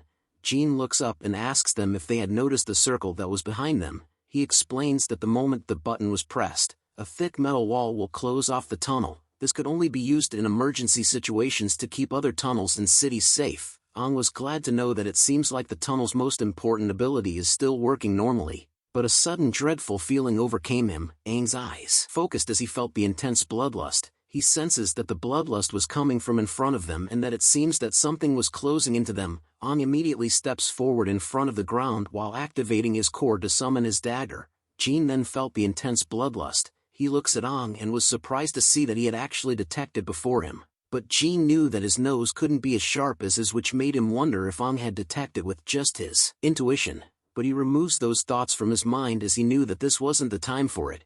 Jean activates his core as well and orders everyone to prepare for battle while placing their bags down and getting into squad formation. They soon could see massive amounts of blood splat all around the tunnels. Jean looks at his foot and sees the blood that was coming from the direction of Pther City. This made him wonder about what could have happened there, but a figure soon emerges from the darkness. Jean looks at it and wonders if it was a demon, but it was another human being that came into the light. They recognized him as a warrior from Pther City. The warrior looks at them and recognizes Jean and the squad from Helios City, but his eyes then rolled backwards, causing him to collapse onto the ground in front of them. Aang and Jean started to question the warrior about what had happened to him in Pther City. He tells them that there was a demonic wave that had attacked Pther City, and that Pther City had already raised the city abandonment siren. Fear could only be seen on Jin's face as he heard what the warrior said. Lu immediately questions Jean about what the city abandonment siren was and whether they should provide support for them. Jean remains silent to gather his thoughts before revealing what the siren was. He tells them that regardless of whichever city it was, There was only one situation where the abandonment siren would ring in a city, and that is when all of the warriors in the city have perished. All 3 members of the squad were horrified to hear that from Jean. On the other hand, was filled with anger over the fact that a city was conquered from the demons, making him question just how many people lost their lives from this. But a light started to appear from the darkness where the warrior came from. Ong looks at it with curious eyes, but the light sped up and stabbed itself into the warrior, who fell onto the ground. Ong curses at the fact that he was distracted and wasn't even able to react. The light soon pulls the warrior away from Jean and Ong back into the darkness. A demonic claw held onto the warrior's head as a voice spoke out. "Found you, huh? Why are there still people here?" said the demon as it emerges out from the darkness. It talked about how if it doesn't kill them all, it wouldn't be able to report its mission's success. The warrior tried his best to tell Jean and the others to run, but the demon soon slices his head off, telling him that the dead should remain silent. Its massive claw soon breaks the tunnel walls as it touches it. It walks towards Jean and the squad, telling them that it should continue to kill them all. This was the first appearance of a double-fin demon whose core was red and its element was fire. Its killing records was 21 newbie warriors, 10 single-fin warriors, and 2 double-fin warriors. The red demon started to walk towards Jean and Lu's team, wielding its scythe. It was excited to see so many humans together. It started to swing its scythe around, wondering which one of them it should kill first. It soon finally comes to a decision and swings its scythe towards the one that it had chosen to kill first. He had decided on the little red head, which was Snow. He was too slow to react in time to the red demon's attack, but Jean had managed to just barely stop the red demon's attack from slicing Snow's head off. Stopping the attack with his blade wasn't enough, as he held onto it with his other hand. He continues to struggle against the powerful demon's attack as he grunts hard to stop it. Using all his might, Jean had managed to deflect the attack into the ceiling from where they stood. The red demon was surprised to see this happen. It complimented Jean for being pretty good as compared to the other warriors from before. Jin's hand was bloodied and trembling over the attack. He started to breathe heavily as he thought of the fire element double-fin demon that stood before them as being stronger than he thought it would be. He curses over the fact that he wouldn't be able to take on another similar blow like the one previously. He gritted his teeth hard as he knew that this wasn't the time to be fighting against it, as he needed to protect the kids. Jean thought about how there was no time to think a little more about this and could only do one thing now. He immediately grabs onto Aang's arm with his injured hand, which surprised Aang. Jean had decided to run away from the red fin demon as he grabbed everyone and made a mad dash to retreat. Seeing Jean running away with everyone made it question if he wanted to escape. It started to lean backwards and took a heavy step forward before lunging itself forward with immense speed, which causes it to bounce throughout the tunnel. The red fin demon was covered in flames as it reached closer to Jean and the others. Lu sees the button and informs him that they needed to quickly get through the door and that she will press the button. But the red fin demon appears right behind them, shouting at the group that they will all die. But Aang presses his hand against Jin's back in that same moment. Before the red fin demon could grab onto Jean and the others, Aang had pushed them in front to escape from its grasp. Seeing this sudden reaction caused the red fin demon to stop in its tracks. As Aang and the rest continued to roll onto the ground, Jean looks back at Aang with concern and wondered if he was going to do what he was thinking about. The red fin demon slowly walks over to Aang as he stood up with his dagger inserted into the ground. The red fin demon tells Jean and the others that they would only survive for a little longer, as it had said before that they will all die. The red fin demon had once again launched itself forward to chase after them with incredible speed, but Aang was right beside the button and lifts its cover while his back was against the demon. Seeing that the red fin demon was coming close again, he instantly turns around and smashes the button along with its cover. The tunnels had began to seal itself as Aang remained separately from everyone else. Lu rushed forward and called out to Aang with concern. She tells him to watch out and to get over to their side, but the tunnel doors began to seal itself shut. All she could see was Aang's face as he looked back at them while the red fin demon was just inches away from him. "A&G!" shouted Lu as the doors of the tunnel finally shut closed. She began to knock against the doors, calling out to Aang and asking him if he was alright. Jean could only recall the moment that Aang had whispered to him before pushing him away. Aang's last words were, "Protect those three." Jean finally regains his composure and tells everyone to calm down. He informs them that Aang had created a chance for them to survive and that they couldn't let that go to waste. But Tomo informs him that the demon was a double-fin demon. Snow voiced out his concern as well, telling Jean that even if it was Aang, facing a double-fin demon was too much. Tomo agrees with Snow and argues that it wasn't right to leave Aang behind like this. Lu slams her fist against the metal door, telling Jean that they should break open this metal door and rescue Ong. But Jean reveals to them that the door has been reinforced with a unique material, and then reinforced with an alloy. It can tolerate even an attack from a triple fin demon. Was not that easy to break open. It has such great sealing abilities. They weren't even able to hear what's happening on the other side. Jean mentions that it was pitiful that they couldn't do anything at all. Snow then begs Jean to think of something. Tomo agrees and wonders if there was any other way they could help Ong. Lou suggests that they head back to the city and get squad leader Joel and Jel to help them. She even tells him to give them further instructions on what to do next. But Jean replies that even if Joel and Jel were here, there was no way they can be sure that it would work. But his eyes soon open wide as he came to a sudden realization. He immediately recalls that there was another route that they can take and tells everyone to come with him. As they run through the tunnels, Jean informs them that these are tunnels that are split into different routes. One of them leads to the Rank A city Brian. So his idea was that they go to the Rank A city and ask them for help. He soon recognizes the tunnel that led to the Rank A city and rushes into it quickly with the others following closely behind him. Jean knew that choosing this route means that regardless of what had happened to the other Rank B city, they all believe that Ong can definitely survive till they make it back. We return to the metal doors as a green liquid is splattered onto it. The red fin demon had come to a stop as it tried to attack Ong. It turns out that Ong had managed to stab the inside of its mouth with his dagger. Our boy had activated his Sharingan. He then kicks the red fin demon away from him, taking a superhero pose. Ong looks up at the red fin demon to tell it that he can finally use all of his strength as his demonic energy started to seep out from his body. The red fin demon was alarmed to see the current state that Ong was in. It made it question if Ong was a human or demon. Ong replies back to the demon that he wasn't sure himself, but if it had put in a little more effort in trying to fight him just now, then Ong might have had to change into this form in front of Jean and the others. But now Ong was just curious about that fire element of its. Our boy licks his lips over the thought of having the fire element power. The red fin demon started to back away as it recognizes that Ong was at the level of a one-fin demon, but it changes its mind about it as it felt that Aang's aura was even more than a single-fin demon. Ong had finally unleashed his wood-bending skill as the tree branches started to appear beside him. He aims his hand towards the red fin demon, which causes the tree branches to launch themselves towards it. Seeing that Ong was a single fin wood type made the red fin demon happy as its fire element was just perfect to counter Ong. It lets out a powerful pillar of flames which burned away the tree branches that tried to surround itself around it. But Ong continued to stare at the red fin demon with a calm and silent expression on his face. The red fin demon tells Ong that it was going to eat him and turn him into its source of power, with a ball of fire forming from inside of its mouth. The red fin demon unleashes a powerful fireball attack directly towards Ong, but he manages to bend it like Beckham and dodges the fireball with ease. Using the tree branches to boost his speed, Ong manages to come close to the red fin demon as it continues to shoot flames from its mouth. Seeing Ong so close to it made the red fin demon wonder if he was going to engage in close combat with it. The red fin demon remarks that Ong couldn't touch it as he would be burned if he comes near the red fin demon. It soon poses an AT pose and set itself on fire as Ong watches it from afar, but he still manages to deal a heavy blow to the red fin demon's back as it shouts out in pain over Aang's attack. Ong smiles and asks the red fin demon about who it was that told it that he only had the wood element.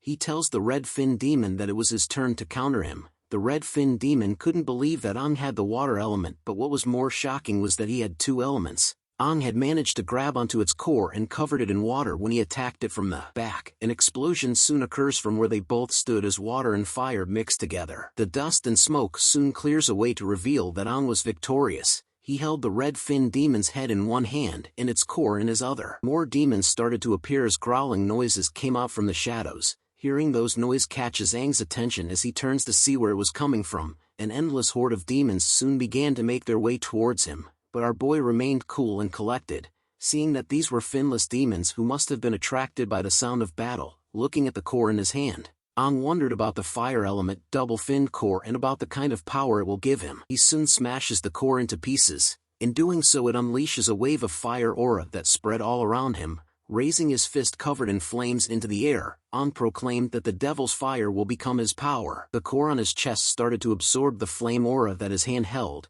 Closing his eyes to absorb the power of the red fin demon causes a bright line to appear on his face and body. Ong bends over as his hair grew longer after absorbing the powers. Splendid. I can feel that flame burning in my body, yearning to be put to use, said Ong. His evolution had been completed. Ang had achieved double fin demon form. Seeing that the countless finless demons were rampaging in this direction, Ang recalls the way the red fin demon had used its powers. He started to form a ball of fire in his mouth as well and lets out a devastating wave of flames that burned all the finless demons that were coming to him in one shot. As the finless demons continued to scream in pain over being burnt, Ang makes his way through the flames with ease, telling the demons that he was going to use their screams to console the dead soldiers that they had killed in the tunnels. His demonic aura started to look more vivid as he walked back into the tunnels. An exit appears in a damaged state along with some debris surrounding it, but an explosive attack soon opens it wide. Ang had appeared in it, but looking around his surroundings shocks him. He could see numerous civilians that had been killed all around from where he came out of.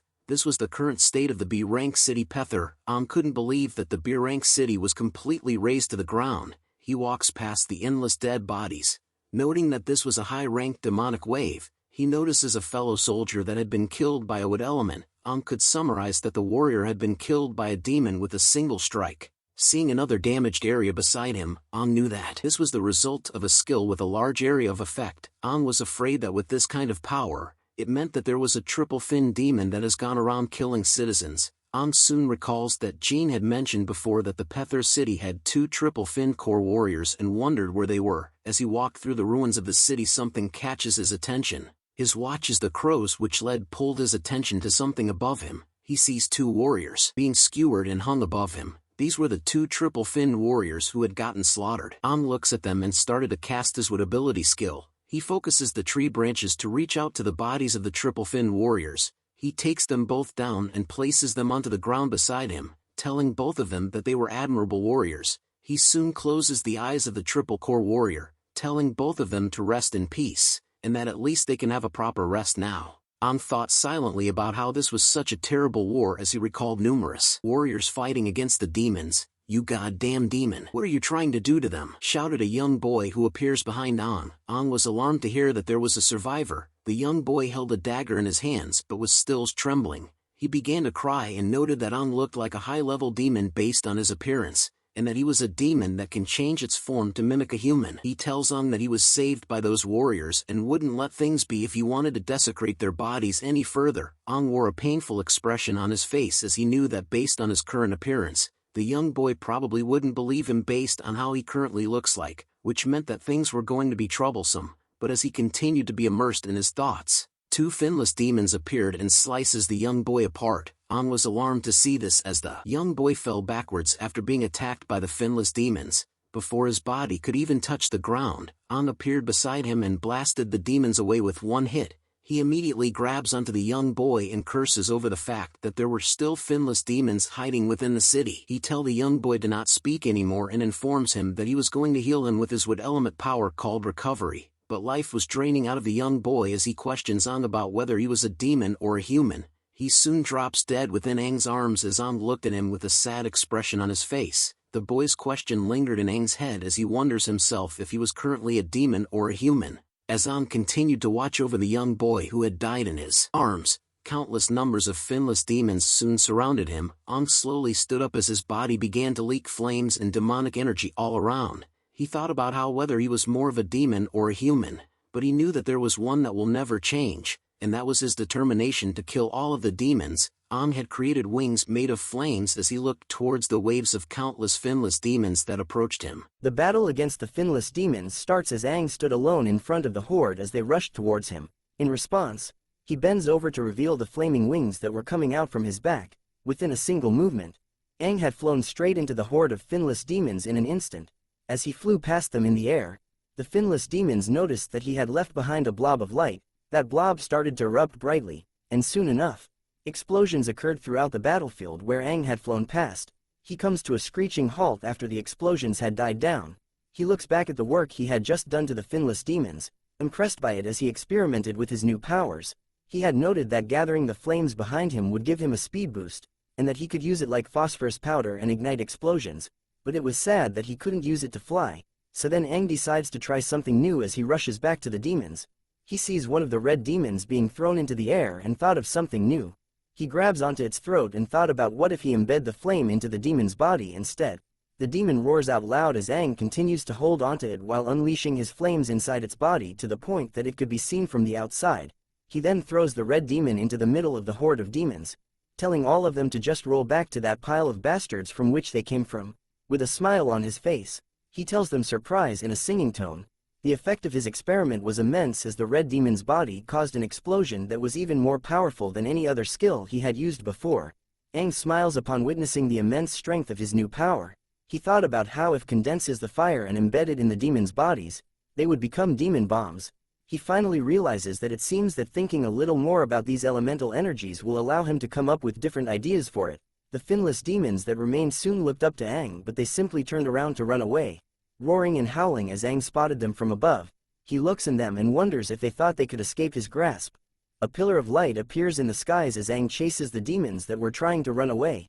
He lands between all the demons as pillars of fire toasts them to cinders.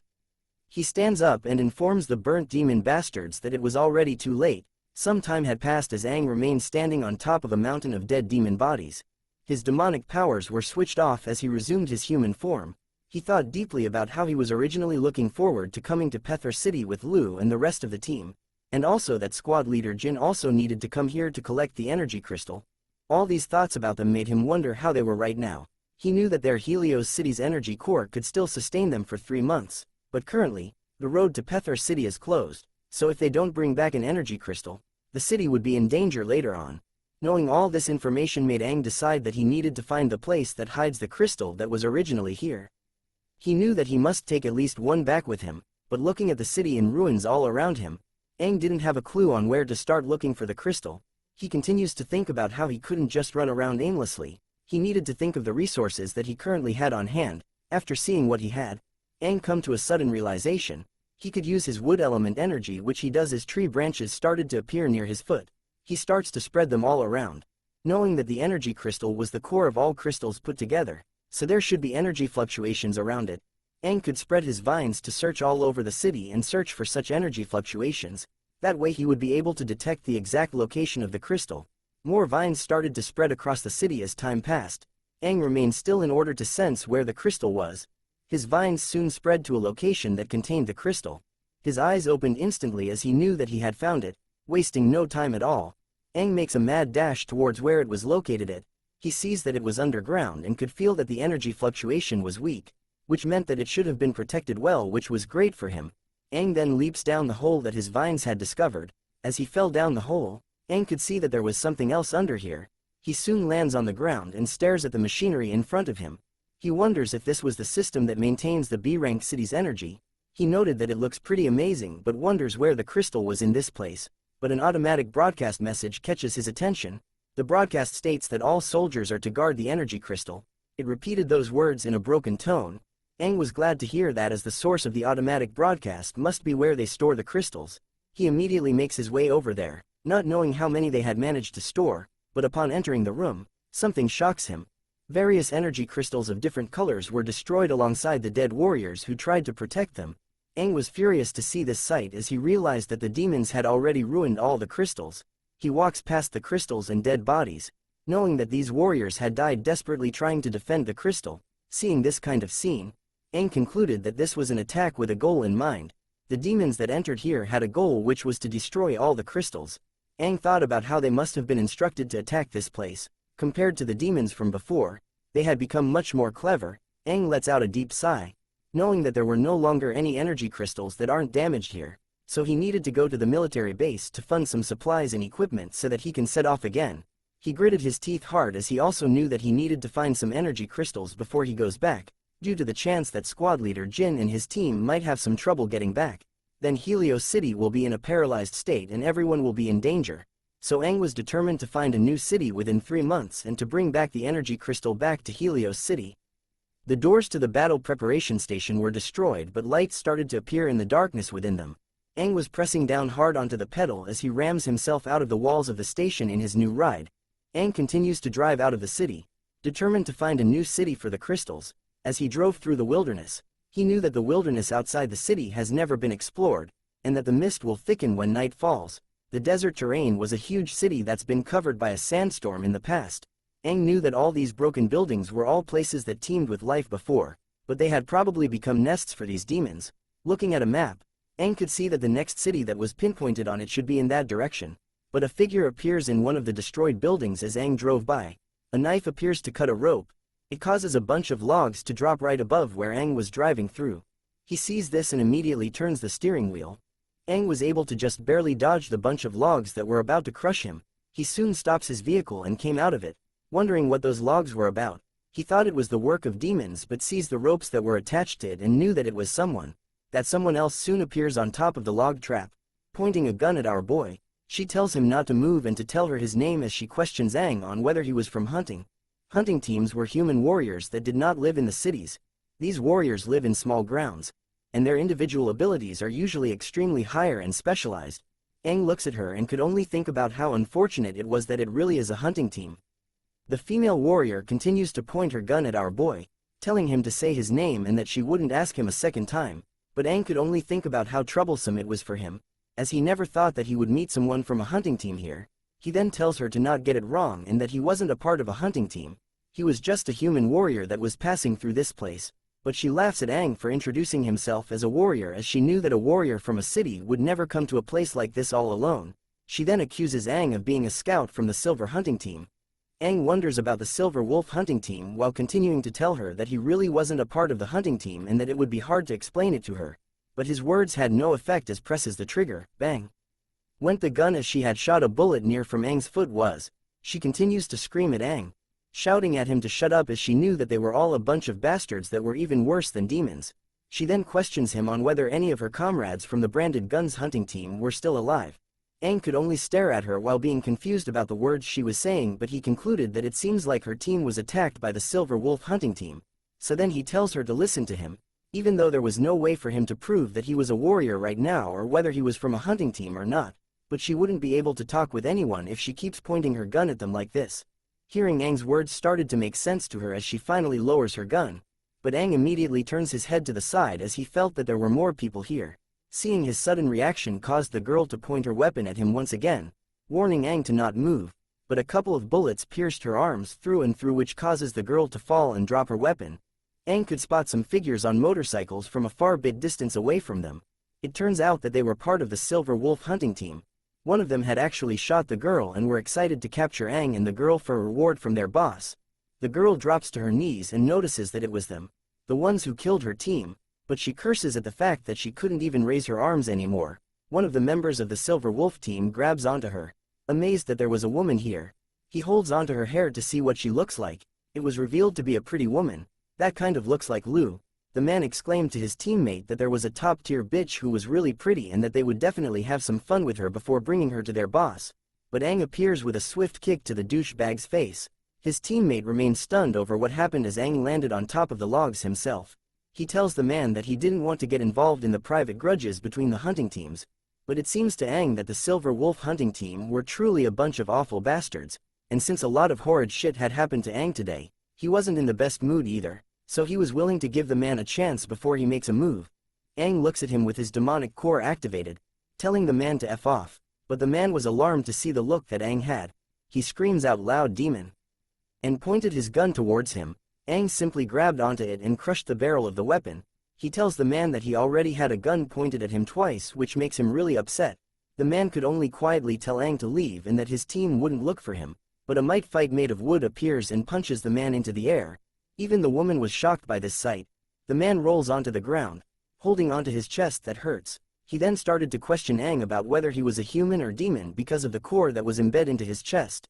Aang then breaks the weapon into strips and lights it on fire, telling the man that being a human or demon no longer concerns him anymore. The man's horrifying scream could be heard throughout the desert as Aang did certain things to him. He soon uses his healing abilities, telling the woman not to worry. He informs her that the bullets pierced through the muscles of her forearms, so he just needed to repair the damaged muscles. The woman remained timid and quietly thanks our boy for the help, but then she gazes back in silence, seeing the members of the Silver Wolf hunting team being beaten and tied up. She then looks at her forearms and was amazed that they had really healed. She exclaimed that the skill he used was amazing as she heard that only quadruple core warriors are the only ones with skills, and that these skills will trigger unique phenomenon and that they can use those abilities easily. She continues to call Aang amazing and questions him on whether there was a quintupled core warrior. Aang slowly stood up, thinking that he could clearly feel the strength of the double-finned demon in his body. But although the strength of his abilities were way stronger than that of the double-finned core warriors, he tells her with a smile on his face that he was only a double-finned core warrior, and that his abilities were just a little more unique. The woman was still impressed as she calls double core warriors amazing too. She then thanks Aang for saving her life and apologizes for pointing her gun at him earlier on. He tells her that it was alright as she needed to be careful whilst outside the cities. He then asks her if she knew how to get to the nearest city from here, but her face was sullen as she tells Aang that she knew how to go to the city, and that if he was going, could he bring her along as well. Hearing that request amuses Aang as he tells her that they had just met and didn't even know each other's names, making him wonder if she was willing to trust him that much, and so he asks her about the reason why she wanted to go to the city. She answers back to him that the nearest city was the Sanwai town. It was an extremely small rank C city, but it has already been taken over by the bastard Silver Wolf hunting team. She informs Aang that a few days ago, her team, the branded gun hunting team, tried to rescue the town from them, but they all had failed, and all her comrades were killed. They originally had a chance to win, but they didn't know the leader of the Silver Wolf hunting team had recently broken through to become a triple core warrior, which increased his strength tremendously. Her group leader was a double core warrior, so he couldn't contend with a triple core warrior, and that she was the only one that managed to escape. She then wonders if Aang was willing to help her in rescuing the city, as she was willing to do everything that she can to assist him. Aang thought deeply about how in his previous life there were already hunting teams that appeared, but under his strict management, they were never able to do such ridiculous things like this, and now he discovers that they dared to take over the cities, making him wonder what the hell was the current management doing. The woman continues to tell Aang that she had heard the reason why the Silver Wolf hunting team wanted to take over the city. It was so that they could the energy crystal. Although she had no idea about what they want to do with it, Aang couldn't believe that they were even going as far as to snatch another city's energy crystal. He then slowly stood up, telling her to take him there, as all the events that she had mentioned to him was enough to make Aang furious. Guess someone's gonna die soon. Aang and the female hunter drove through the thick jungle where she pointed out to him that Sanwai town was right ahead. Aang understands and informs her that they would be hiding the car somewhere near the town. As he hopped out the car, Aang thought about how this town was something he had no memory or impressions of, and had not even appeared on the map back in his time. Now, Sanwai town, which has been taken over by the Silver Wolf hunting team. He tells the female hunter that they would walk over there and check out the situation inside the town, but just as he did, a ferocious mouth filled with sharp teeth appears behind Aang, hidden in the darkness of the jungle. She immediately spots this and shouts out loud, "Demons!" as even more of them came out from the shadows. But Aang was prepared as his wood-bending style activated, causing tree branches to appear from underneath the ground, stopping any demon that came to them in their tracks. Instead of killing the demons straight away, Aang simply tied them to the ground. He informs the hunter that they wouldn't kill them, as these demons like the smell of blood and corpses. If they die here, it will only bring more here. Seeing that they were all tied up, Aang turns back and tells her that they should go now. She instantly replies back with "Yes sir," enchanted by Aang's riz. As she followed Aang into the town, she couldn't believe that he was this strong, and whether it was because of the town or because of her comrades, she was glad that there was hope now. They soon found themselves hiding in the bushes in front of the town's gate. Aang noted that it was strange. He couldn't believe that there were no guards keeping a lookout in this town. The female hunter agreed with him, adding on the fact that even the town's doors were wide open. But they soon spotted someone carrying a child exiting from the town's gates. The man carrying the child tried to shout for help, but another figure appeared right behind him, slamming the man's head hard into the ground, causing it to break into pieces. "Silver Wolf, those bastards!" shouted the female hunter as she aims her rifle towards them, preparing to end their lives with a single bullet. But Aang intervenes and forces her rifle to aim downwards. He tells her that shooting right now would reveal their location, so he wanted her to leave it to him. But a giant yellow demonic hand soon exits from the town's gate as well. Aang immediately takes notice of it as he quickly turns to see it. The demonic hand lifts up the man and the child within its claws, before disappearing back into the town. Both Aang and the female hunter were shocked to see that there was a demon in the town. Aang thought about how if there was a demon in there, then they couldn't use their original plan to attack anymore, so they needed to save the civilians one by one now. Without any prior notice, Aang disappears from his spot in an instant, before teleporting beside the two Silver Wolf members and knocking them out together at once. The female hunter chases after our boy, shouting at him to wait for her, as this was originally her request. But as she sped past the knocked-out Silver Wolf members, she couldn't believe that Aang managed to knock them out.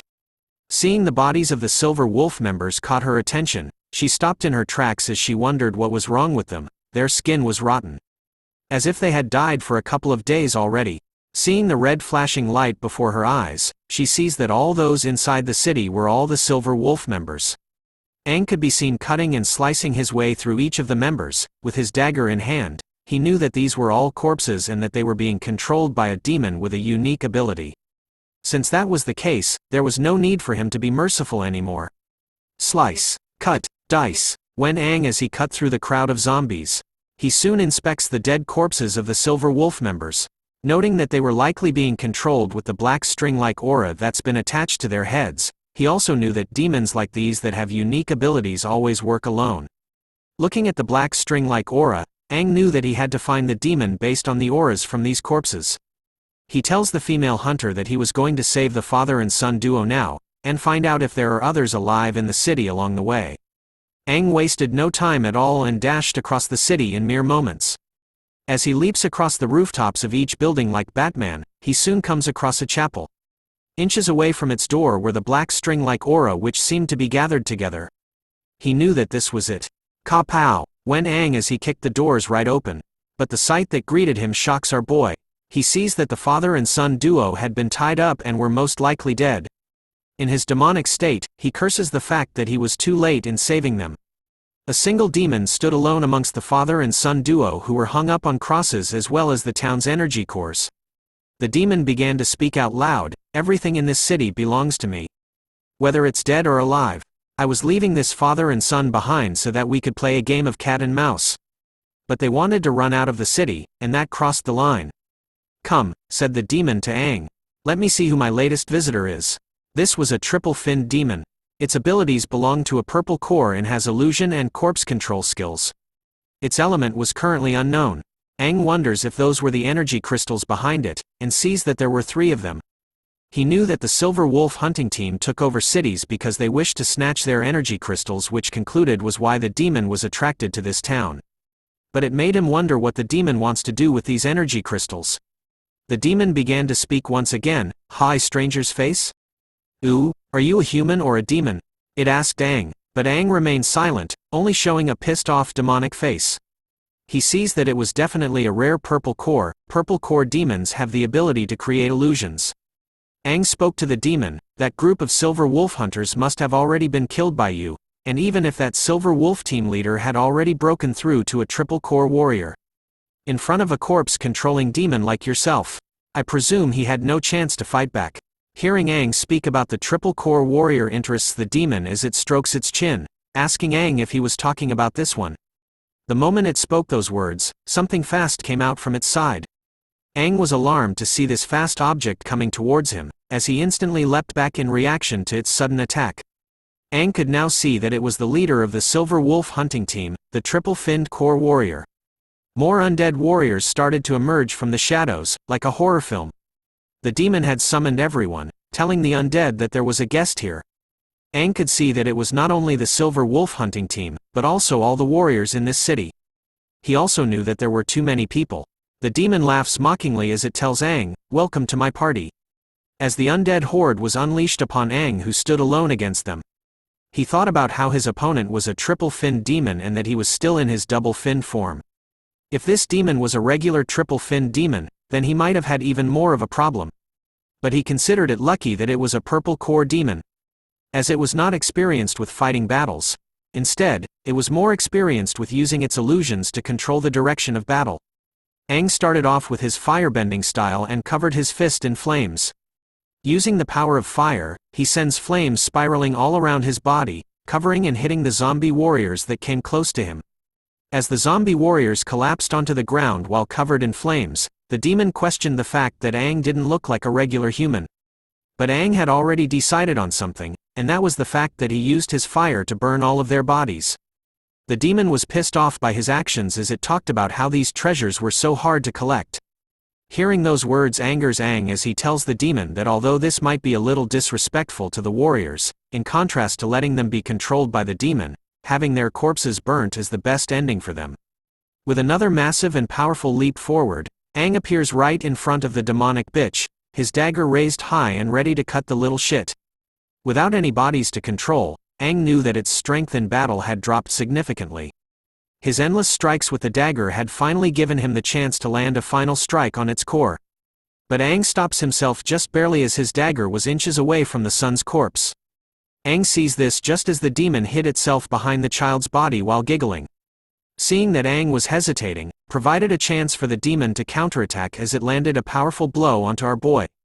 But before it could land a second strike, Aang turns into water to escape from its clutches. Backing away from the demon, Aang could feel the damage to his abdomen but was lucky that he managed to avoid a serious injury with the use of the water-type elemental powers. With its leg transformed into a sharp blade, the demon shouted out to Aang that it didn't just know how to control others, but that it also had the sharp gold element as well. Aang heard what it said about the gold element, but decided to heal his deep injury on his abdomen using the wood element. The demon began to speak out loud once again as Aang healed himself. It tells Aang that it was going to have to take a risk in order to destroy him. And that it would have to use that thing that was so hard for it to get. The demon then orders the father's body to bring it here to it. The father appears behind the demon with a green vial in his hands. The demon took it from the father, exclaiming that it couldn't believe that it was already using the father and son. The demon then went on to place the green vial into its mouth. Aang sees this, although he didn't know what that green vial was. He instinctively felt that it would be dangerous to let the demon consume it. So without fully healing, he grit his teeth against the pain and rushed forward to interrupt it. With flames covering his dagger, Aang intends to end this match before the demon could do anything. But it was too late as the demon swallowed the green vial whole. Before he could land the decisive blow onto the demon, a barrier appears and stops Aang's attack in its tracks. The sudden appearance of the barrier causes Aang to leap up onto a pillar. He couldn't believe that he was ricocheted off, as he questions where the demon had gotten that energy burst from. Aang could now see that the demon was actually forcibly extracting the energy from within the crystal for more energy. But that was not possible. The energy from inside the energy crystals are chaotic energies that have been refined and compressed by humans. Aang knew that if it absorbs the energy directly from the crystal, its body will definitely explode. This was a theory that he had managed to verify was true in his previous life, but he soon spots something that was off. The energy in the demon's body was still going berserk, but it stopped at a certain threshold. He wonders if it could be because of that green medicine it took. He knew that medicine was definitely not created by humans, so how did it manage to get one? But as he thought about it, the demon started to stutter, slowly shouting the word, "Evolve." As its body started to crack. Soon enough, a bright pillar of light appears from where the demon stood. Aang was shocked that the demon actually used the energy inside the crystal to forcibly evolve. Mamma mia, comment below if you would smash this demon if you know what I'm saying. The demon had transformed into a quadruple finned demon. Its abilities were still purple core and illusion. Its element was gold. Seeing the appearance of the quadruple finned demon, Aang knew that he was in trouble. The demon started to raise its hand with purple orbs of light surrounding it. It spoke out loud, "Is this how being a quadruple finned demon feels?" It wonders, before telling the purple orbs to go, which sends them flying towards Aang, who was alarmed to see that the purple orbs were actually made of gold. But the attack doesn't stop there as the demon said its skill, sharpened gold wind nails. Aang couldn't believe that the demon already had the skill ability of a quadruple finned demon as purple spikes appeared in the holes of the golden orbs. Aang immediately casted himself into a ball of wood to defend against the spikes, like that scene in Avatar: The Last Airbender. But the demon wasn't going to wait for our boy to come out from his shell. It kicked Aang straight out of the wooden ball he made, telling Aang that it wasn't good to keep hiding. The kick sends Aang flying straight onto the podium where he crashed heavily. The smoke clears to reveal Aang posing seductively, as if he was on the cover of Vogue magazine. The demon soon lands on top of him, causing him to grunt in pain. I'm sure you can see it now. With each evolution to the next fin, there's a great gap between each fin that you can't bridge across. This is where you end, said the demon to Aang. As it transforms its claw into a sharp blade, the demon tells Aang that it likes him, and is going to take him in as one of its collectibles. But as a corpse, of course. Its blade soon comes to a stop just inches away from Aang's face as he lies still. 3 portals started to appear from behind the demon, which caused it to stop its attack on Aang. Aang couldn't believe that the space around the air was twisting. The purple portals soon surrounded the demon on all sides. "Hey," said a voice just as a hand appears from out the portal and places itself onto the demon's head, much to its shock. A new demonic mommy appears out from the portal. She tells the demon that they couldn't let a small side character like it get in the way of all their plans. The demon seems to recognize who this new mommy of ours is as it stutters to say her name, but before the demon could finish its sentence, demonic mommy said, "Compress." The head of the demon soon wrapped itself, and its body soon followed the same fate as the demon's entire being looked like it was sucked into a black hole. In an instant, the demon was gone, leaving only Aang and our new demonic mommy. She soon steps out from her portals as the quadruple-finned demon was now dead. She looks down on our boy, telling him that they couldn't trust those trash humans. Now can we? All hail the new demon queen, everyone. Aang stares at the demon queen, knowing that she was an octuple-finned demon who had an immense pressure. It was just like the red demon king inside his body. The familiar feeling made Aang realize that this demon was the other octuple-finned demon from his past. The demon queen tells Aang that if she had left things like this, they would never know when the crimson-finned king will wake, and that Aang couldn't even beat a quadruple-finned demon. She mocks the humans for being a truly inferior species. Those words angered Aang as he asked her about what she just said. But she ignores his words, as she knew that Aang was supposed to be the strongest of all humanity but was still evolving at such a slow rate. "Arise," she said as she lifted Aang's body against his will. She tells him to just be a good boy and evolve into a quadruple-finned demon for her. She then proceeds to slam the purple demon core straight into our boy's chest. The action causes Aang to drop onto his knees. He couldn't believe that she had just stuffed the quadruple-finned demon's demonic core directly into his chest. But he thought about what would happen if he skips the triple-finned evolution stage, but his thoughts were cut short as a tremendous feeling of pain overcame all his senses. He screams out in pain, shouting at the demon queen that he was going to explode and that his chest couldn't take it anymore. He continues to tell her that the power inside the quadruple-finned demon's core was too much for him. "You stupid bitch. Our boy has balls." The demon queen looks at Aang with an unimpressed expression on her face. She couldn't believe that he was really this weak, to the point where he was unable to absorb the strength of a quadruple-finned demon's core. Aang continues to shout at her that he couldn't take it anymore, and that his body won't be able to tolerate it. As light started to pour out from the cracks across his entire body, he tells the demon queen to think of a way to help him. The demon queen finally steps in and casts the octagon spatial lock. She tells Aang that she had locked down the space around him, and that he better survive this. But Aang's body was still expanding as more cracks and light started to burst out. He even curses out loud as he screams in pain. We now turn to the Big Daddy demon, who finally opens his eyes. He tells the demon queen that she had disturbed his rest. The demon queen soon transformed into a lovesick teenage girl as she heard the crimson-finned demon king's voice. Aang's body began to shrink and heal itself over the regeneration power. Blood flowed from his eyes as the crimson-finned king took over. He looks at the demon queen, asking her if she had forgotten what he had instructed her on before. "Obsidian-finned king?" His crimson claw soon breaks out from her spatial lock, much to the obsidian-finned king's surprise. The crimson-finned king has appeared, T-posing straight away from his slumber. He tells her that she shouldn't have gotten in the way of Aang's evolution. The obsidian-finned king trembled as she called out to Crimson before running into his arms to hug him. "Damn, our man has a side chick." The two demon kings embraced one another while standing in the light of the church, ironically surrounded by crosses. She then tells him that she had been observing Aang quietly in the dark, but only this time, his powers were unable to fight against the quadruple-finned demon that had just evolved. She was worried that if Aang had died, then the Crimson King would too.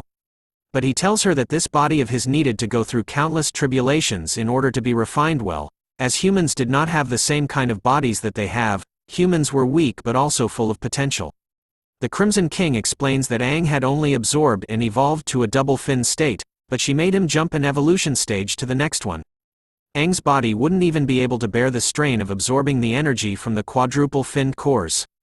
But thanks to the energy that leaked out from the quadruple-finned core, it allowed him to temporarily awaken from his deep sleep. He then warns her that in the future, she was not allowed to involve herself with Aang's evolution. Aang needs to evolve sequentially step by step, in order to become the perfect vessel. "Do you understand?" questioned the Crimson King to the Obsidian King. She tells him that she would listen to whatever he says. But sudden comes across her mind. She tells him that during the period where he pretended to be dead, the other four kings have all come to a stalemate and are all unwilling to be the first to start a fight. despite harboring hidden intentions. They've maintained a perfect equilibrium, countering each other, just as the Crimson King predicted. Hearing that information made the Crimson King recall that those 4 kings joined hands to fight against him back then when they were terrified of his power, but it seems that even when he was not around, they couldn't change their habits of being paranoid of each other. He wondered if they had long forgotten the true purpose that they've all had since the beginning. The Crimson King soon asks the Obsidian King about how she was and whether they were suspicious of her. She tells him that at least he still remembered her. But noted that even if they were suspicious of her, they probably won't have extra time nor energy to investigate what happened back then. She tells him that she was fine and that he didn't have to worry about her. As she places her hand onto his chest, Obsidian tells Crimson that all she wants is to welcome the strongest version of him safely back home. He looks at her, and tells her that she will, as it was only a matter of time.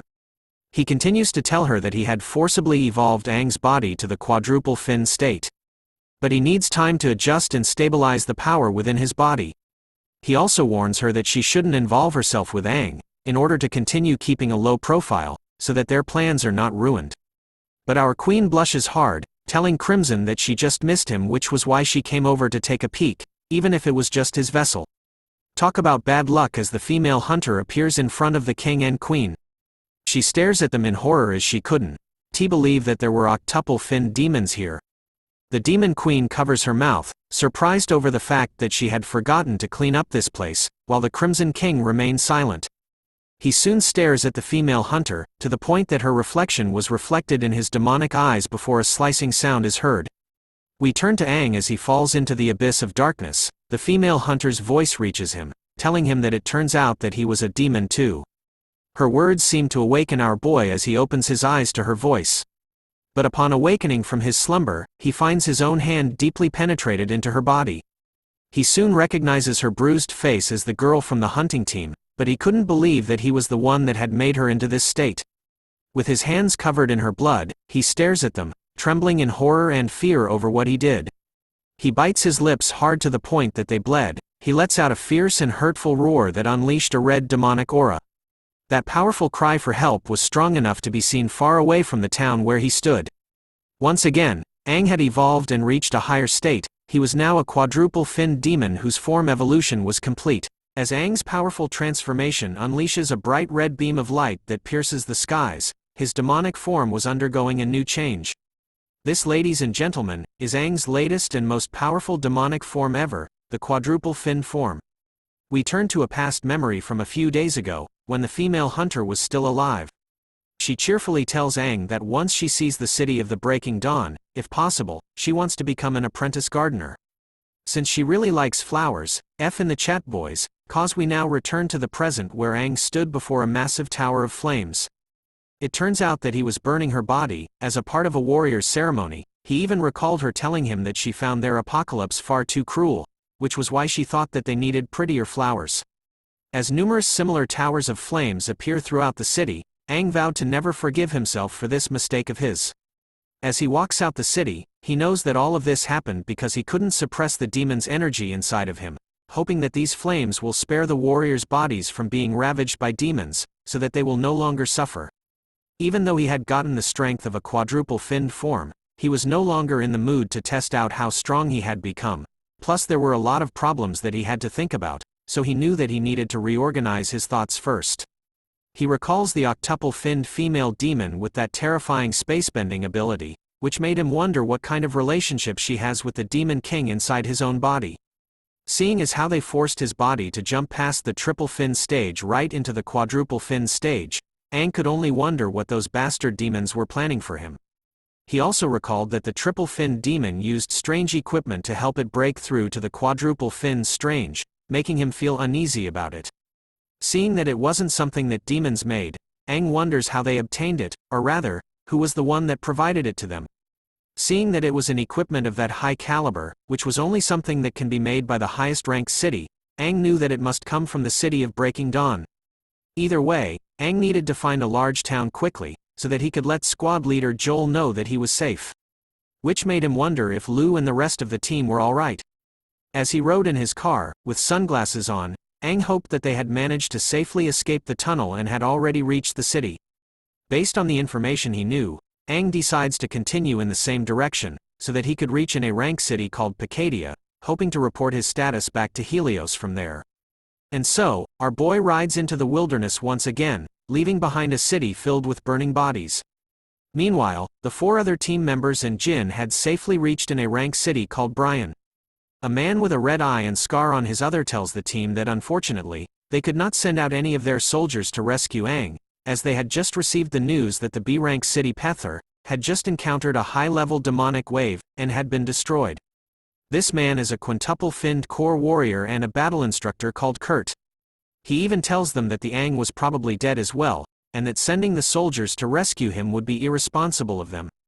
But Jin wasn't going to accept Kurt's decision that easily. He tells him that Aang had a unique talent, which could provide him the chance to survive the danger. Kurt doesn't change his mind, telling Jin that there was no lack of young and uniquely talented warriors, but as talented as they are all incapable of surviving a highly ranked demonic wave. His reply made Jin silent as he thought about it. Kurt then lets out a sigh, knowing that in this apocalyptic world, no human life should be left behind. So he lets Jin know that even though they couldn't send reinforcements directly, he would be able to send the scouting warriors on their way back to check on that city for any potential survivors. Jin was glad to hear that and thanked Kurt for it, and so Kurt decided to leave as he was busy, but as he left, he mentions that he hopes that the high-ranked demonic wave in Pther City would affect the demon hunting competition in the city of Breaking Dawn. Jin tells him that he had heard of their demon hunting competition that would be starting soon, but also knew that their C-rank city couldn't participate in it. Kurt hears this and turns around, telling Jin that they could stay here for a few days to understand the only S-rank city, the city of Breaking Dawn, and the demon hunting competition that they were going to hold. He informs them that the criteria for participation for a city is to be at B rank, but knew that the 3 warriors behind him could participate in the future. As a gesture of good faith, he tells everyone to look around the office in the city, to understand more of it, much to their surprise. Jin and Lu's team immediately bowed their heads, thanking Kurt for his kindness as he left the room first. The moment he left, Yuhui approaches Jin, asking him about what the demon hunting competition was all about. He explains to her that it was a competition that only the city of the Breaking Dawn can hold. The idea behind it was to use the hunting of different levels of demons. To select a new warrior representative, the city of the Breaking Dawn will also bestow upon the selected warrior a unique gift. He further tells them that this was an event that is held only on a specific date, and something many warriors have looked forward to. But he noted that it was a pity that in order to participate in the demon hunting competition, the city needs to be a B rank. But he believes that they would have a chance to participate in it. Snow was curious about how Aang was doing, knowing that he would have been extremely interested in the demon hunting competition if he was here. He still couldn't believe that Pther City had been invaded by a high-ranking demonic wave, and hoped that Aang had managed to survive and wait out the demonic wave. Even Yuhei never thought that their first venture outside the city would be something like this. As Lu gazes out the window, she knew that Aang was only in danger because he wanted to save them. Hearing their words, Jin lets out a deep sigh, before telling everyone that they could only wait for the scout warriors to bring back news for them. He had also borrowed the communication center in this city to inform Helios about their current situation. So for now, they would stay in Brian temporarily, since it was a rare opportunity for them to come here. He hoped that they could learn from everything that they observe here. Since there were a lot of amazing warriors here, we now turn to a rank city Pther. In the waiting room of the Pther city, 2 warriors were talking. One of them was able to verify the news that the other had given them, about the fact that B-rank city Pther had already been destroyed in a demonic wave. She tells him that they helped him send a message to the C-rank city Helios, explaining the current status of his team, confident that they would receive further news of them soon. But as for his other request, the lady with a scar on her eye and a newly lit cigar in her mouth, she tells the warrior that she was sorry that they couldn't give Aang an energy crystal. She explains to him that they were not the ones that decide the energy crystal's rations, as it was decided by the upper-ranked cities. Check out the babe with nicely toned abs. She is a quintuple-finned core warrior, known as Paris. She is Pther City's battle commander. She continues to tell Aang that since the city that was originally in charge of Helios had been completely destroyed, then Aang could relay this to the city of the Breaking Dawn, requesting for a new upper-ranked city to be in charge of their resources. Hearing this bit of information, Aang couldn't believe how troublesome it was to get the energy crystals, but if that was the case, then he thought that maybe he could make his way to the city of Breaking Dawn, to also investigate how that demon had that equipment to break through. But his current identity is a problem for him, since there is no way for him to enter the city of Breaking Dawn with it currently. As he thanked Paris for the information, he asked her if it was possible for him to represent Helios City to go to the city of the Breaking Dawn. As she twists her cigar onto the ashtray, she tells him that it wasn't possible. She informs him that unless he was Helios's current leader, or was able to obtain the authorization to do so from Helios City, then he wouldn't be qualified to do that, as they just can't have any random person be the representative for negotiations. Aang thought about what she said, thinking that if wanted to get the authorization from the city, he would have to go back once more, making it troublesome. But then, Paris tells him of another way. Much to his surprise, she reveals to him that another way to go to the city of the Breaking Dawn was to have an upper-rank city vouch for him. Someone like her would do the trick. Surprise, surprise. As Aang asks if she could vouch for him, Paris agrees but with a request. Aang tells her to reveal it to him as he was curious about it, so she tells him about the demon hunting competition, something that he had probably heard of. She wanted Aang to join her team as an aide, and to help them investigate some information during the competition as a Vanguard member. In exchange, she was willing to vouch for him, but with a cold look in her eyes, she warned him that she couldn't guarantee his safety.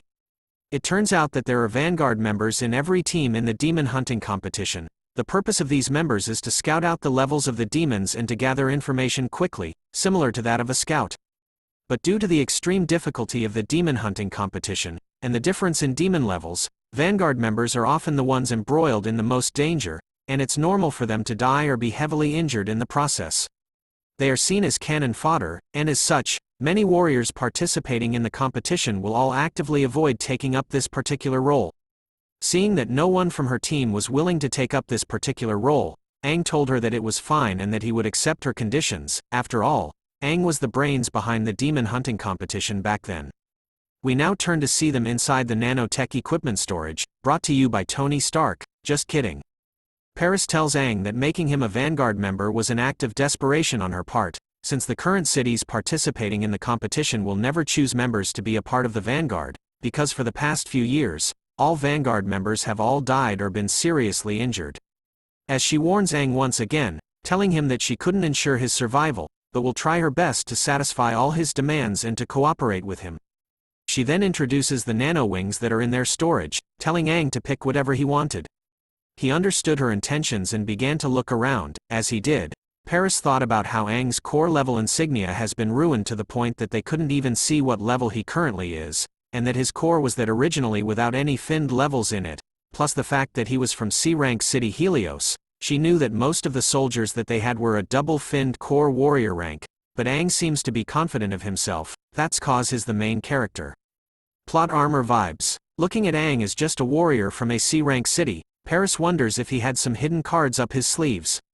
And so, Aang made his choice of the nanotech equipment, which seems to surprise Paris. As he stood in front of a massive sword, he told her that he had chosen the nanotech equipment that can change its form into a large sword. Aang knew that he can move freely with the battle knife he had, but it doesn't do enough damage when used in a fight.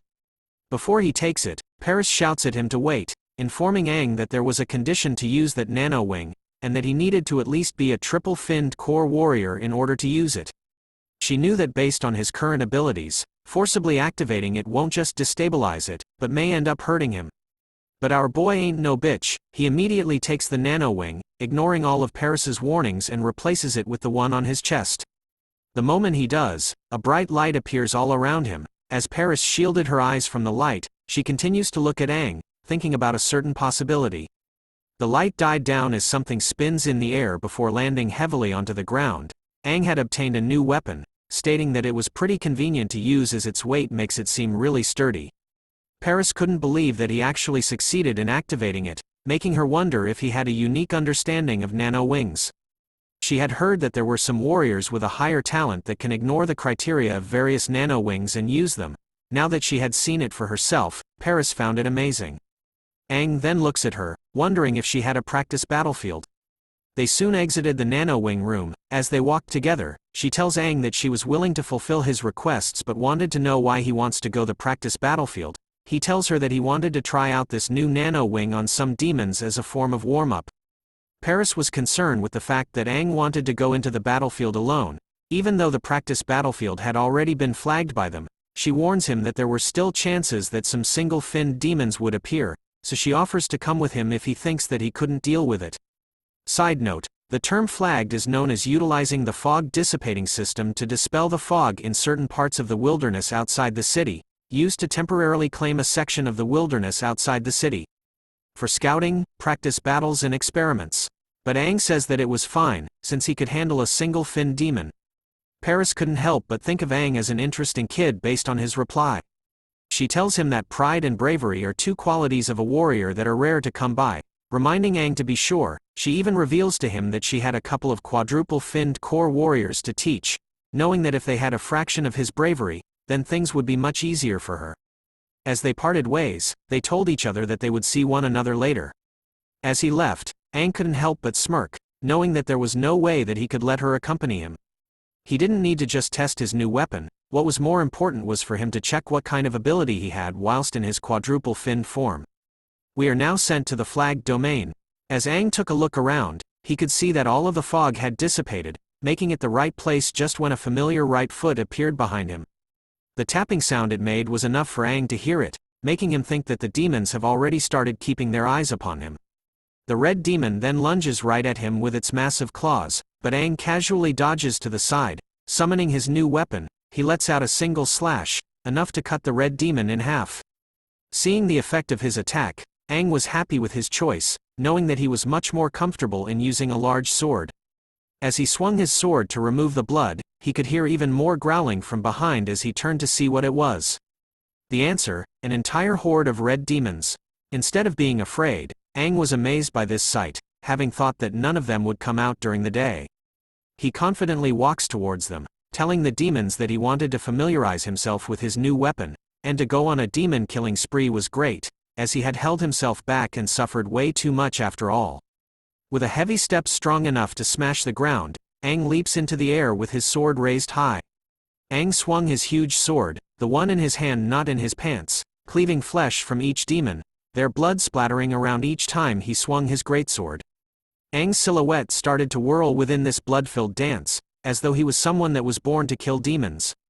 Without using the four elements of wood, water, fire and metal that he had mastered from the demon's elemental energies, he swung his sword repeatedly, hammering and refining his current body's muscle memory. Amongst the ruins, Aang battled the countless demons. No, perhaps, a more accurate way of describing it would be a one-sided massacre. Within the darkness, only the sound of demons crying out in pain resounded loudly. Aang had no idea how long he had been cutting down demons. He finally stabs the last demon of the demonic wave.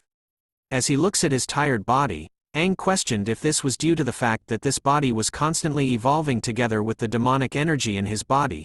Even though it was much stronger than when he first arrived in this world, it was still far from what he expected from his body. He couldn't believe that he was panting like this after moving a little bit of his body.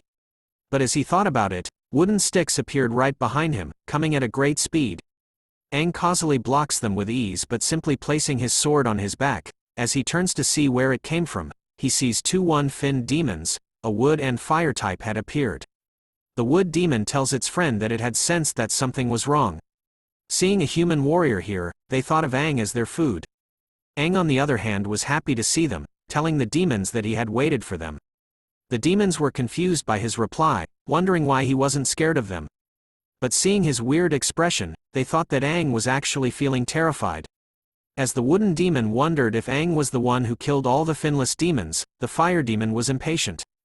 It rushes forward with its flames activated all around it, telling the wooden demon that it wanted to try and fight Aang. As it stretches out its demonic claw, shouting burn, in a blink of an eye, the red demon was sent flying back to where it came from. Even the wooden demon couldn't react in time, as it could only turn to see that Aang had stabbed its friend in an instant. Aang had used the metal element, knowing that it was the best type against the fire element. As he transforms into his demon mode, Aang felt that it was right to try out his new quadruple-finned form's abilities. The wooden demon had collapsed onto the ground, slowly inching away from Aang. It couldn't believe that he wasn't a human. Aang recalled that the purple core quadruple-finned demon's ability was to control warrior corpses, and since he was the one to consume it. Play the solo leveling music, if there is one, arise, said Aang as a dark energy surrounds the dead body of the fire demon. It soon stood up, much to the horror and shock of the wooden demon. The red demon snarls at its former friend, siding with Aang this time as it stood behind him. The wooden demon was left trembling in fear, wondering how it was possible for Aang to control the demon's corpse. Now that our boy Aang has obtained the powers of a necromancer, similar to solo leveling, we return to the city of Pther, where Paris was shocked to learn that Aang had still not yet returned. The guard on duty reports to her that it was true, even informing her that as the sun is setting along with the recent attack on pther city due to a demonic wave, they were closing the city doors soon, including the side doors of the city. Flexing her hard-toned abs once again, Paris yells at the guard to report to her about the levels of the surrounding demons right away. The guard was alarmed but remained hard. If you know what I mean, he reports to her that recently, there hasn't just been one-finned demons appearing, but double and triple finned had been spotted alongside the quadruple finned demons that they had sighted recently. Hearing that information made her nervous as she bit her nail, thinking about the chance that Aang might have been eaten by the demons. She knew that she had to get him back here. Since she reported the names for the competition, she could only hope that Aang doesn't make things complicated for her. And so, she rushes out to the city, telling the guard that she was heading to the practice to find Aang and that they would return before the city doors close. Paris darts across the ruins of the forest at a rapid pace. As she did, she thought about how she had become too lax. Knowing that Aang was just a kid who was a regular warrior from a C-rank city, she couldn't believe that she had let him go to the battlefield on his own. Even though he had insisted on it, she knew that the practical battlefield basically only has finless demons. But just a few years ago, quintuple-finned demons were sighted here too. She continues to rush with all her might, feeling ashamed of herself as a quintuple-finned warrior if she lets Aang die in the practical battlefield, and also feeling that she had failed Helios City as well. Leaping through the trees, she hoped that Aang was still alive, but as she delved deeper into the forest, she soon came across a dark and eerie aura. She could feel a demon's presence, making her wonder how there was such a thick presence of death that was coming in the direction of the practice battlefield. She could also feel that the aura she was sensing wasn't good, as it seems that there were quite a lot of demons around. She could easily see in her mind that there were a large number of single-finned and double-finned demons, but then triple-finned demons started to appear as well. She began to question this, wondering why there were large numbers of double-finned and triple-finned demons gathering together. As she continues to make her way towards the source of the deathly aura, she meets a familiar demon. It turns out to be the loser who tried to kill Aang. It soon sees the core of Paris's, which made it immediately stop in its tracks, knowing that it had stumbled across a quintuple-finned warrior. So it tried its best to run away from her, but it was useless as she appears behind him in a flash. Like Minato from Naruto, she lands a powerful downward strike of her own, smashing the skull of the wood demon into pieces with a single leg strike. After seeing and killing the wood demon, she felt that something was strange, as though it was different from usual. Whilst in the middle of her thoughts, a horde of demons emerged from the darkness of the forest, surrounding her. Paris was still calm, looking at the horde of demons. She commented that it was strange, wondering when demons like them started to congregate together. But it didn't matter to her right now, as she knew that she needed to kill them all before the city doors closed. Seeing that time was tight, she immediately summons her nanotech weapon. It turns out to be Guan Yu's Green Dragon Crescent Blade. A guando to be specific, a Chinese pole weapon. Upon close inspection of the demons, she sees that they were acting like corpses. She could smell the scent of death on their bodies, and that they only have the goal of pushing forward in mind. But still, Paris smiles knowing that all these things don't matter. As long as they were demons, they simply needed to die. And so, as she takes a massive step back, posing with her mighty weapon, her eyes glared hard, unleashing the warrior within. She flexed every inch of her muscles, from her face to her arms, that could be seen through her suit. One swing was all it took. Paris had unleashed the secret arts of the sweeping bowed slash. Becoming the ultimate wood chopper, her attack slashes through every demon throughout the forest. But even after her attack, she could see that there were more coming up from behind, making her wonder how many more were there. Then Aang makes his appearance directly behind her. Much to her surprise, she immediately swings her weapon at the presence behind. Bang! Went their weapons as Aang summons his greatsword to block hers. He shouts at her, telling Paris to look at who she was attacking more carefully. His voice manages to snap her back into reality. Surprised by his sudden appearance, she calms down and asks if he was all right. But what was more alarming to her was the fact that Aang had managed to block her sweeping slash. That slash was a reflective attack, so both its speed and power were immense. And yet Aang was fine as he retracts back his weapon, making her surprised that a kid like him from a C-rank city was able to block it, knowing that even if he was a quadruple-finned warrior, he would have needed to use all of his strength to block that attack. As Aang shakes his hand, he tells her that her quintuple strength core was really amazing, as his hand had gone numb from blocking the attack. He then apologizes to her, explaining that he had been trying out some new moves, making him forget about the time. Paris tells him that it was fine, since he was alright, but now what was important was that they eliminate these demons that were acting strangely. Seeing that there were many triple-finned demons among the horde, she thought it was dangerous for Aang, so she told him to get behind her. But our boy casually tells her that they were all dead as he walks past. With just a snap of his fingers, the deathly aura that was inside the demons were all released, rendering them completely dead this time. Much to the surprise of Paris, seeing that it was settled, Aang looks at her, telling that they should go back to the city. But our girl wasn't that dumb. She slams her hand against his chest, asking him how it was possible for him to control all these demons when his core was clearly a strength-based red core, so she asks him, "What is your ability?" But Aang simply pushes her hand away, telling Paris that they were simply collaborating partners with one another and that there was no need for him to explain things to her.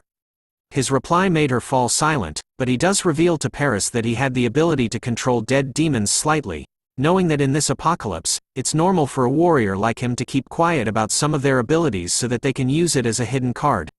Seeing the dead demons, she couldn't believe that Aang had such an ability, as it was rare even amongst the quintuple-finned warriors like her. Believing what he said, she then tells him that they'll make their way towards the city of the breaking dawn, which was happy news to Aang as he shouted out loud that it was great, since he needed to settle the problem of getting Helios City's energy crystal reissued to them quickly. And so, he probably announces that they should go tomorrow. Paris simply followed behind him, thinking that she could look forward to Aang's performance on the day of the demon hunting competition. But Paris, who had been busy trying to return to the city, failed to notice the statue of the practice battlefield in the distance. As we zoomed past the trees to where Aang was previously, we saw tons of dead demons, piled up like mountains all around. According to the report that eventually came later, the practice battlefield was reported to be completely destroyed by an unknown power. A heavily armored vehicle soon comes to a stop. Aang and Paris come out of it. As they did, Paris tells him that they were here and warns him not to embarrass their city. But his eyes were drawn to something that left him shocked, recalling the environment and terrain he saw during the ride. He couldn't believe that he was right in front of the city of the breaking dawn, the only S-rank city, the city that he used to manage. Looking at it closely, he could see that the city had been renamed to Breaking Dawn City, after he died in battle during his past life, making him wonder if it was because of that battle that they renamed the city to Breaking Dawn. But he thought that it looked way more majestic now compared to back then. He thought that it would be a long time before he returned to this city, but the thought of seeing the 6 of them here brightens his face. The strongest team he brought together in his past life, his 6 strongest subordinates known as the 6 Talents. He wonders what happened to them after the battle for Breaking Dawn. Would they believe him if he told them about his current situation? Paris appears by his side, asking him if he was scared out of his mind from seeing Breaking Dawn City for the first time, but she tells him not to be shocked yet since he hadn't gone in yet, as Dawn City is humanity's only S-rank city, representing the core of their strongest forces. But she tells him that not everyone was lucky enough to be able to visit Dawn City at least once in their life. Hearing all this from her, Aang thought about how Paris knew some useful info as one of the quintuple core warriors, so he asks her about what happened to the 6 talents after the battle for the Breaking Dawn and how they were now. His question was enough to make her pause in her steps. As she finds it a little strange, she turns around, asking Aang if he was talking about the new 6 talents or the old 6 talents. Aang was confused by what she said about the old and new, so he asks her about the group that was led by the strongest warrior called Aang, the king bearing the same name as him.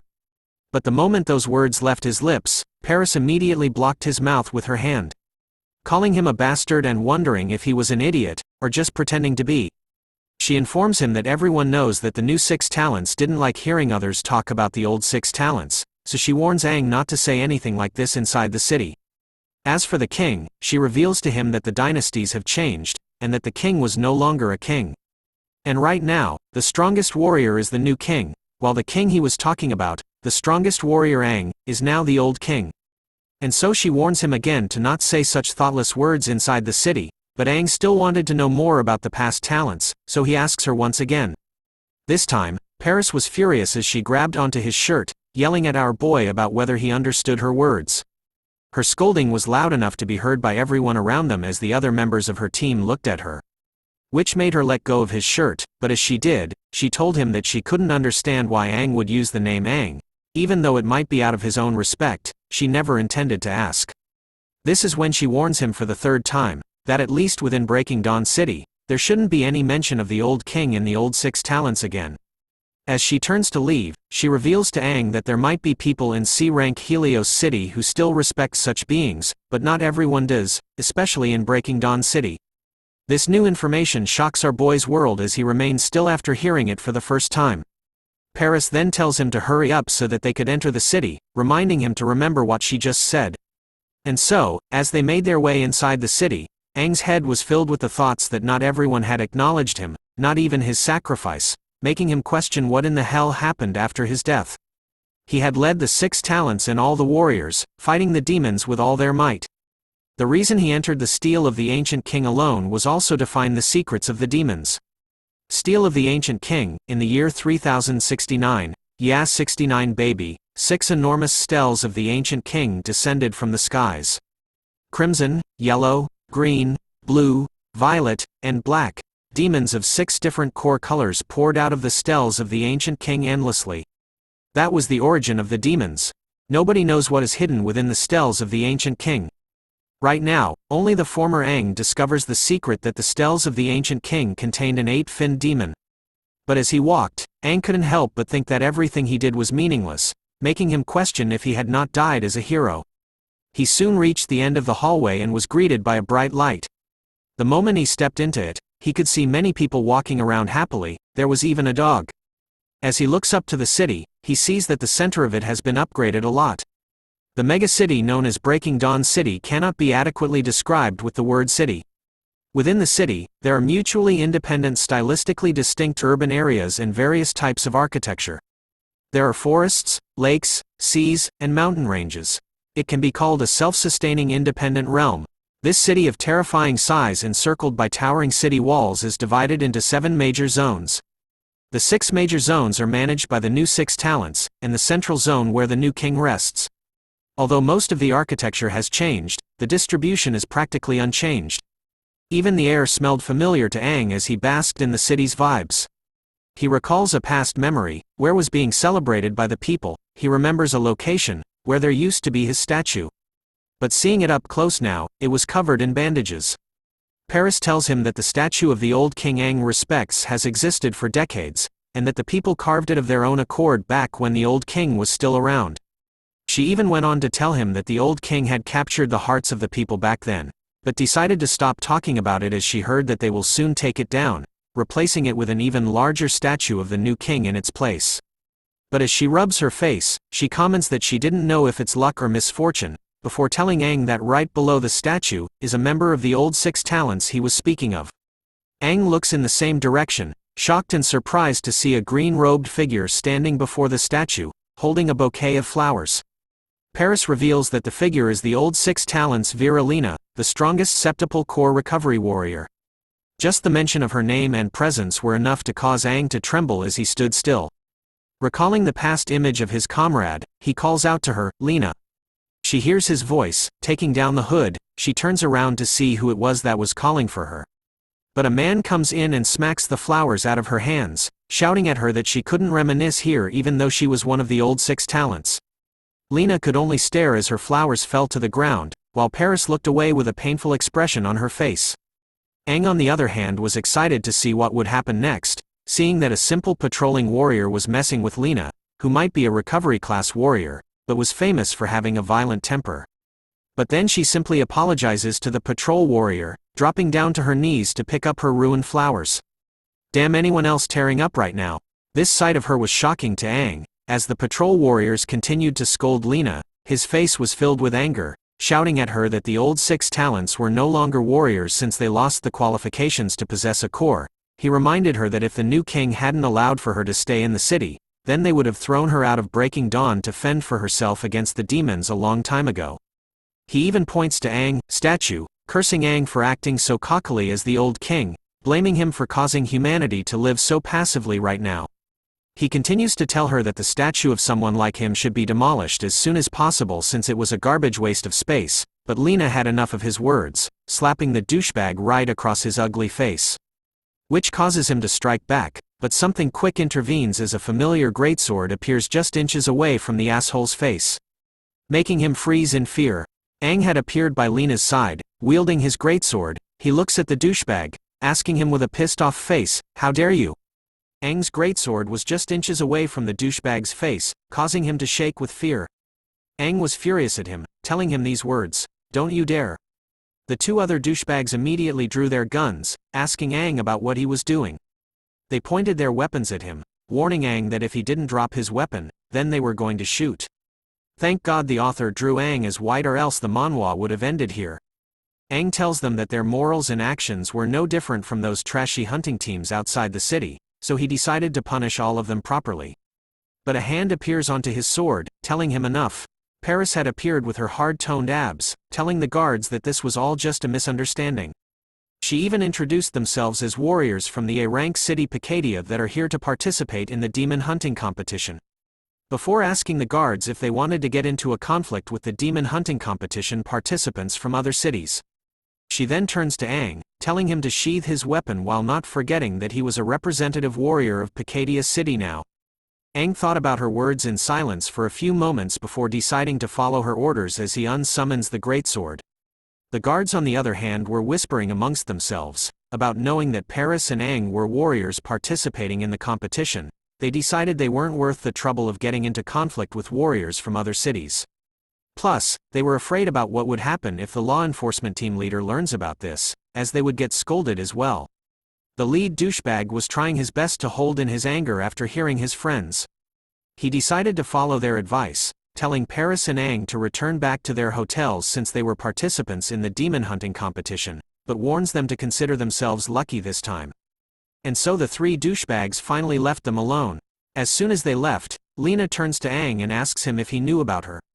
Aang could only stare at her in silence, thinking that he almost told her that the strongest warrior has returned, but he was worried that saying such things without thinking them through will end up causing her more trouble instead.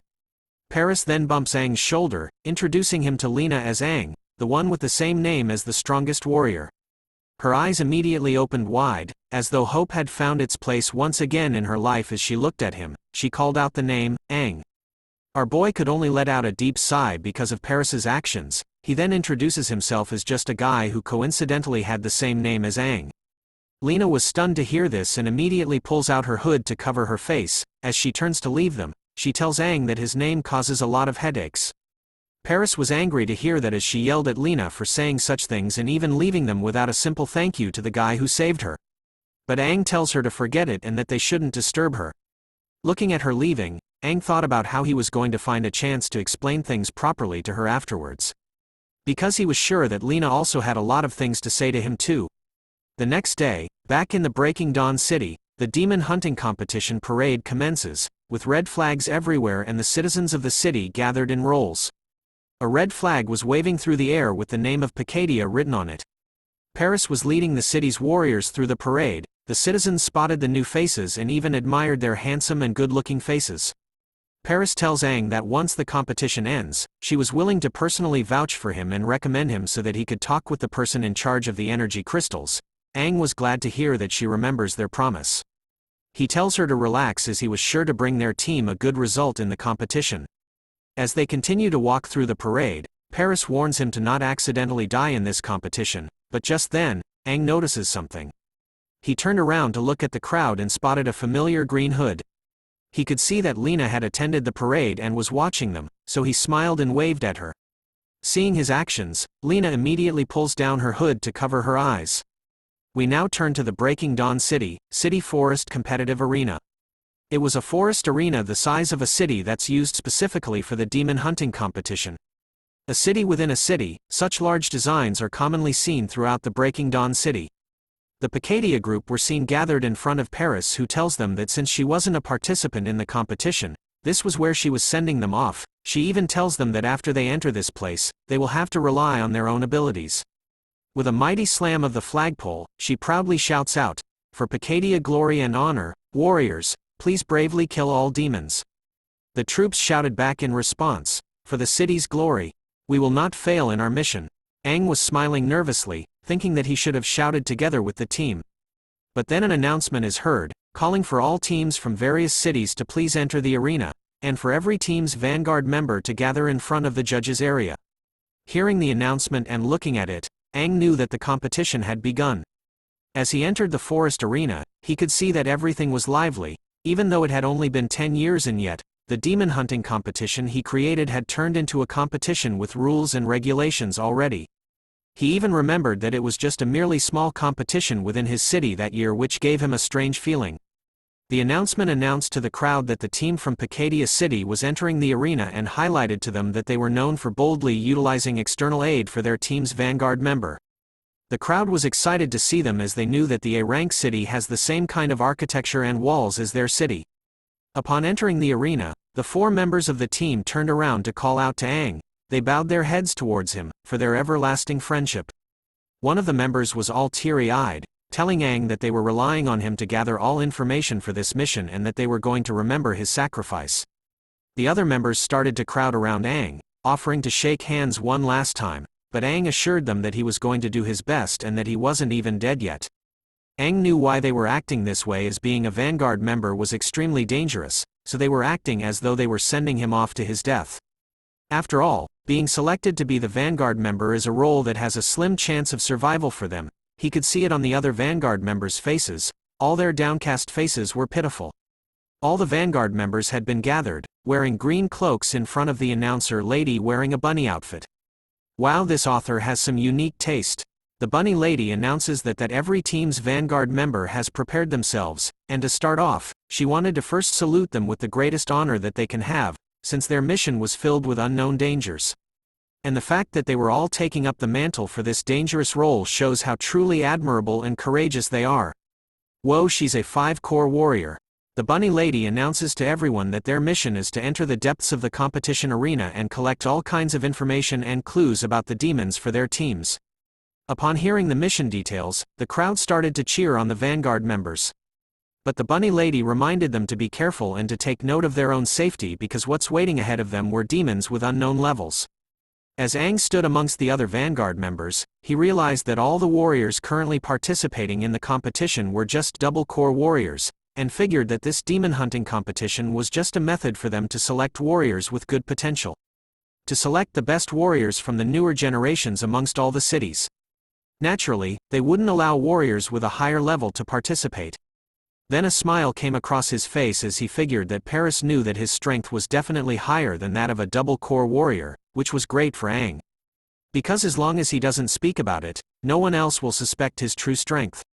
But before the competition starts, the bunny lady wants everyone to welcome someone with their greatest cheer and applause that they can possibly give, because for this competition, that someone will be judging the competition as the highest-ranked judge, as he is someone from one of the 6 greatest warriors. Aang's eyes instantly open wide upon hearing her announcement. He turns around to look at the entrance, anticipating the arrival of one of the 6 greatest warriors. The bunny lady announces him as humanity's strongest regeneration and support soldier, so welcome him. The moment he showed himself, the crowd went wild and crazy, excited to see his handsome face with the fact that he was also a double-core warrior. This is one of the greatest new 6 talents, a double septuple core warrior, Dylan Fan. With green hair and a single monocle on his face, and 2 cores on his suit, this is Dylan Fan. The energy of the crowd went up immensely the moment Dylan made his appearance. The crowd's energy could be felt and seen from outside the forest arena. They continued to chant the words, "The 6 new heroes, Lord Dylan," repeatedly as Dylan enters the arena. He looks all around and waves at the crowd as they continue to chant his name. Aang was staring at his chest. He couldn't believe that the idea of a dual core, that was still in its theoretical stages in his previous life, is now able to be utilized. A dual core indicates twice the strength, but if the synchronization rate is high enough, it can even end up showing an incomprehensible amount of strength. A warrior's ability stems from the energy provided by the demonic core. The higher the synchronization rate a warrior has with their core, the more they can utilize the power hidden deep within the demonic core. But the higher the synchronization rate, the more the warrior's body will have to tolerate the demonic energy's attack. It's just like a power suppressing the other. That's why warriors with low synchronization rates or even weak bodies can still match with some of the cores. In Aang's previous life, humanity's technology could only invent equipment that could utilize a single core in the grafting equipment. But it looks like in this life, the 6 new talents don't just have a double-core grafting equipment, they were also much stronger as Dylan's aura radiated strongly around him as he made his way into the arena. All the Vanguard warriors, and even the bunny lady who thanks Dylan for taking the time to view their competition despite being busy, immediately bowed their heads towards him in a 90-degree angle, the ultimate sign of respect. All except for Aang, who was surprised by their actions. The reason he didn't bow to Dylan was because thinking of what happened to the older 6 talents makes him angry with Dylan. Dylan started to praise the Vanguard warriors, calling them amazing for being here despite knowing the dangers of their positions, and yet they still had the courage to do it. In order to reward their bravery, Dylan was personally going to give everyone here a triple-finned core as a souvenir after the competition in hopes that they return back safely. The Vanguard members immediately shouted thank you at Dylan's generosity. Another member turns to Aang, whispering to him about why he was being disrespectful and that he should bow his head quickly. Whoa, flexing his hard-toned abs and body, Aang explains to everyone that he couldn't bow because his waist hurts. Causing an awkward silence between him and Dylan, who continues to just stare at Aang in silence before giving him a lovely wink that came with stars. Aang sees this right away, and immediately felt weird about it, thinking that Dion was so disgusting for smiling so flirtatiously at him. The bunny lady announces to everyone that there was going to be a feast for their eyes as the great warrior Dylan Fan, one of the great warriors of the new 6 talents, will be showing them a performance of how he kills a quadruple-finned demon. Using that, she wishes for their demon hunting competition to be held perfectly. And so, the demonstration was about to begin, drawing the crowd's attention as they cheered even louder. The bunny lady invites all the Vanguard members to take a look from the sidelines as well and to leave the stage to Lord Dylan. Aang looks back at Dylan, thinking about the performance of killing a quadruple-finned monster. He believes that the new 6 talents were trying to showcase their strength and capability with such a method. He also knew that it wasn't easy to capture live and securely imprison a quadruple-finned demon, which meant that the overall battle strength of the Breaking Dawn city is truly greater than before. As Dylan approached the bunny lady, he had a single question for her, asking her if she was a new referee instructor. The bunny lady excitedly replied back that she was and that it was an honor for her to meet him. Dylan then leans in real close to her, which startles the bunny lady as she didn't know what he was doing. Play the Homelander music. As Dylan whispers into her ear that they were going to have someone replace her later, he reminded her in a cold way that they were the only 6 talents, and yet, she kept going on about the new 6 talents, which pisses off Dylan as he hated hearing the words new. He continues to threaten the bunny lady, telling her that if she wasn't a warrior from the Breaking Dawn city, then he would have accidentally shattered all her internal organs with a single palm. While the bunny lady was feeling scared for her life, the crowd was still in love with Dylan, thinking that he was gentle for bowing his head towards her. Dylan then tells her to get lost, and so, the bunny lady leaves in a hurry. Aang on the other hand could feel that something was wrong as he watched Dylan silently. One of the green cores on Dylan's robes started to glow before forming a type of microphone headset on his head. He announces to the crowd that as a representative of the 6 talents, he was going to show everyone a hunting demonstration with the quadruple-finned demon that he brought along, in order to wish for their demon hunting competition to be held happily. And to also give these brave Vanguard member warriors a good start, the crowd continues to cheer Dylan on while Aang remains silent. Soon enough, the ground they were on soon to show signs of being opened. A massive metallic cage was sent flying upwards. Dylan stood in front of it by himself, telling the others to open it. As a horrifying quadruple-finned demon emerges from the cage, Dylan explains to the audience that in order to capture the quadruple-finned demon in this box, they had to send out a total of 3 quadruple-finned warriors, a proof of the demon's terrifying strength. Dylan proudly announces to everyone that this quadruple-finned monster that is rare and one of the most brutal, is the strong yet fierce red core gold elements quadruple-finned demon. As the demon emerges from its cage, it tells everyone that it was a mistake to not kill it and to release it out in an open-air battlefield like this, with so many people watching. Which isn't something clever to do. The moment the demon stepped out from the cage, its legs started to expand. It shouts out that the warriors were stupid and instantly leaps past Dylan, going straight into the crowd. The crowd were shocked and scared at the sudden appearance of the demon in front of them, some even tried to run. But then the demon wasn't even able to come close to them, as it realizes that there was a purple protective shield protecting the crowd. Soon enough, a green rope was wrapped around its body, without the demon even noticing it. It came from Dylan, who pulls the demon right back into the arena easily. He tells the demon if it understands that the warriors aren't the ones that were stupid. He reveals to the demon that there was an entire purple shield surrounding the arena that is quite sturdy. He explains that this protective shield was made by one of the 6 talents, the one called the strongest illusionist-type warrior, and was cast by them. A little girl was amazed by it, telling her brother to look as there seems to be a shield that they couldn't see, but her brother was amazed by the demon, even calling it fun. Dylan started to move on to the next part of the demonstration. Walking towards the demon, he tells it to die while unleashing the deadliest demonic aura in the form of a green skull towards the demon, who is trembling in fear before him. The demon was saying, "No, don't get close to me," it screams while summoning its serrated handblade, sending a powerful attack towards Dylan's direction. But from out of the smoke, a green shield protects Dylan from the demon's attack. He tells the demon that it was truly a low life and brainless, without any ounce of etiquette. But the demon doesn't stop with its attacks as it slams a heavy fist onto Dylan's shield. But it does nothing at all, only leaving cracks onto the demon's own hand. In an instant, a halo ring appears around Dylan's shield, causing the demon to fall backwards as its left arm explodes. With a creepy look on his face, Dylan tells the demon that it has no right to fight back. With its arm missing, the demon was confused about how a mere green core power has such invasiveness. Usually, a green core represents the idea of regeneration. Many of the medic warriors are green core warriors. Even with its arm gone, the demon was still confident that it could kill Dylan with just one arm. But before it could attack again, Dylan sends out multiple green ropes to catch it, holding its body and arm in place. He tells the demon that although he was a green core warrior, he was actually a double septuple finned green core warrior from the 6 talents. The green ropes that entangled with the demon started to glow, which made the demon realize something: it was entering its body. With a twist of his hand, Dylan had forced the demon to swallow its own serrated blade arm deep inside its throat. Damn boy, talk about a blowjob. Looking at the demon, Dylan tells it that it talks too much, so he was going to start with its mouth first. Within seconds, the entire demon's body started to bloat up, becoming like a balloon before exploding into a giant green smoke blast that covered the entire arena.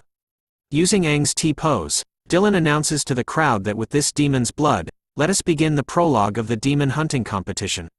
And so, the demon hunting competition officially begins. As the green smoke dust settles, the crowd continues to cheer the words 6 talents, as Dylan basks in the glory of the city. Aang was watching him closely the entire time. He could see Dylan's strength. Based on the way that he utilized his strength, the double core probably gives him a battle strength that's far above twice the amount of strength of just a single core.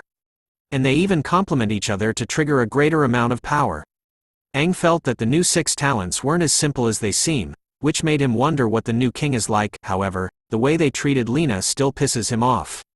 As Dylan bows his head to the crowd, the announcer announces to them that the great 6 talent would retreat from the battlefield and that their Vanguard members would return to the battlefield. As Dylan exited the battlefield, the Vanguard members continued to bow their heads as he walked by, showing that Lord Dylan was truly deeply respected by all. Meanwhile, a certain dude simply walks by the so-called Lord with his hands in his pockets, causing Dylan to stop and telling him to wait. Aang turns around, almost activating his demonic mode as his eyes were bright red. Diane asks him about why he seems to hold bloodlust towards him. Aang thought of the question silently for a while before explaining to Dylan that he was mistaken.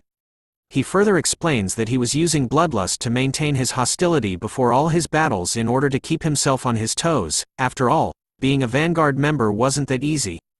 Dylan, too, took a moment to absorb Aang's explanation before letting out a laugh, calling Aang interesting and informing him that he was going to keep an eye on him. "I hope you won't disappoint me," were Dylan's last words to Aang as he left the battlefield. Those words angered our boy as he thought about how Dylan's parents weren't even born yet when he was out there playing and yanking out demon guts. And so, the Vanguard members were gathered together once again. The announcer tells them to prepare themselves and to listen to the rules carefully. They explain that being a Vanguard means to take the initiative. Before each team makes their moves, they are the eyes of each team scouting in this forest. So their task is to assess according to their team's total strength, and to find the best path for them to fight their battles. They must also finish hunting down the demons before the time is up and earn points. In this year's competition, there aren't just finless demons, there are also single-fin demons and double-fin demons, and even some triple-fin demons. They will all be released randomly into the City Forest Competition Arena. The City Forest Competition Arena covers a wide amount of space. Each team's Vanguard members need to scout carefully for the best path. While scouting, please keep in mind your own safety. This isn't a joke. The announcement reminds them that their safety is paramount, and since they were all on their own, it was best not to attract the attention of the demons. After hearing the explanation of the event from the announcer, every Vanguard member around Aang started to become nervous. After all, the survival rate of the Vanguard members was around 36%. Hearing their worries, Aang looks at them and could see that these double-finned core warriors simply have a double-finned core, but they probably didn't even reach the strength that a double-finned core warrior should have. In terms of synchronization rates, each warrior's aura is incredibly important as well. Perhaps it's because they were far too young, and don't have the responsibility of a leader upon their shoulders, which was why they seem so immature to Aang. Unlike Jin and the other single-core warriors back home, who have such sharpened auras and presence. Since they came from a city that doesn't have much resources or help, they managed to refine their techniques and enlighten themselves with each battle to protect the city that they go through. And yet, over here in the S-rank city, there were even some warriors that have already begun to give in to their fears, like this young female warrior. But then the announcer calls out for one last thing, telling everyone that there was always a special segment in each year's competition. And that is the presence of a quadruple-finned demon. That's right, within the competition arena, there's a quadruple-finned demon. This demon has been trapped in a container, so if their team's overall strength is great enough, then they could consider setting it as one of their targets. As long as they hunt down the quadruple-finned demon, the competition will immediately end, and that team that hunts the demon down will win. Aang was happy to hear this as he was right, they kept his practice until today. While the other Vanguard members were worried about the presence of the quadrupled-finned demon as they knew that none of the teams would take that risk. And so, the announcer proclaims the start of the competition. The moment he does, every Vanguard member vanishes from their spot in an instant, leaving Aang to stand alone. Aang takes a massive step, destroying the ground beneath his feet. As he charges into the forest by himself, he thought of how perfect everything is, as the quadruple-finned demon was his end goal after all. After running into the forest for quite a while, Aang comes to a stop. Looking around, he could see that everyone had separated from each other and that most of the Vanguard members were still following the tracks of the other members. It looks like the other Vanguard members have no intention of finding that quadruple-finned demon like Aang was. But even if they know that hunting a quadruple-finned demon means that they would win, these young warriors were still afraid of dying. As the other warriors and Aang were roaming through the forest, multiple screens appeared in a room, showing where and what the warriors were currently doing. Dylan was paying close attention to all the participants to the point that he asked his assistant to find all of their information. Looking at her tablet with a sweat drop on her face, the assistant wanted to know if he had a particular Vanguard warrior that he was interested in. While looking at a screen with Aang on it, he describes to her that he wanted the warrior with a lock of white hair, the one that was casually taking his time and strolling around in the forest. With a quick few taps on the tablet, the assistant had found Aang's information. She reports to Dylan that Aang was a warrior from Pther City and was a triple-finned core warrior. Hearing that Aang was a triple-finned warrior, Dylan's curiosity was increased. Knowing that very few triple-finned core warriors were willing to join this competition, since it doesn't benefit them much, it requires a lot of work. But he could also see that Aang was at a higher level when compared to the other competitors. This made Dylan wonder if this was the reason why Aang was so arrogant. But to this point, Dylan didn't know what Aang's name was, so he asked his assistant. As she read Aang's information, she started to stutter while behaving all nervously. She finally reveals to Dylan that the arrogant warrior's name was Aang. Upon hearing that name, Dylan immediately smashes the corner of his seat in rage. His powerful aura started to spread all around him as he looked at his assistant with murderous eyes, telling her to repeat what she just said. His assistant immediately shows Aang's information on the tablet to her, reporting that she was only reading according to the information report. Looking at the tablet, Dylan could really see Aang's name as it is written. He could only comment out loud that Aang's name was truly a name deserving of death. We now turn to the crowd who were watching the competition. Their cheers and support could be heard loudly in the arena. They could also spot that the vanguards have found the demons in the forest. The competition broadcaster announces that the vanguards have found the demons, and are using their own unique methods to record down the location. As they were now in the area where the finless demons were.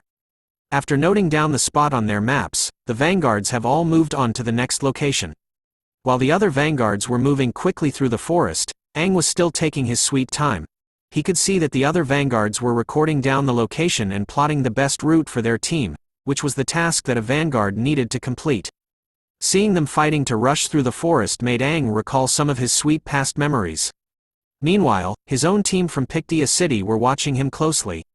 They were a bit annoyed by the fact that Aang was still chilling while the other vanguards were on the move, making them wonder if he was going to be reliable or not. They soon turned to instructor Paris to have a look at what Aang was doing right now. But she already saw what he was doing as she gazed out the window. A past memory is recalled where Aang spoke to her. He confidently tells Paris to believe in him, as he won't be taking the same path as the other Vanguard members, but he promises her that pther City will win. Paris recalled how confident Aang was to be sure of winning. She could see the look in his eyes then, which was full of confidence, which made it seem like he wasn't making a joke. She also remembered the power that Aang had showcased at the practice battlefield. But her face was starting to get pissed off after recalling how much more daring Aang was becoming since he always called her by her name, but in the end, Paris was smiling because she found Aang even more interesting after his actions. The vanguards were still moving fast throughout the forest. One of them was being chased by 3 single-finned demons, warning his team to stay away from this spot or else their chances of them getting points will be lowered. The other vanguards discovered a double red-finned demon in other spots of the forest. The remaining others run for their lives after discovering a triple-finned demon nearby. One of the vanguards who was running away passes by Aang, warning the main character that there was a triple-finned demon over there, and to not go there unless he wanted to die. But our boy ain't no bitch. He calmly marches forward to the area that everyone was running away from, as it happens to be leading to the path that he needed to take. As Aang stood his ground, various Vanguard members in front of him who tried to run away were instead stabbed with massive spikes made of wood. A triple-finned demon who has the wood element and a blue core emerges from the darkness of the forest with a low growl, holding onto the mouth of a Vanguard member. The crowd were shocked to see a triple-finned demon emerging, so they shouted at the Vanguard members to run away. This demon was pissed off at the humans for trapping it inside the forest for so long. He unleashes even more of the wood element attack towards Aang, shouting out loud that all humans must die. Aang easily dodges the wood attack with ease, knowing that the demons inside here were all more brutal and cruel than the ones outside, as they had been trapped for so long in here. Thinking that Aang was running away, the triple-finned demon lunges right at him, warning Aang to not run. As he landed onto a tree, Aang was annoyed about how insanely inconveniently it was for him to be watched by so many people. So he needed to finish this fight as quickly as possible. It's demon time as Aang lunges straight towards the triple-finned demon this time. As the demon's sharp claws were just inches away from Aang's eyes, he instantly bends down and dodges the demon's grab attack in just 0.25 seconds. As he slides beneath the demon, he spots its core's location in 0.5 seconds. At 0.75 seconds, Aang lets out a massive stomp onto the ground right beneath the demon. Knowing that the quadruple-finned demon was still waiting for him, Aang didn't have the time to play with this demon. In a total of 1 second, Aang had dodged the triple-finned demon's attack, slid it underneath it, found its core location, and stabbed right through it with his massive greatsword. As the greatsword enters the triple-finned demon's body, it unleashes rings of light all around them. The crowd were left stunned with their mouths wide opened. They all couldn't believe that a single Vanguard member was enough to kill a triple-finned demon in an instant. Using the gold element broadsword, Aang had coated his weapon with the gold element, which increases a weapon's sharpness and damage, resulting in Aang getting a triple-finned demon's blue core, as it stuck to the tip of his blade. Just the tip. Dylan was paying close attention as well, as he sensed that there was a fluctuation of the gold element. Aang was glad to have received a blue core from a triple-finned demon. But he needed to run now, as the quadruple-finned demon wasn't that far away from him. If his plan doesn't meet any changes, in order to let those with prestigious statues witness an exciting tournament and have a great time, then Aang should find the quadruple-finned demon placed at the highest peak that's nearest to the audience.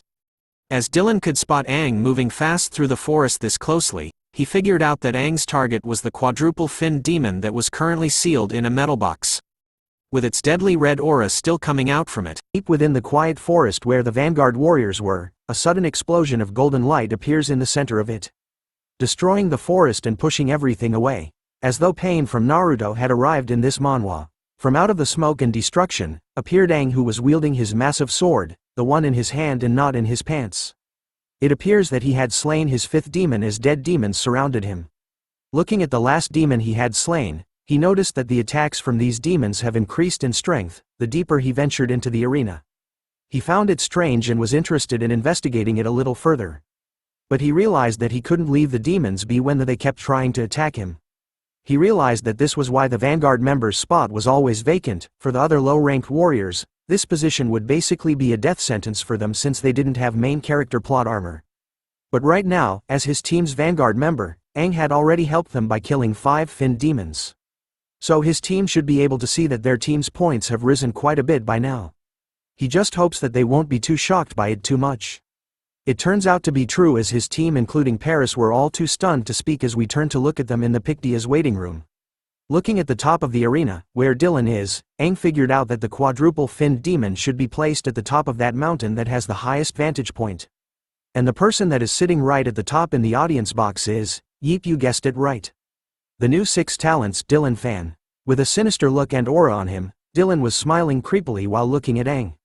He could see that Aang was truly ambitious since his target for his team was the quadruple-finned demon. Which made him wonder if the decision to hunt the quadruple-finned demon was his team's or just a decision that Aang had made on his own. Staring down towards the forest, Dylan could spot a figure looking right at him. It was our boy, Aang, with an ice-cold stare right back at Dylan. Meanwhile, back in pther's waiting room, the announcer was telling everyone about how pther's Vanguard warrior, Aang, was currently walking towards the direction of the quadruple-finned demon. Which was strange to everyone, as they couldn't believe that our boy had found the location of the quadruple-finned demon in such a short time. Aang's team started to panic as they watched him on the monitor, thinking that Aang was designing a path for them to kill the quadruple-finned demon. But they were worried because they knew that their current strength was not enough to defeat a quadruple-finned demon. They then turned to Paris, thinking that this was her idea instead.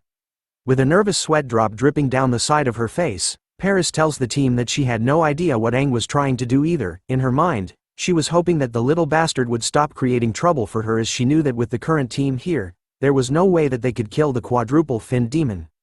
But it was too late to think of escaping, as the announcer reveals to everyone that Aang had finally reached the location of the quadruple-finned demon, which was covered with yellow tape, cautioning the warriors to keep out of this area. Looking at Aang, the announcer could see that he was looking around, believing that he was scanning the area and making a plan. The announcer even believes that Aang was about to leave, as he knew that as long as Aang returns safely to his team would be the first to be able to set off. But the complete opposite happens instead. The yellow tape that was meant to keep warriors away was cut down into pieces, leaving the announcers and staff in the broadcasting station too stunned to speak. Even the audience members became quiet after witnessing what happened. Aang had purposely cut down the tape, walking closer to the quadruple-finned demon. The container keeping the finned demon started to glow, as it announced to Aang that he had removed the seal as the demon's aura started to leak out. Aang wasn't fazed by this. Instead, he looked at it dead on, telling the quadruple-finned demon to get out. Seeing how Aang defied everyone's attention turned Dylan on as his aura started to leak everywhere. He couldn't help but find Aang interesting, after realizing that Aang wasn't planning on hunting the quadruple-finned demon with his team, but instead, he was going to kill it for himself. This prompts a question in Dylan's mind: is Aang trying to win the competition with just a Vanguard member title? Even the announcer was smiling all weirdly as he couldn't believe that pther's Vanguard member had removed the seal by himself. He tells the crowd what he thinks, revealing that Aang may be aiming to defeat the quadruple-finned demon on his own.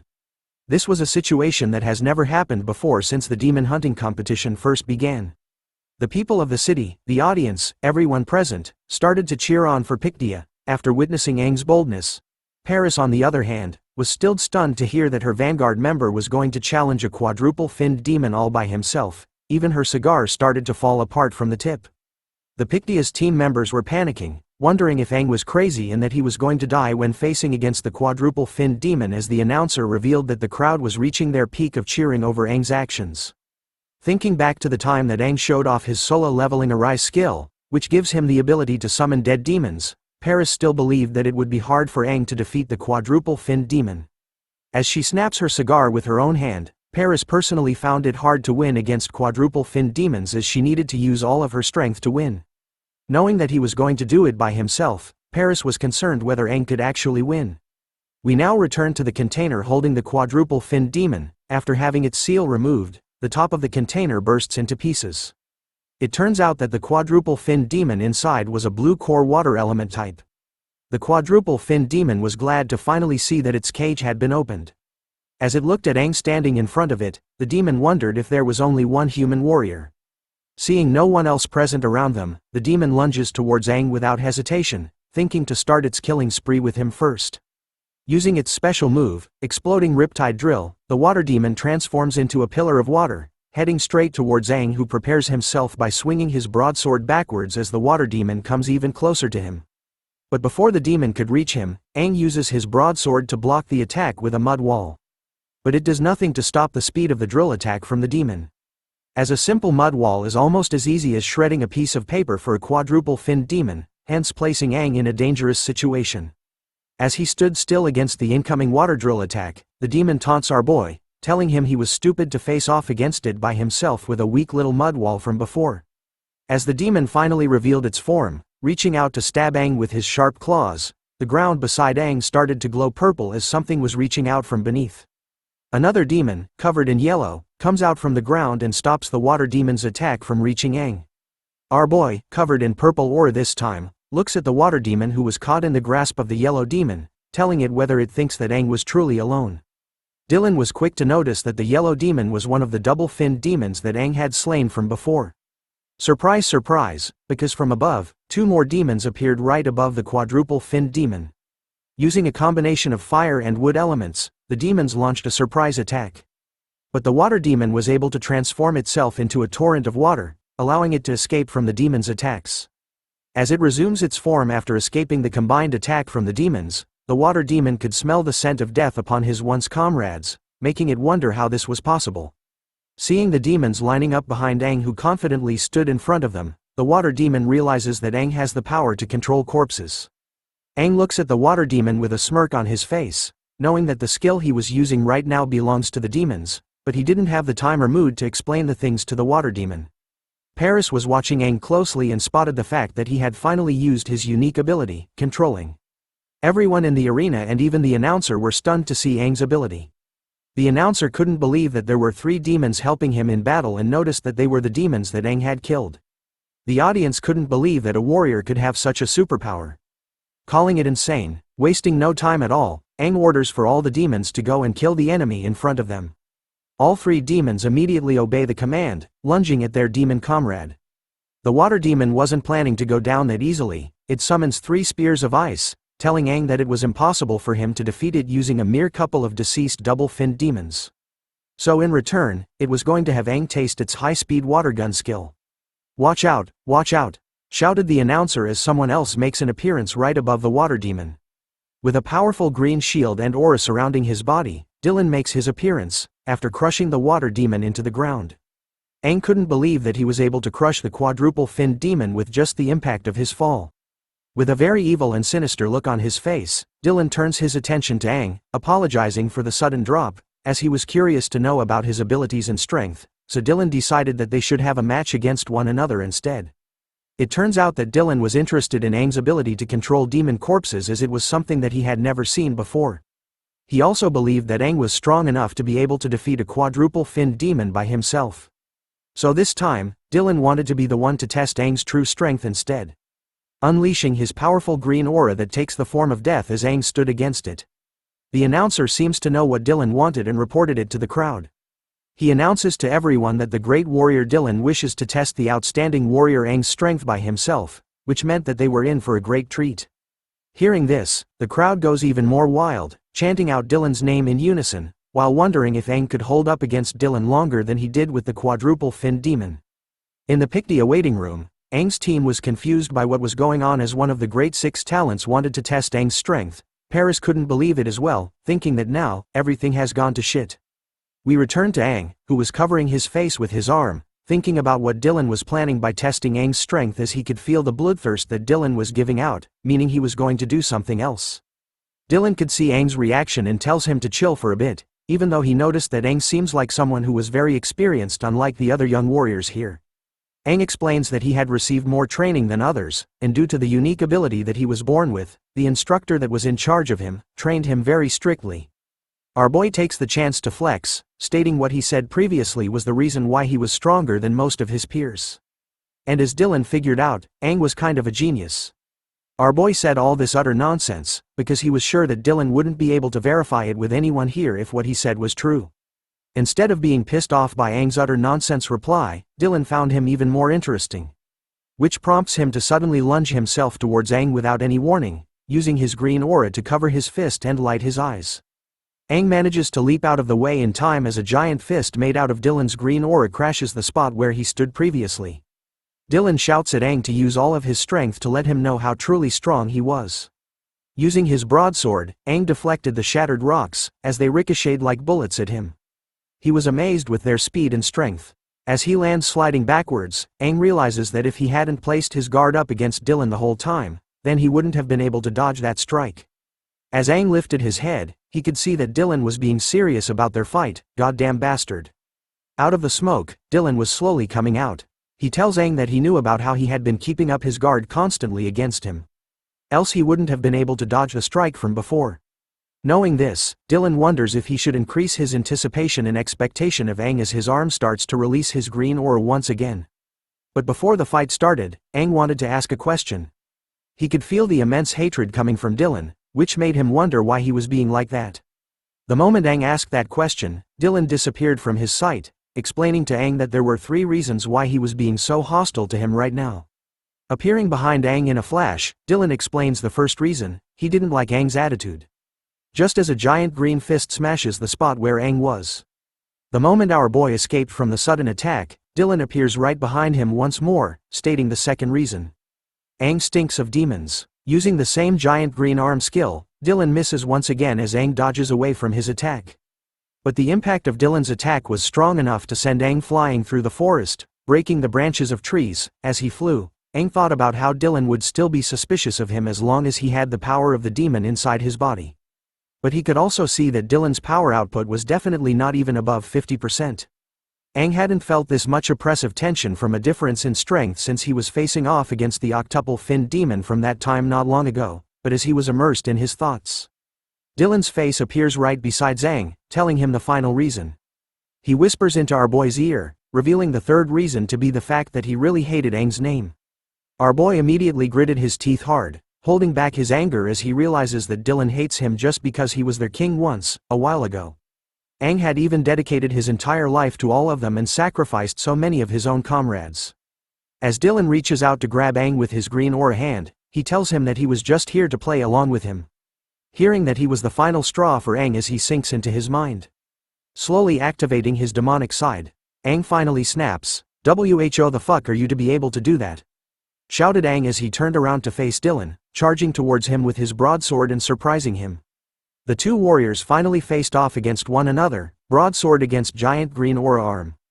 2 pillars of massive powers, red and green, were smashing straight into one another, in hopes of overpowering the other one. The clash between the titans was enough to send shockwaves throughout the forest and into the stands where the audience were.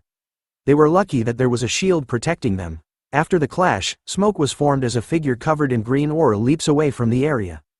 Dylan had retreated from the spot he fought against Aang directly. On closer look at his face, the septuple warrior had actually gotten a cut, causing a drop of blood to spill from his face. As though the fight isn't over yet, Dylan takes a step back, preparing himself for what was next. Aang appears from out of the smoke, unleashing his demonic energy to the point a demon's skull is formed in front of Dylan. The announcer was shocked to see that a Vanguard member was actually able to withstand a strike from Lord Dylan. Aang was now just standing there with an intense aura emanating from his entire body. Even the announcer couldn't make sense of Aang's strength. Using his green core ability, Regeneration, Dylan looks upset and silent as he heals the cut on his face. The announcer was quick to notice his wound and reported to everyone that for a moment, the indomitable Lord Dylan had actually bled. Those words seem to trigger something inside Dylan as he unleashes another wave of his green aura all around him. With a pissed-off look on his face this time, Dylan announces to Aang that he was going to kill him, then explained to everyone that he was forced to due to the thick demonic aura he had around his body. The crowd didn't hear his words but were excited over the fact that Dylan was finally showing off his skills, giving them the performance of a lifetime. With a single step forward, strong enough to smash the ground beneath his feet, Dylan lunges himself towards Aang without holding back anymore. Seeing that Dylan intends to kill him, Aang covers himself with his demonic aura completely, knowing that if continues hiding his powers, then he is really going to die here. Meaning that the manhwa ends here. Dylan had forced Aang to do this, since one of the new 6 talents wanted him dead. Aang was determined to take him down with him, as he knew that he couldn't win this time. Letting the demonic side take over, his eyes turned bright yellow as he charged towards Dylan without hesitation. Summoning his deadly red aura behind him as Dylan himself charges towards Aang with his green death aura following close behind. But before the two titans could clash with one another, someone else appears from above. Coming in between the two powerful forces, Dylan's attack was blocked by a shield as he retreated backwards. Looking up with a pissed-off look on his face, he tells the intruder that it wasn't a smart move on their part, which made him wonder why they had intervened. From out of the smoke, Unveil, one of the previous 6 talents, a septuple finned core, regeneration type, appears with a green shield protecting her and Aang. She reminded Dylan about how he said he hated Aang, but for her, she quite liked him. Did somebody say mom? Aang was left with a stunned expression on his face due to Lena's sudden appearance. He could only stare at her cakes, her back, as she appeared in front of our boy, saving him from Dylan's attack. But Aang was wondering if she had used a green core to forcefully regenerate her body into its peak form. Dylan, on the other hand, didn't feel worried about her sudden appearance. He even reminds Lena of how she wasn't even allowed to wear her battle uniforms ever again. Seeing her sudden appearance here, Dylan could only take it as a challenge to their king's decision. But our brave girl Lena was no longer the weak little girl from before. She firmly stands against Dylan, correcting him that she was only barred from participating in any programs that are related to hunting demons, and for the issue regarding the battle uniform. She was allowed to wear them, as they were her only clothes. If she was actually banned, wouldn't that mean she had to walk around naked? Seeing the way she talked back to Dylan, Aang could see how Lena was still Lena, being the straightforward and honest person he knew from before in the past. Aang knew her to be the most liveliest and the most straightforward out of the 6 talents. In his previous life, Aang was always the one standing in front of her. He never thought that this time, it would be her turn to do the same for him. Even the announcer was caught off guard by the fact that a member of the former 6 talents Unveil had made her sudden appearance on the battlefield. The announcer wonders if this was a part of some secret segment, and he couldn't believe the amount of surprises for this year's demon hunting competition. Dylan continues to tell Lena about how he respected her as a named warrior from the past, but he assures her that he wasn't going to give her any chance to save face. After all, Dylan sees Lena as a loose-lipped bitch. But Lena wasn't afraid of Dylan at all. Her face was filled with confidence as she knew that Dylan, being a part of the new 6 talents, couldn't get into conflicts right now since they were in front of a massive audience. She even tells him that Aang was a child of an acquaintance that she knew, and that he had tested him enough.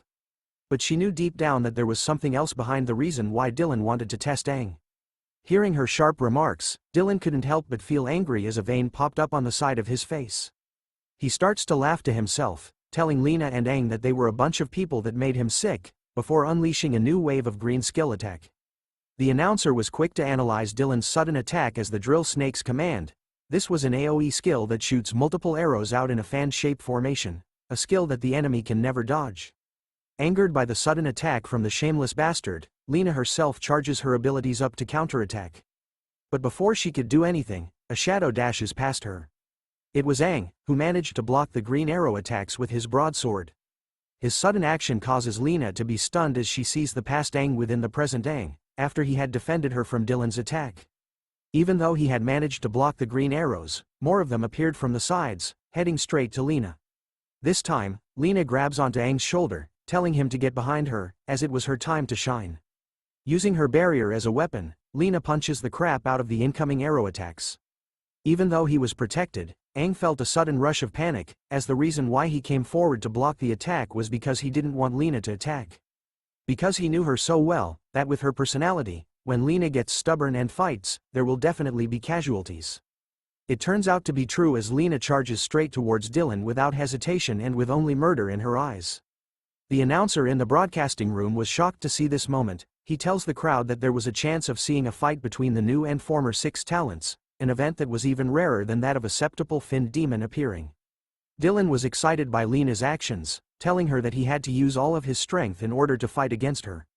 And so, the 2 members of the 6 talents rushed forward, facing off against one another, Dylan with his green spear, Lena with her fist of fury.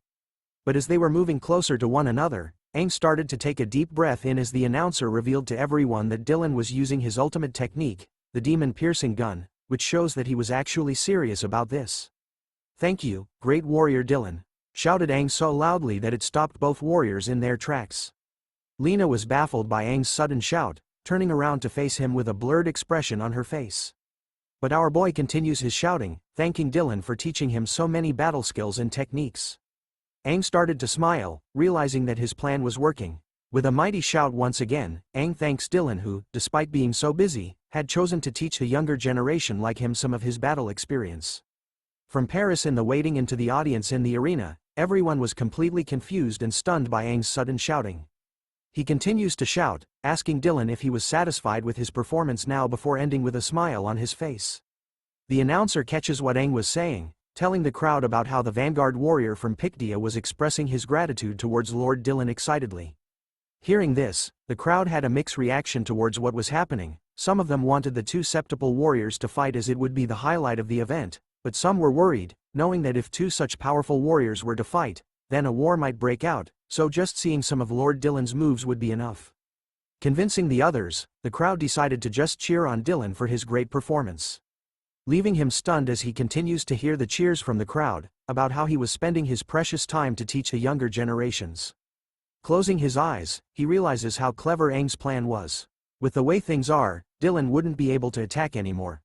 Aang tells Dylan that as the next generation of warriors, he was sure to live up to his expectations, making sure to work hard on his skills. But in his mind, he was glad that his method of killing with flattery worked well with Dylan, since with so many people watching them right now, Dylan wouldn't be able to make another move. Lena on the other hand was upset, telling Aang that since her mood was ruined, she wasn't going to fight anymore. Dylan decided to stop the fight here as well, summoning his trusty microphone. He announces to the crowd that Aang had passed his so-called test, praising Aang as being a truly astounding young warrior. The announcer reveals to the crowd that Aang, the Vanguard member of Pictia, had gained Dylan's recognition and congratulates Pictia's city for winning this year's competition. Hearing the announcement of this year's winner for the demon hunting competition, the crowd started to cheer loudly for Pictia. Back in their waiting room, the entire team was watching what was going on. They couldn't believe that they had won the competition without having to do anything at all. The announcer even declares that this is the fastest and the most surprising demon hunting competition that has ever taken place, a miracle created by the hands of the Vanguard member named Aang. As Lena left the battlefield, she whispered something that only Aang could hear as she walked past him. The news of the city started to spread the news about Aang, calling his arrival as a surprising aid. The newscaster announced that Pictia City had managed to take down the trophy for this year's demon hunting competition with just their Vanguard member alone. But one no was paying attention as they were busying throwing Aang high up into the air. With the massive golden trophy present in their room surrounded by flowers, Paris couldn't help herself, praising Aang for being brave and helping her city to win this year's competition. Looking at how excited she was, Aang couldn't reveal the fact that he was almost killed. Paris was definitely high this time as she grabbed our boy and pushed him into the heavenly mountains, telling Aang that he was free to do whatever he wanted to her, as tonight, it would be her treat. Lucky man, the Manhwa might end her as Aang suffocates in the heavenly mountains, while Paris team members begs her to let go of Aang and to calm down. After coming back to life, Aang calls out to Paris in a serious tone, asking her if she still remembers what she had promised him from before. She confidently tells him that she did, ensuring that with a pledge, Aang would be able to talk with the person in charge of managing the energy crystals. Aang was glad to hear that, but as he dusts off his cape, he realizes how dirty his clothes were, so he asks Paris if it was possible for him to get a set of regular clothes, and for the celebrations, he wouldn't be participating in it. Hearing that, a member of the team was curious if Aang was going on a date, with a guy or girl. Hearing that question, Aang couldn't help but smile, before revealing that he was meeting with an old acquaintance of his. The scene shifts to show Lena standing by herself on a cliff, overlooking the city. Aang arrives, dressed like a Korean drama male lead. As the sun begins to set, he announces his arrival to Lena, asking her what she needed since she told him to come here. As she turned around, Lena's face was filled with disbelief upon seeing that Aang had actually arrived. She recalled their past memory of how Aang revealed his anime to her, and that she had whispered to him to meet her at their secret base after she left the battlefield. Which made her question Aang about how he knew about this secret base. As she takes a few steps towards Aang, her voice starts to shake, with tears filling her eyes. She looks at our boy, asking him if he really was the Aang that she knew. We turn to a distant past memory, where Lena proudly shows off to Aang about this secret spot, and how they could see the entire city from here and that no one else has ever been here before. As she basked in the rays of sunlight, she was happy. Since it was just her and Aang present here, this was when she decided that this spot on this exact cliff was to be her secret base. Aang's reaction to her words was a flick to the forehead. Hearing her say that this was her secret, made him wonder if she was still a kid. But Lena was hella pissed at Aang for flicking her forehead again, as it would make her stupid. She even shouts at Aang, telling him that everyone wants their own secret base and that he knows nothing, only about how to kill demons and nothing else. But looking at where they were, with the glorious sunrise, Aang admits that this place was serene. Turning around, Lena tells Aang to look as she summons her powers. Deciding that this place was their secret base, she craves their names onto a nearby boulder. Lena and Aang, we now return to the present, where that same boulder is now covered in dirt and moss, hiding parts of their names on it. Lena was still tearing up as she asked Aang if he remembers this spot, their secret base. Aang hesitated to answer her as he looked at her face. Lena turns around, apologizing for her sudden actions in the moment, and for scaring Aang. She explains to Aang that he felt very similar to someone close to her, a very dear friend. She continues to tell Aang that he had acted too recklessly in the competition, and that if she hadn't arrived in time, he might have lost his life, so with that, she wanted him to consider it as payment for his help from back at the statue. Making them equal now, but then Aang calls out to Lena, using the real version this time, surprising her as she turns around slowly, asking him about what he had just called her. With the same forehead flick, Aang repeats the very same words he said to her in the past at this exact spot. You're still going on about your secret base stuff? It's been so many years, and yet you're still a kid. Hearing this and seeing his past self, Lena finally cried and let out her tears. Aang was glad to see that she was still okay even after all these years. With a deep breath out, he reveals to Lena that he was back, the one she knew as a dear friend and the king of warriors, Aang. Wasting no time at all, she rushes in for a hug. As she held her face close to his chest, she started to cry even more, choking on her words. She asked Aang about why he was only returning back now, and about where he had been this entire time. Aang didn't reply at all, and only held Lena in his arms as she continued to cry and wail everything she has within her soul, letting out her frustrations that she held within after all these years. Lena finally learns that Aang had reincarnated from half a century ago, and that there was a octuple finned demon in the steel of the ancient king, proving that the rank of septuple finned demon wasn't the highest that they can reach. Aang tells her that it was hard for him to understand as well, since he couldn't figure out how it happened either. It seems absurd to him even though he was the one saying it, but if he could place it in simpler terms, then he meant that he had actually died half a century ago. And yet, here he was, reincarnated in the present day, with something weird inside of his body. But Lena didn't seem concerned about all that, she was just glad that Aang was still alive. Seeing her reaction, Aang decided to ask about something he didn't understand. Why was everyone in the city so hostile towards them, the old king and the former 6 talents now? He recalled that back in their time, they have fought with their lives for the sake of all humanity, so why would the people hate them now? Lena reveals that if there was a reason, it would be because of him. She explains that in the Battle of Dawn back then, Aang had led a squad of warriors to the steel of the ancient king, even though most of them strongly advised him not to enter the steel of the ancient king rashly. A representative of the logistics department and the warriors came to the front line to stop Aang. Since they were in a rare advantage, everyone wished to maintain the current balance. But the past Aang didn't listen to their explanations, and simply told everyone to wait for their return. With that, he led a group of warriors inside. After some time, the people received word that he had died in the steel of the ancient king. As news of his death was spread around, the warriors' momentum and confidence fell to rock bottom. The warrior everyone knew as the strongest had died, their king had left them behind, and because of that, despair spread throughout all of humankind. After Aang's death, the demonic wave launched a large-scale counterattack.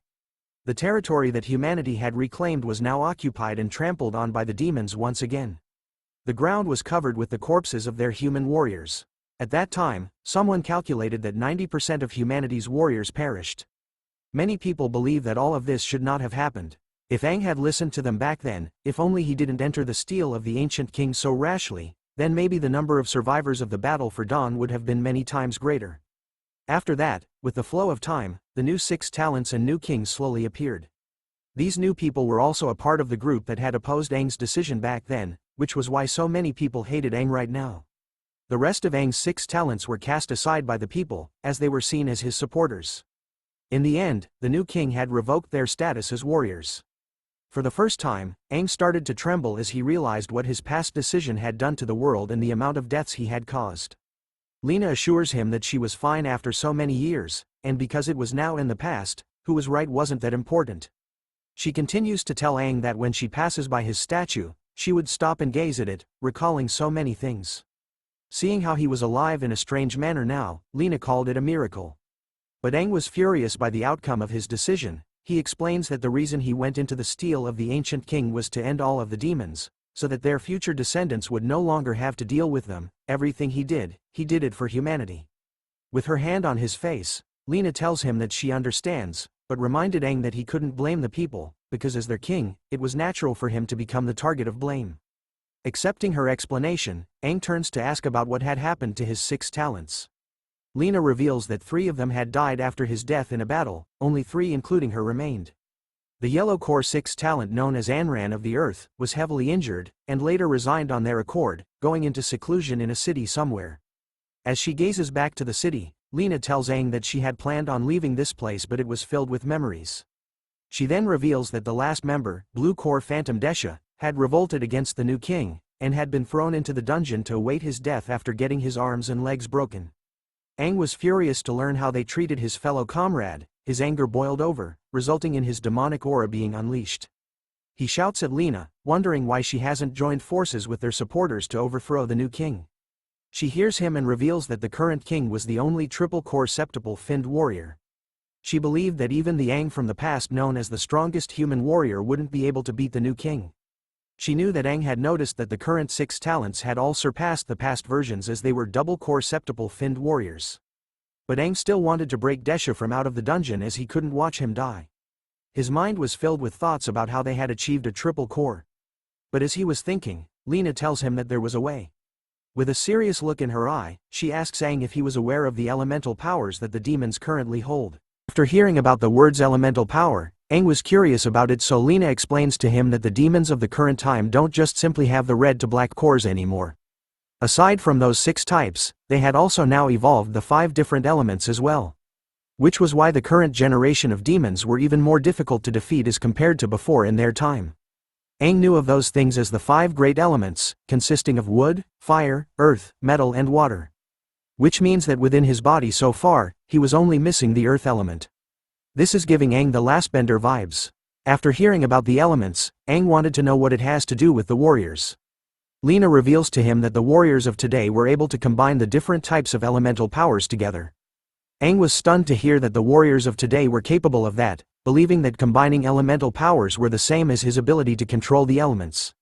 Lena further explains that there isn't just the stark difference in power between the quadruple and quintuple finned warriors. The current quintuple finned warriors who are strong enough often try their best to fight for a precious core called the Integration Core. Those warriors would enter a place called Dagora's Castle in order to obtain more of that power to combine their elemental powers. The place she mentioned was somewhere that Aang was familiar with as he could easily recall what it was to him. In the past, he had led one of humanity's toughest battles against the demons in that place. That place is now called the Cemetery of Dagora's Castle. He wonders if the place got its current name because of how that castle ended up being the center of countless battles. Lena continues to say that ever since the battle for Dawn, there have been countless humans buried beneath those corpses on that battlefield. Until one day, someone found a strange type of demon that they had never seen before. That unique demon turned out to be a quintuple finned demon, but what made it different was that, in the space where the demons were supposed to have a demonic core, it had an integration core instead. It was a unique core that allowed warriors to be able to combine their elemental powers. But that doesn't mean that every single warrior was strong enough to use it. To her knowledge, only quintuple finned warriors and above can use the combination. They needed to be able to sustain a ridiculous amount of physical resistance. Aang immediately questions her on whether he would be able to combine all 5 elemental types if he has that integration core, but Lena straightaway rejects his idea, calling it impossible to combine all 5 elemental powers together, stating that he could only combine with one. It turns out that all 5 elements have a negative or positive relationship with each other. No one has succeeded in combining multiple elemental powers, so in theory, it's impossible for a human body to be able to contain more than one elemental power. Even the current king in the new 6 talents could only combine with one elemental power. This was shocking news to Aang, as he just realized that they could manage to combine their elemental powers too. Looking back at his fight with Dylan, he couldn't even tell. Lena figured that Dylan wasn't even using his full strength, considering that the protective shield might not have been able to protect the audience if he had. She also knew that Dylan was a ridiculously conscious guy about his public image. If he had gone all out from the beginning, then Aang probably wouldn't stand a chance against him. Although Lena didn't want to admit it, the new 6 talents and their new king's strength had far exceeded that of the strength the former 6 talents and Aang had all those years ago. Not only do they have double cores, they also have elemental powers, which was one of the reasons why she wasn't able to save Desha from the dungeon. Deep in his thoughts, Aang knew that he already had 4 different kinds of elemental powers within his body, which made him wonder if it was because of the octuple finned demon within him. But if Lena was right, even if he was to compare himself to the new 6 talents, such as Dylan, Aang could clearly see that he was far too weak against them. As a warrior, he couldn't keep relying on the demon within him for its strength. In order to rescue his former comrade, Desha, Aang was now determined more than ever to make himself even stronger than before. After hearing everything from Lena, Aang tells her that he had decided to make his way to the cemetery of Dagora's castle himself. But Lena was worried, since Aang wasn't a quintuple finned warrior yet, and that there was a huge power difference between a quadruple finned warrior to a quintuple finned warrior. But Aang knew all of this, because the power difference was something that he had made a theory since his time from long ago, but in this current lifetime of his, Aang decided to no longer follow those same rules anymore, as he believes that he can break through those past restrictions himself. We now change scenes to see that Paris and Aang were walking through the streets of the city. Aang had brought her out in order to tell the person in charge about the energy crystal he needed. Afterwards, he decided to leave. Paris could only stretch her body as she had been awakened from her sleep, but she couldn't help comment that the youths of these days were so full of energy. She then assures Aang that she would personally guide him to the person in charge and vouch for him, but as he turns around to thank her for kindness, a familiar voice could be heard, mentioning that they had resolved the issue with reissuing Helios City's energy crystal. The familiar voice continued to say that they were going to make their way to the Warrior Combat Center to request for more aid. Lu could be seen, walking closely behind that familiar voice, who turns out to be their squad leader Jin. Aang could finally see his long-lost teammates right in front of him, causing him to stop. As Paris shouts Aang's name out loud, wanting to know why he stopped, Lu manages to hear it, causing her to turn around to see where it came from. An image of Aang was reflected in her eyes as she saw him. Her voice along with her body trembled as she pointed out to the others about Aang's presence. The entire Helios City team had finally found one another in the crowd of the city. The moment Aang called out to his team, they immediately made a mad dash towards him, even with their mouths wide open. Snow and Wei were the first to flung themselves towards Aang out of pure joy upon being reunited. Jin was excited to see him as well, giving him a firm handshake. He could also see that Aang had grown more muscles too. Snow, on the other hand, could notice that Aang had actually grown taller from the time they were apart. Aang explains that his physical transformation might have been affected because of the demonic cores he had. Snow then explains to him that they were here in the city with Bryan City's instructor to watch the competition, and that Lu had been keeping an ear out for any news about him. Which was why they eventually left Bryan's team in order to gather more information and to search for him. But somehow, they ended up with a wrong lead, which was why they ended up coming to Dawn City instead. Jin had also settled the issue with the energy crystal being redistributed first, so Jin explains that they were planning on looking for Aang afterwards, but they never thought that they would find him in the Dawn City too. Aang was glad to hear that the issue with the energy crystal had been resolved, as he had originally planned on negotiation with the representative about that too. Paris, who was behind him, could hear that Aang's issues were resolved now, so with a smile on her face, she leaves the Helios team alone to be reunited. Seeing that she was leaving, Jin thanked her for taking care of Aang this entire time, but Paris corrected him, saying that she and Pictia City were the ones that Aang had been taking care of. The moment Paris left them, Snow leans in to Aang and whispers that he needed to have a little talk with Lu, explaining that since he left them, she hasn't been able to eat most of the time. Wei even brought out her camera to show Aang some pictures she took of Lu, showing how dark her face is, and how it looks as though her spirit has left her body. Even though everyone had spoken to Aang, Lu remained silent with a dark look on her face. Aang slowly walked out to her, and called out to Lu saying, "Leader, I'm here to report for duty. Sorry for making you worry." Upon hearing those words from Aang, Lu's face started to gain color as she becomes embarrassed. She simply gives Aang a light punch on his chest. Looking at him with sincere eyes, she tells him that next time, don't leave the team on your own like that.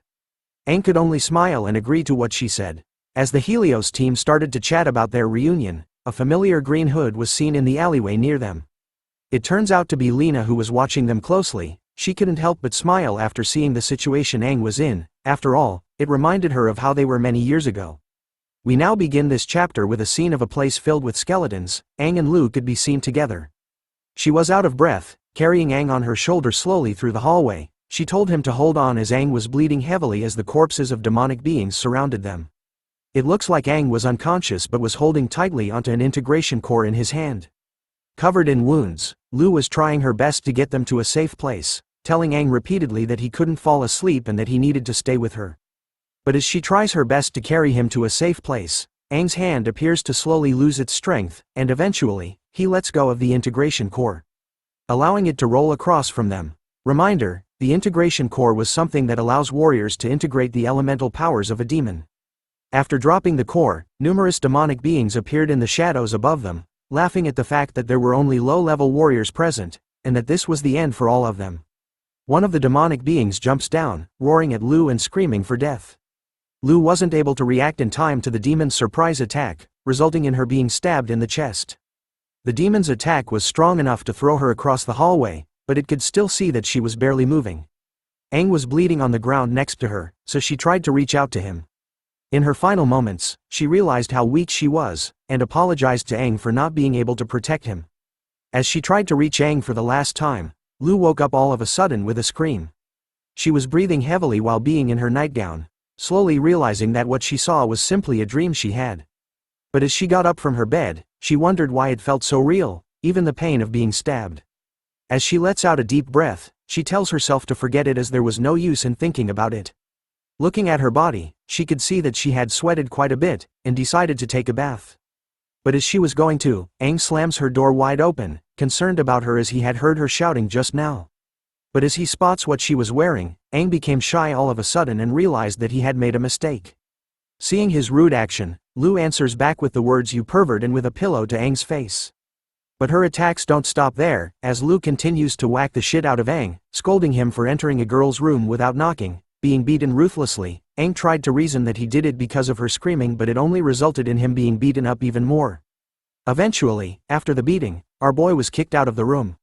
After preparing her stuff, Lu and Aang had left the C-rank city's hotel. But as Aang called Lu by her name, she appears annoyed with him, telling Aang to call her leader instead. Which he smiles and agrees to without hesitation.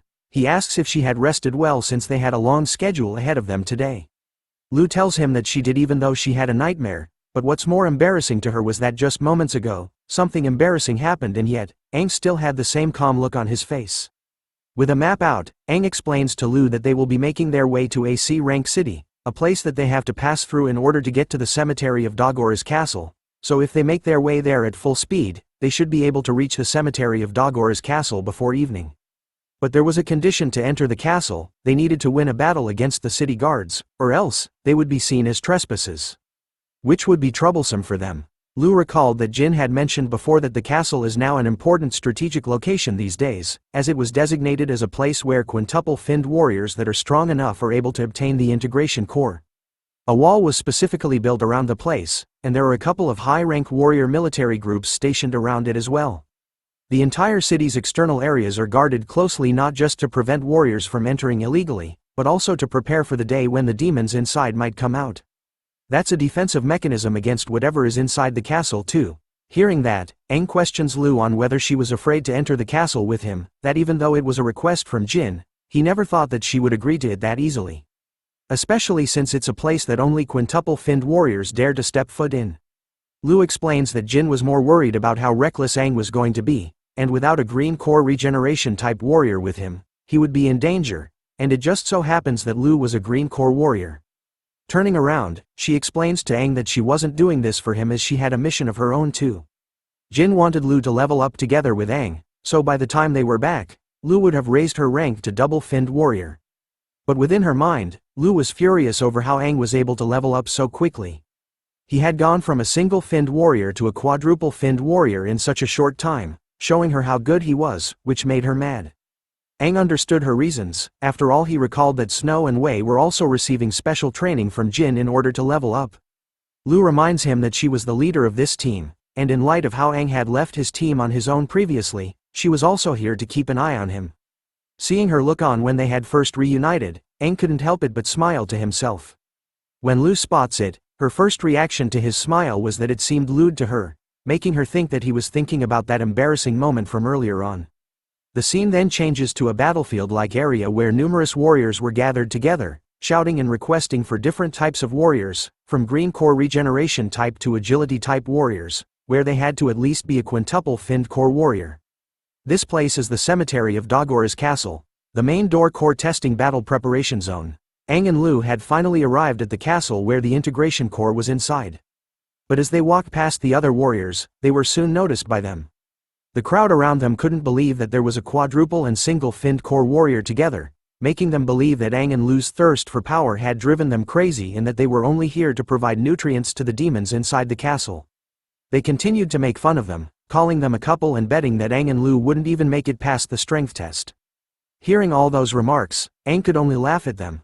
Unleashing their auras as they walked, Aang tells Lu that apparently, they were being looked down upon. From out of the crowd of warriors, 3 of them stood out to make fun of Aang and Lu in front of everyone. Aang turns around to see who it was as the voice asks Aang if he was copying him by bringing a girl with him inside the castle. It turns out that the bully was a red-haired kid who had a nurse beside him, along with a huge man with an eye patch and axe standing behind. He continues to make fun of Aang, being just a quadruple-finned bastard.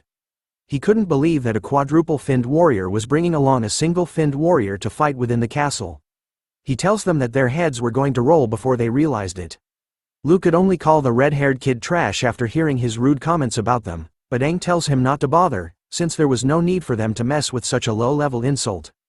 It turns out that the red-haired kid was someone important as the other warriors around him noticed who he was. He was the young master from the Eula city's mayor family, called pther. They couldn't believe that he was back here again to take another integration core. The crowd of warriors also noticed that the huge man with an axe, brought by pther, was a sextuple-finned warrior. They could see that his family was able to hire an elite warrior. They also knew him from his profile on the mercenary list, proving that he is really strong, but they never thought he would be working for the mayor family now. Another warrior knew more about the mercenary, recalling that he had an integration core and had already found an elemental power that suits him. Under his protection, the warriors all guessed that pther will be the one to obtain the integration core this time around. Pther introduces himself to Aang and Lu, flexing his family's reputation as the Meyer family is the Eula city's greatest family of warriors. Looking at Lu, he warns her to listen to his advice, that the castle wasn't a place for her to play in. As he notices that Lu was a green core warrior, Pther grabs tightly onto the nurse's mountains, causing her to moan loudly. He extends his hand to Lu, telling her that he was missing a personal healer to hold on his right side, and that he didn't mind making an exception and accepting her for that position. But all his words mean nothing as someone laughs. Pther could see that Aang and Lu were talking amongst themselves, ignoring his words completely and not even giving him a single reply. This angers Pther as he shouts at them for not recognizing his family's name, and starts to scold Lu with a bunch of insults. This causes her to snap as she shouts back at Pther, asking him who gave him the right to talk to her. Her shouting was enough to scare the shit out of Pther and his personal nurse as they watched in horror over Lu's reaction.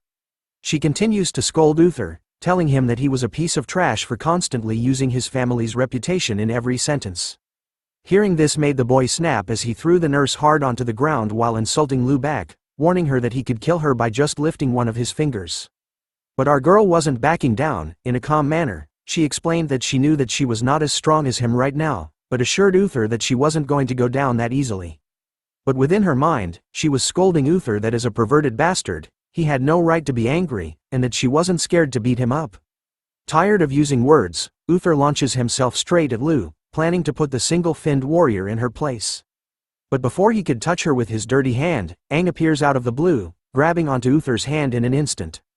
Just by grabbing his hand, Aang manages to stop Uther's attack on Lu. Seeing what happened, Uther threatens Aang that he was going to trash him alongside Lu if he didn't step down, but Aang reminded him that he was the one that provoked them first, and the one that instigated the fight first. So he knew that if word gets out, it would be bad for the Meyer family. He also points out to Uther that if he causes trouble here, then the guards wouldn't let him into the castle. Which was why Aang wanted them to talk things out first, since Uther's hand was trembling while Aang was holding it. Not willing to reason with words, Uther starts to activate his ability to start the fight instead, but the mercenary he hired calls out to him, stopping him in his actions. The mercenary points out to Uther that Aang wasn't wrong, and that all the warriors here are all worthy warriors with considerable strength. Meaning that it wouldn't look good for him since he might end up with a bad reputation the moment he arrived here. But the mercenary had a plan in mind. He leans in close to Uther, whispering to him that if he really wanted to teach Aang and Lu a lesson, he didn't have to do it now or here, as the most important thing right now was for them to enter the castle first. Because anything can happen within that castle. Hearing the mercenary's words closely, Uther smiles as he understands the hidden meaning behind them, so he withdraws his blue core ability. He finally snaps his hand away from Aang's, telling the both of them that he wasn't going to argue with them anymore and decided to part ways. As the mercenary walks past Aang, he couldn't help but give our boy the side eye. Sneakily, he uses his own earth elemental energy, stomping the ground with his reddish aura, which causes the tiny pebbles on the ground to float and fly towards Aang at an incredible speed.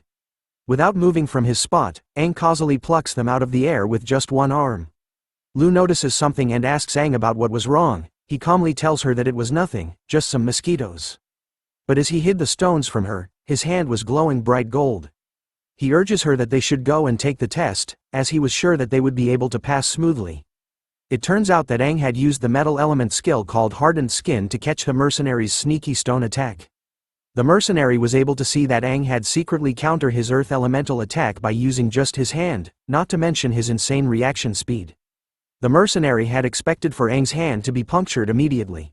Sensing that something was off about Aang, the mercenary went to Uther. He informs him that they needed to make changes to their list of potential competitors for the Integration Core, as he believed that Aang was the opponent that will pose the greatest threat to them, since he was sure that Aang had the strength beyond that of a quadruple finned warrior. And right now, he couldn't even measure Aang's true strength. So he suggests to Uther that they find a chance to kill Aang and Lu, so that they could prevent them from growing stronger. A handheld scanner was used to test Aang's and Lu's synchronization rate, which was 54 and 42%. And since there were no level restrictions, it meant that the both of them had definitely passed their synchronization rate test. Aang was impressed by Lu's score. After all, he remembered her having it at 39% the last time they tested it. He could also see that she just didn't raise her level to a single finned warrior, but also raised her synchronization rate to 42%, which is an immense increase. After the test, the tester was checking their credentials and could see that Aang and Lu were a quadruple and single finned warrior, making her ask them if they really wanted to enter the castle to fight for the Integration Core. She warns them that the lowest ranked demon inside was a triple finned demon, giving them one last chance to back off now. But Aang assured her that they were strong enough to protect themselves, and pointed out that Lu was the healer of their team and an extremely agile warrior, so they were pretty confident as a team. Hearing Aang's remarks about her, Lu turned her face in disagreement, but within her mind she was pissed that she had been reduced to just a healer. Which was awful to her. The tester reveals to them that there has never been a warrior lower than a quintuple finned warrior that has entered the castle. She knows that although they didn't have a level restriction, Aang's team is the lowest leveled team in history to have entered the castle. As she had warned them earlier on, the Integration Core can only be found within the castle's unique Integration Core demon. These demons will only appear once every certain period of time. Once it is killed, it will take a good while before another one appears. So she knows that they won't just be fighting against demons, but also be up against many strong warriors, contestants. Just surviving would already be a huge challenge for them, so for the final time, she asks Aang and Lu if they still wanted to enter the castle. Aang, with a serious look on his face, thanks her for the warnings but assures the tester that their goal isn't to just survive. Accepting their request, the tester proceeded to point them to the entrance of the castle. Lu lets out a heavy breath. Looking at the castle, she thought that she would be scared of this terrifying, dangerous place, but instead, she strangely feels calm and confident, as if by just having Aang by her side, it made her feel as though her courage knows no bounds. And so, the pair of them enter the castle together. We are now looking at the scene from inside of the cemetery of Dagora's castle. Demons were gathered in groups and talking to one another. Aang and Lu were hiding behind a wall after noticing that this place had been completely overturned by the demons. Aang knew that there was a reason why the Dogora Castle is called a castle despite being just a city. He asks Lu if she knew that Dogora Castle was once a place that rivaled that of the City of Dawn. Because it was located in the middle of the country, Aang recalled that in the past, this place was thriving with life, but due to the demon invasion, it slowly descended into ruin, eventually becoming a battlefield itself where Aang had personally fought in. After that, the ancient castle in the city, which acted as a central point for the entire continent, was taken over by demons, and no one dared to continue living there. Aang, with a sad look on his face, recounted that humanity had started to call this city a castle instead, probably so that they could forget about the city's past glory. Lu was impressed by Aang's knowledge of this place, but he simply tells her that these were stories that he had heard from when he was little. After chilling for a while, Aang decided that they needed to move. In order to find the unique demon that has the integration core, they also needed to preserve their energy and avoid unnecessary conflicts. But Lu could spot an explosion not far from them. Knowing that there was a fierce battle going on over there, she asks Aang if they should go and help. But he says no, explaining that at least within the castle, they shouldn't extend a helping hand to anyone. Aang said this to her because he knew that Lu had only lived in Helios City since she was young, which was why she still had so much compassion, but it meant that she had no idea of how evil this world can be. After all, Aang knew that the type of people they met at the castle's entrance, pther and his ground, were only just a taste of what the majority of the warriors were gonna be. In here, there were going to be even more of these selfish and insufferable people. But as he turns around to tell Lu that they needed to be cautious by not lending anyone a helping hand, something shocks Aang. It turns out that a blue core finned demon was able to sneak up behind them, to the point that it was only inches away from Lu and Aang. The finned demon strikes the spot where they were without hesitation, but Aang was faster. He manages to grab Lu into his arms and bring her to safety. Which surprises the blue core finned demon, as it didn't expect for Aang to be able to react to its surprise attack that easily. Since its water elemental attack was both soundless and hard to detect, so what Aang did shouldn't have been possible. It's revealed that this blue core finned demon was a water element and quintuple. As Aang lets Lu stand up, she wonders how a quintuple finned demon managed to get behind them. She believes that it had used its water element to remain in a silent and fluid state. Utilizing its agility to draw closer to them, Lu knew that if Aang hadn't noticed it in time, then she would probably have been killed. Looking at the blue core finned demon, Aang suggests to her that they needed to kill it quickly, so as to not attract any more attention from the other demons, as well as the attention of any other warrior teams that were around them. Summoning his broadsword, Aang decided that they needed to go all out and to finish off the blue core finned demon quickly. Lu agrees with his plan, summoning her green core regeneration aura. In her mind, she has decided to not be careless anymore in order to not be a burden to Aang.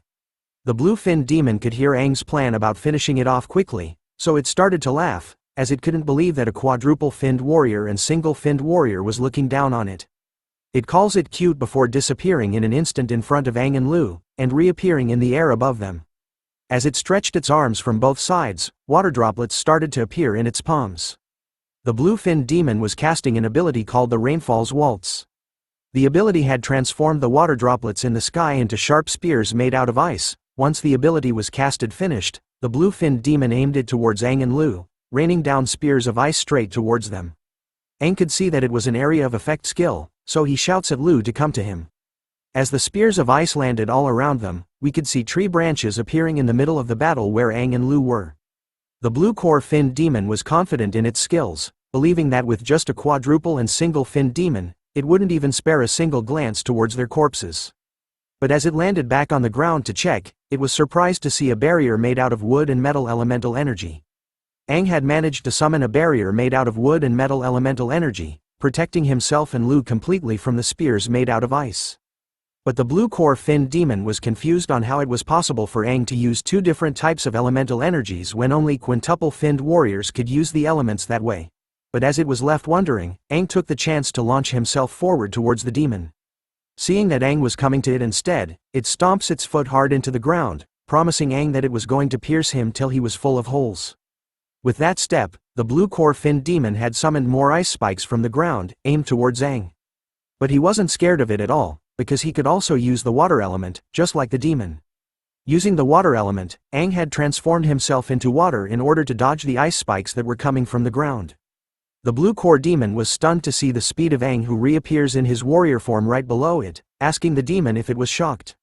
It turns out that the demon was fooling Aang this entire time, believing that even with the speed of the water element, Aang couldn't catch up with it. But Aang plays the Uno reverse card and shouts for Lu to appear. And so she does, appearing right behind the blue core finned demon this time. Unleashing her green core ability, Lu lands a massive dropkick directly on the back of the blue finned demon, pushing it towards Aang, who aims for its core straight away. He easily stabs the blue finned demon straight into its core using his broadsword. The match between the blue core finned demon against Aang and Lu ended with their victory. Aang hands over the quintuple blue core to Lu, using it as a symbol for their future fights together. As a single finned core warrior, Lu could only gracefully accept Aang's gift. While looking at the dead demon, she promises it that she wouldn't even give its body a single glance. Thanks for watching the latest part from the voice of Manhwa. Subscribe for more content and don't forget to comment below what you want to see in the future. Like and share for more.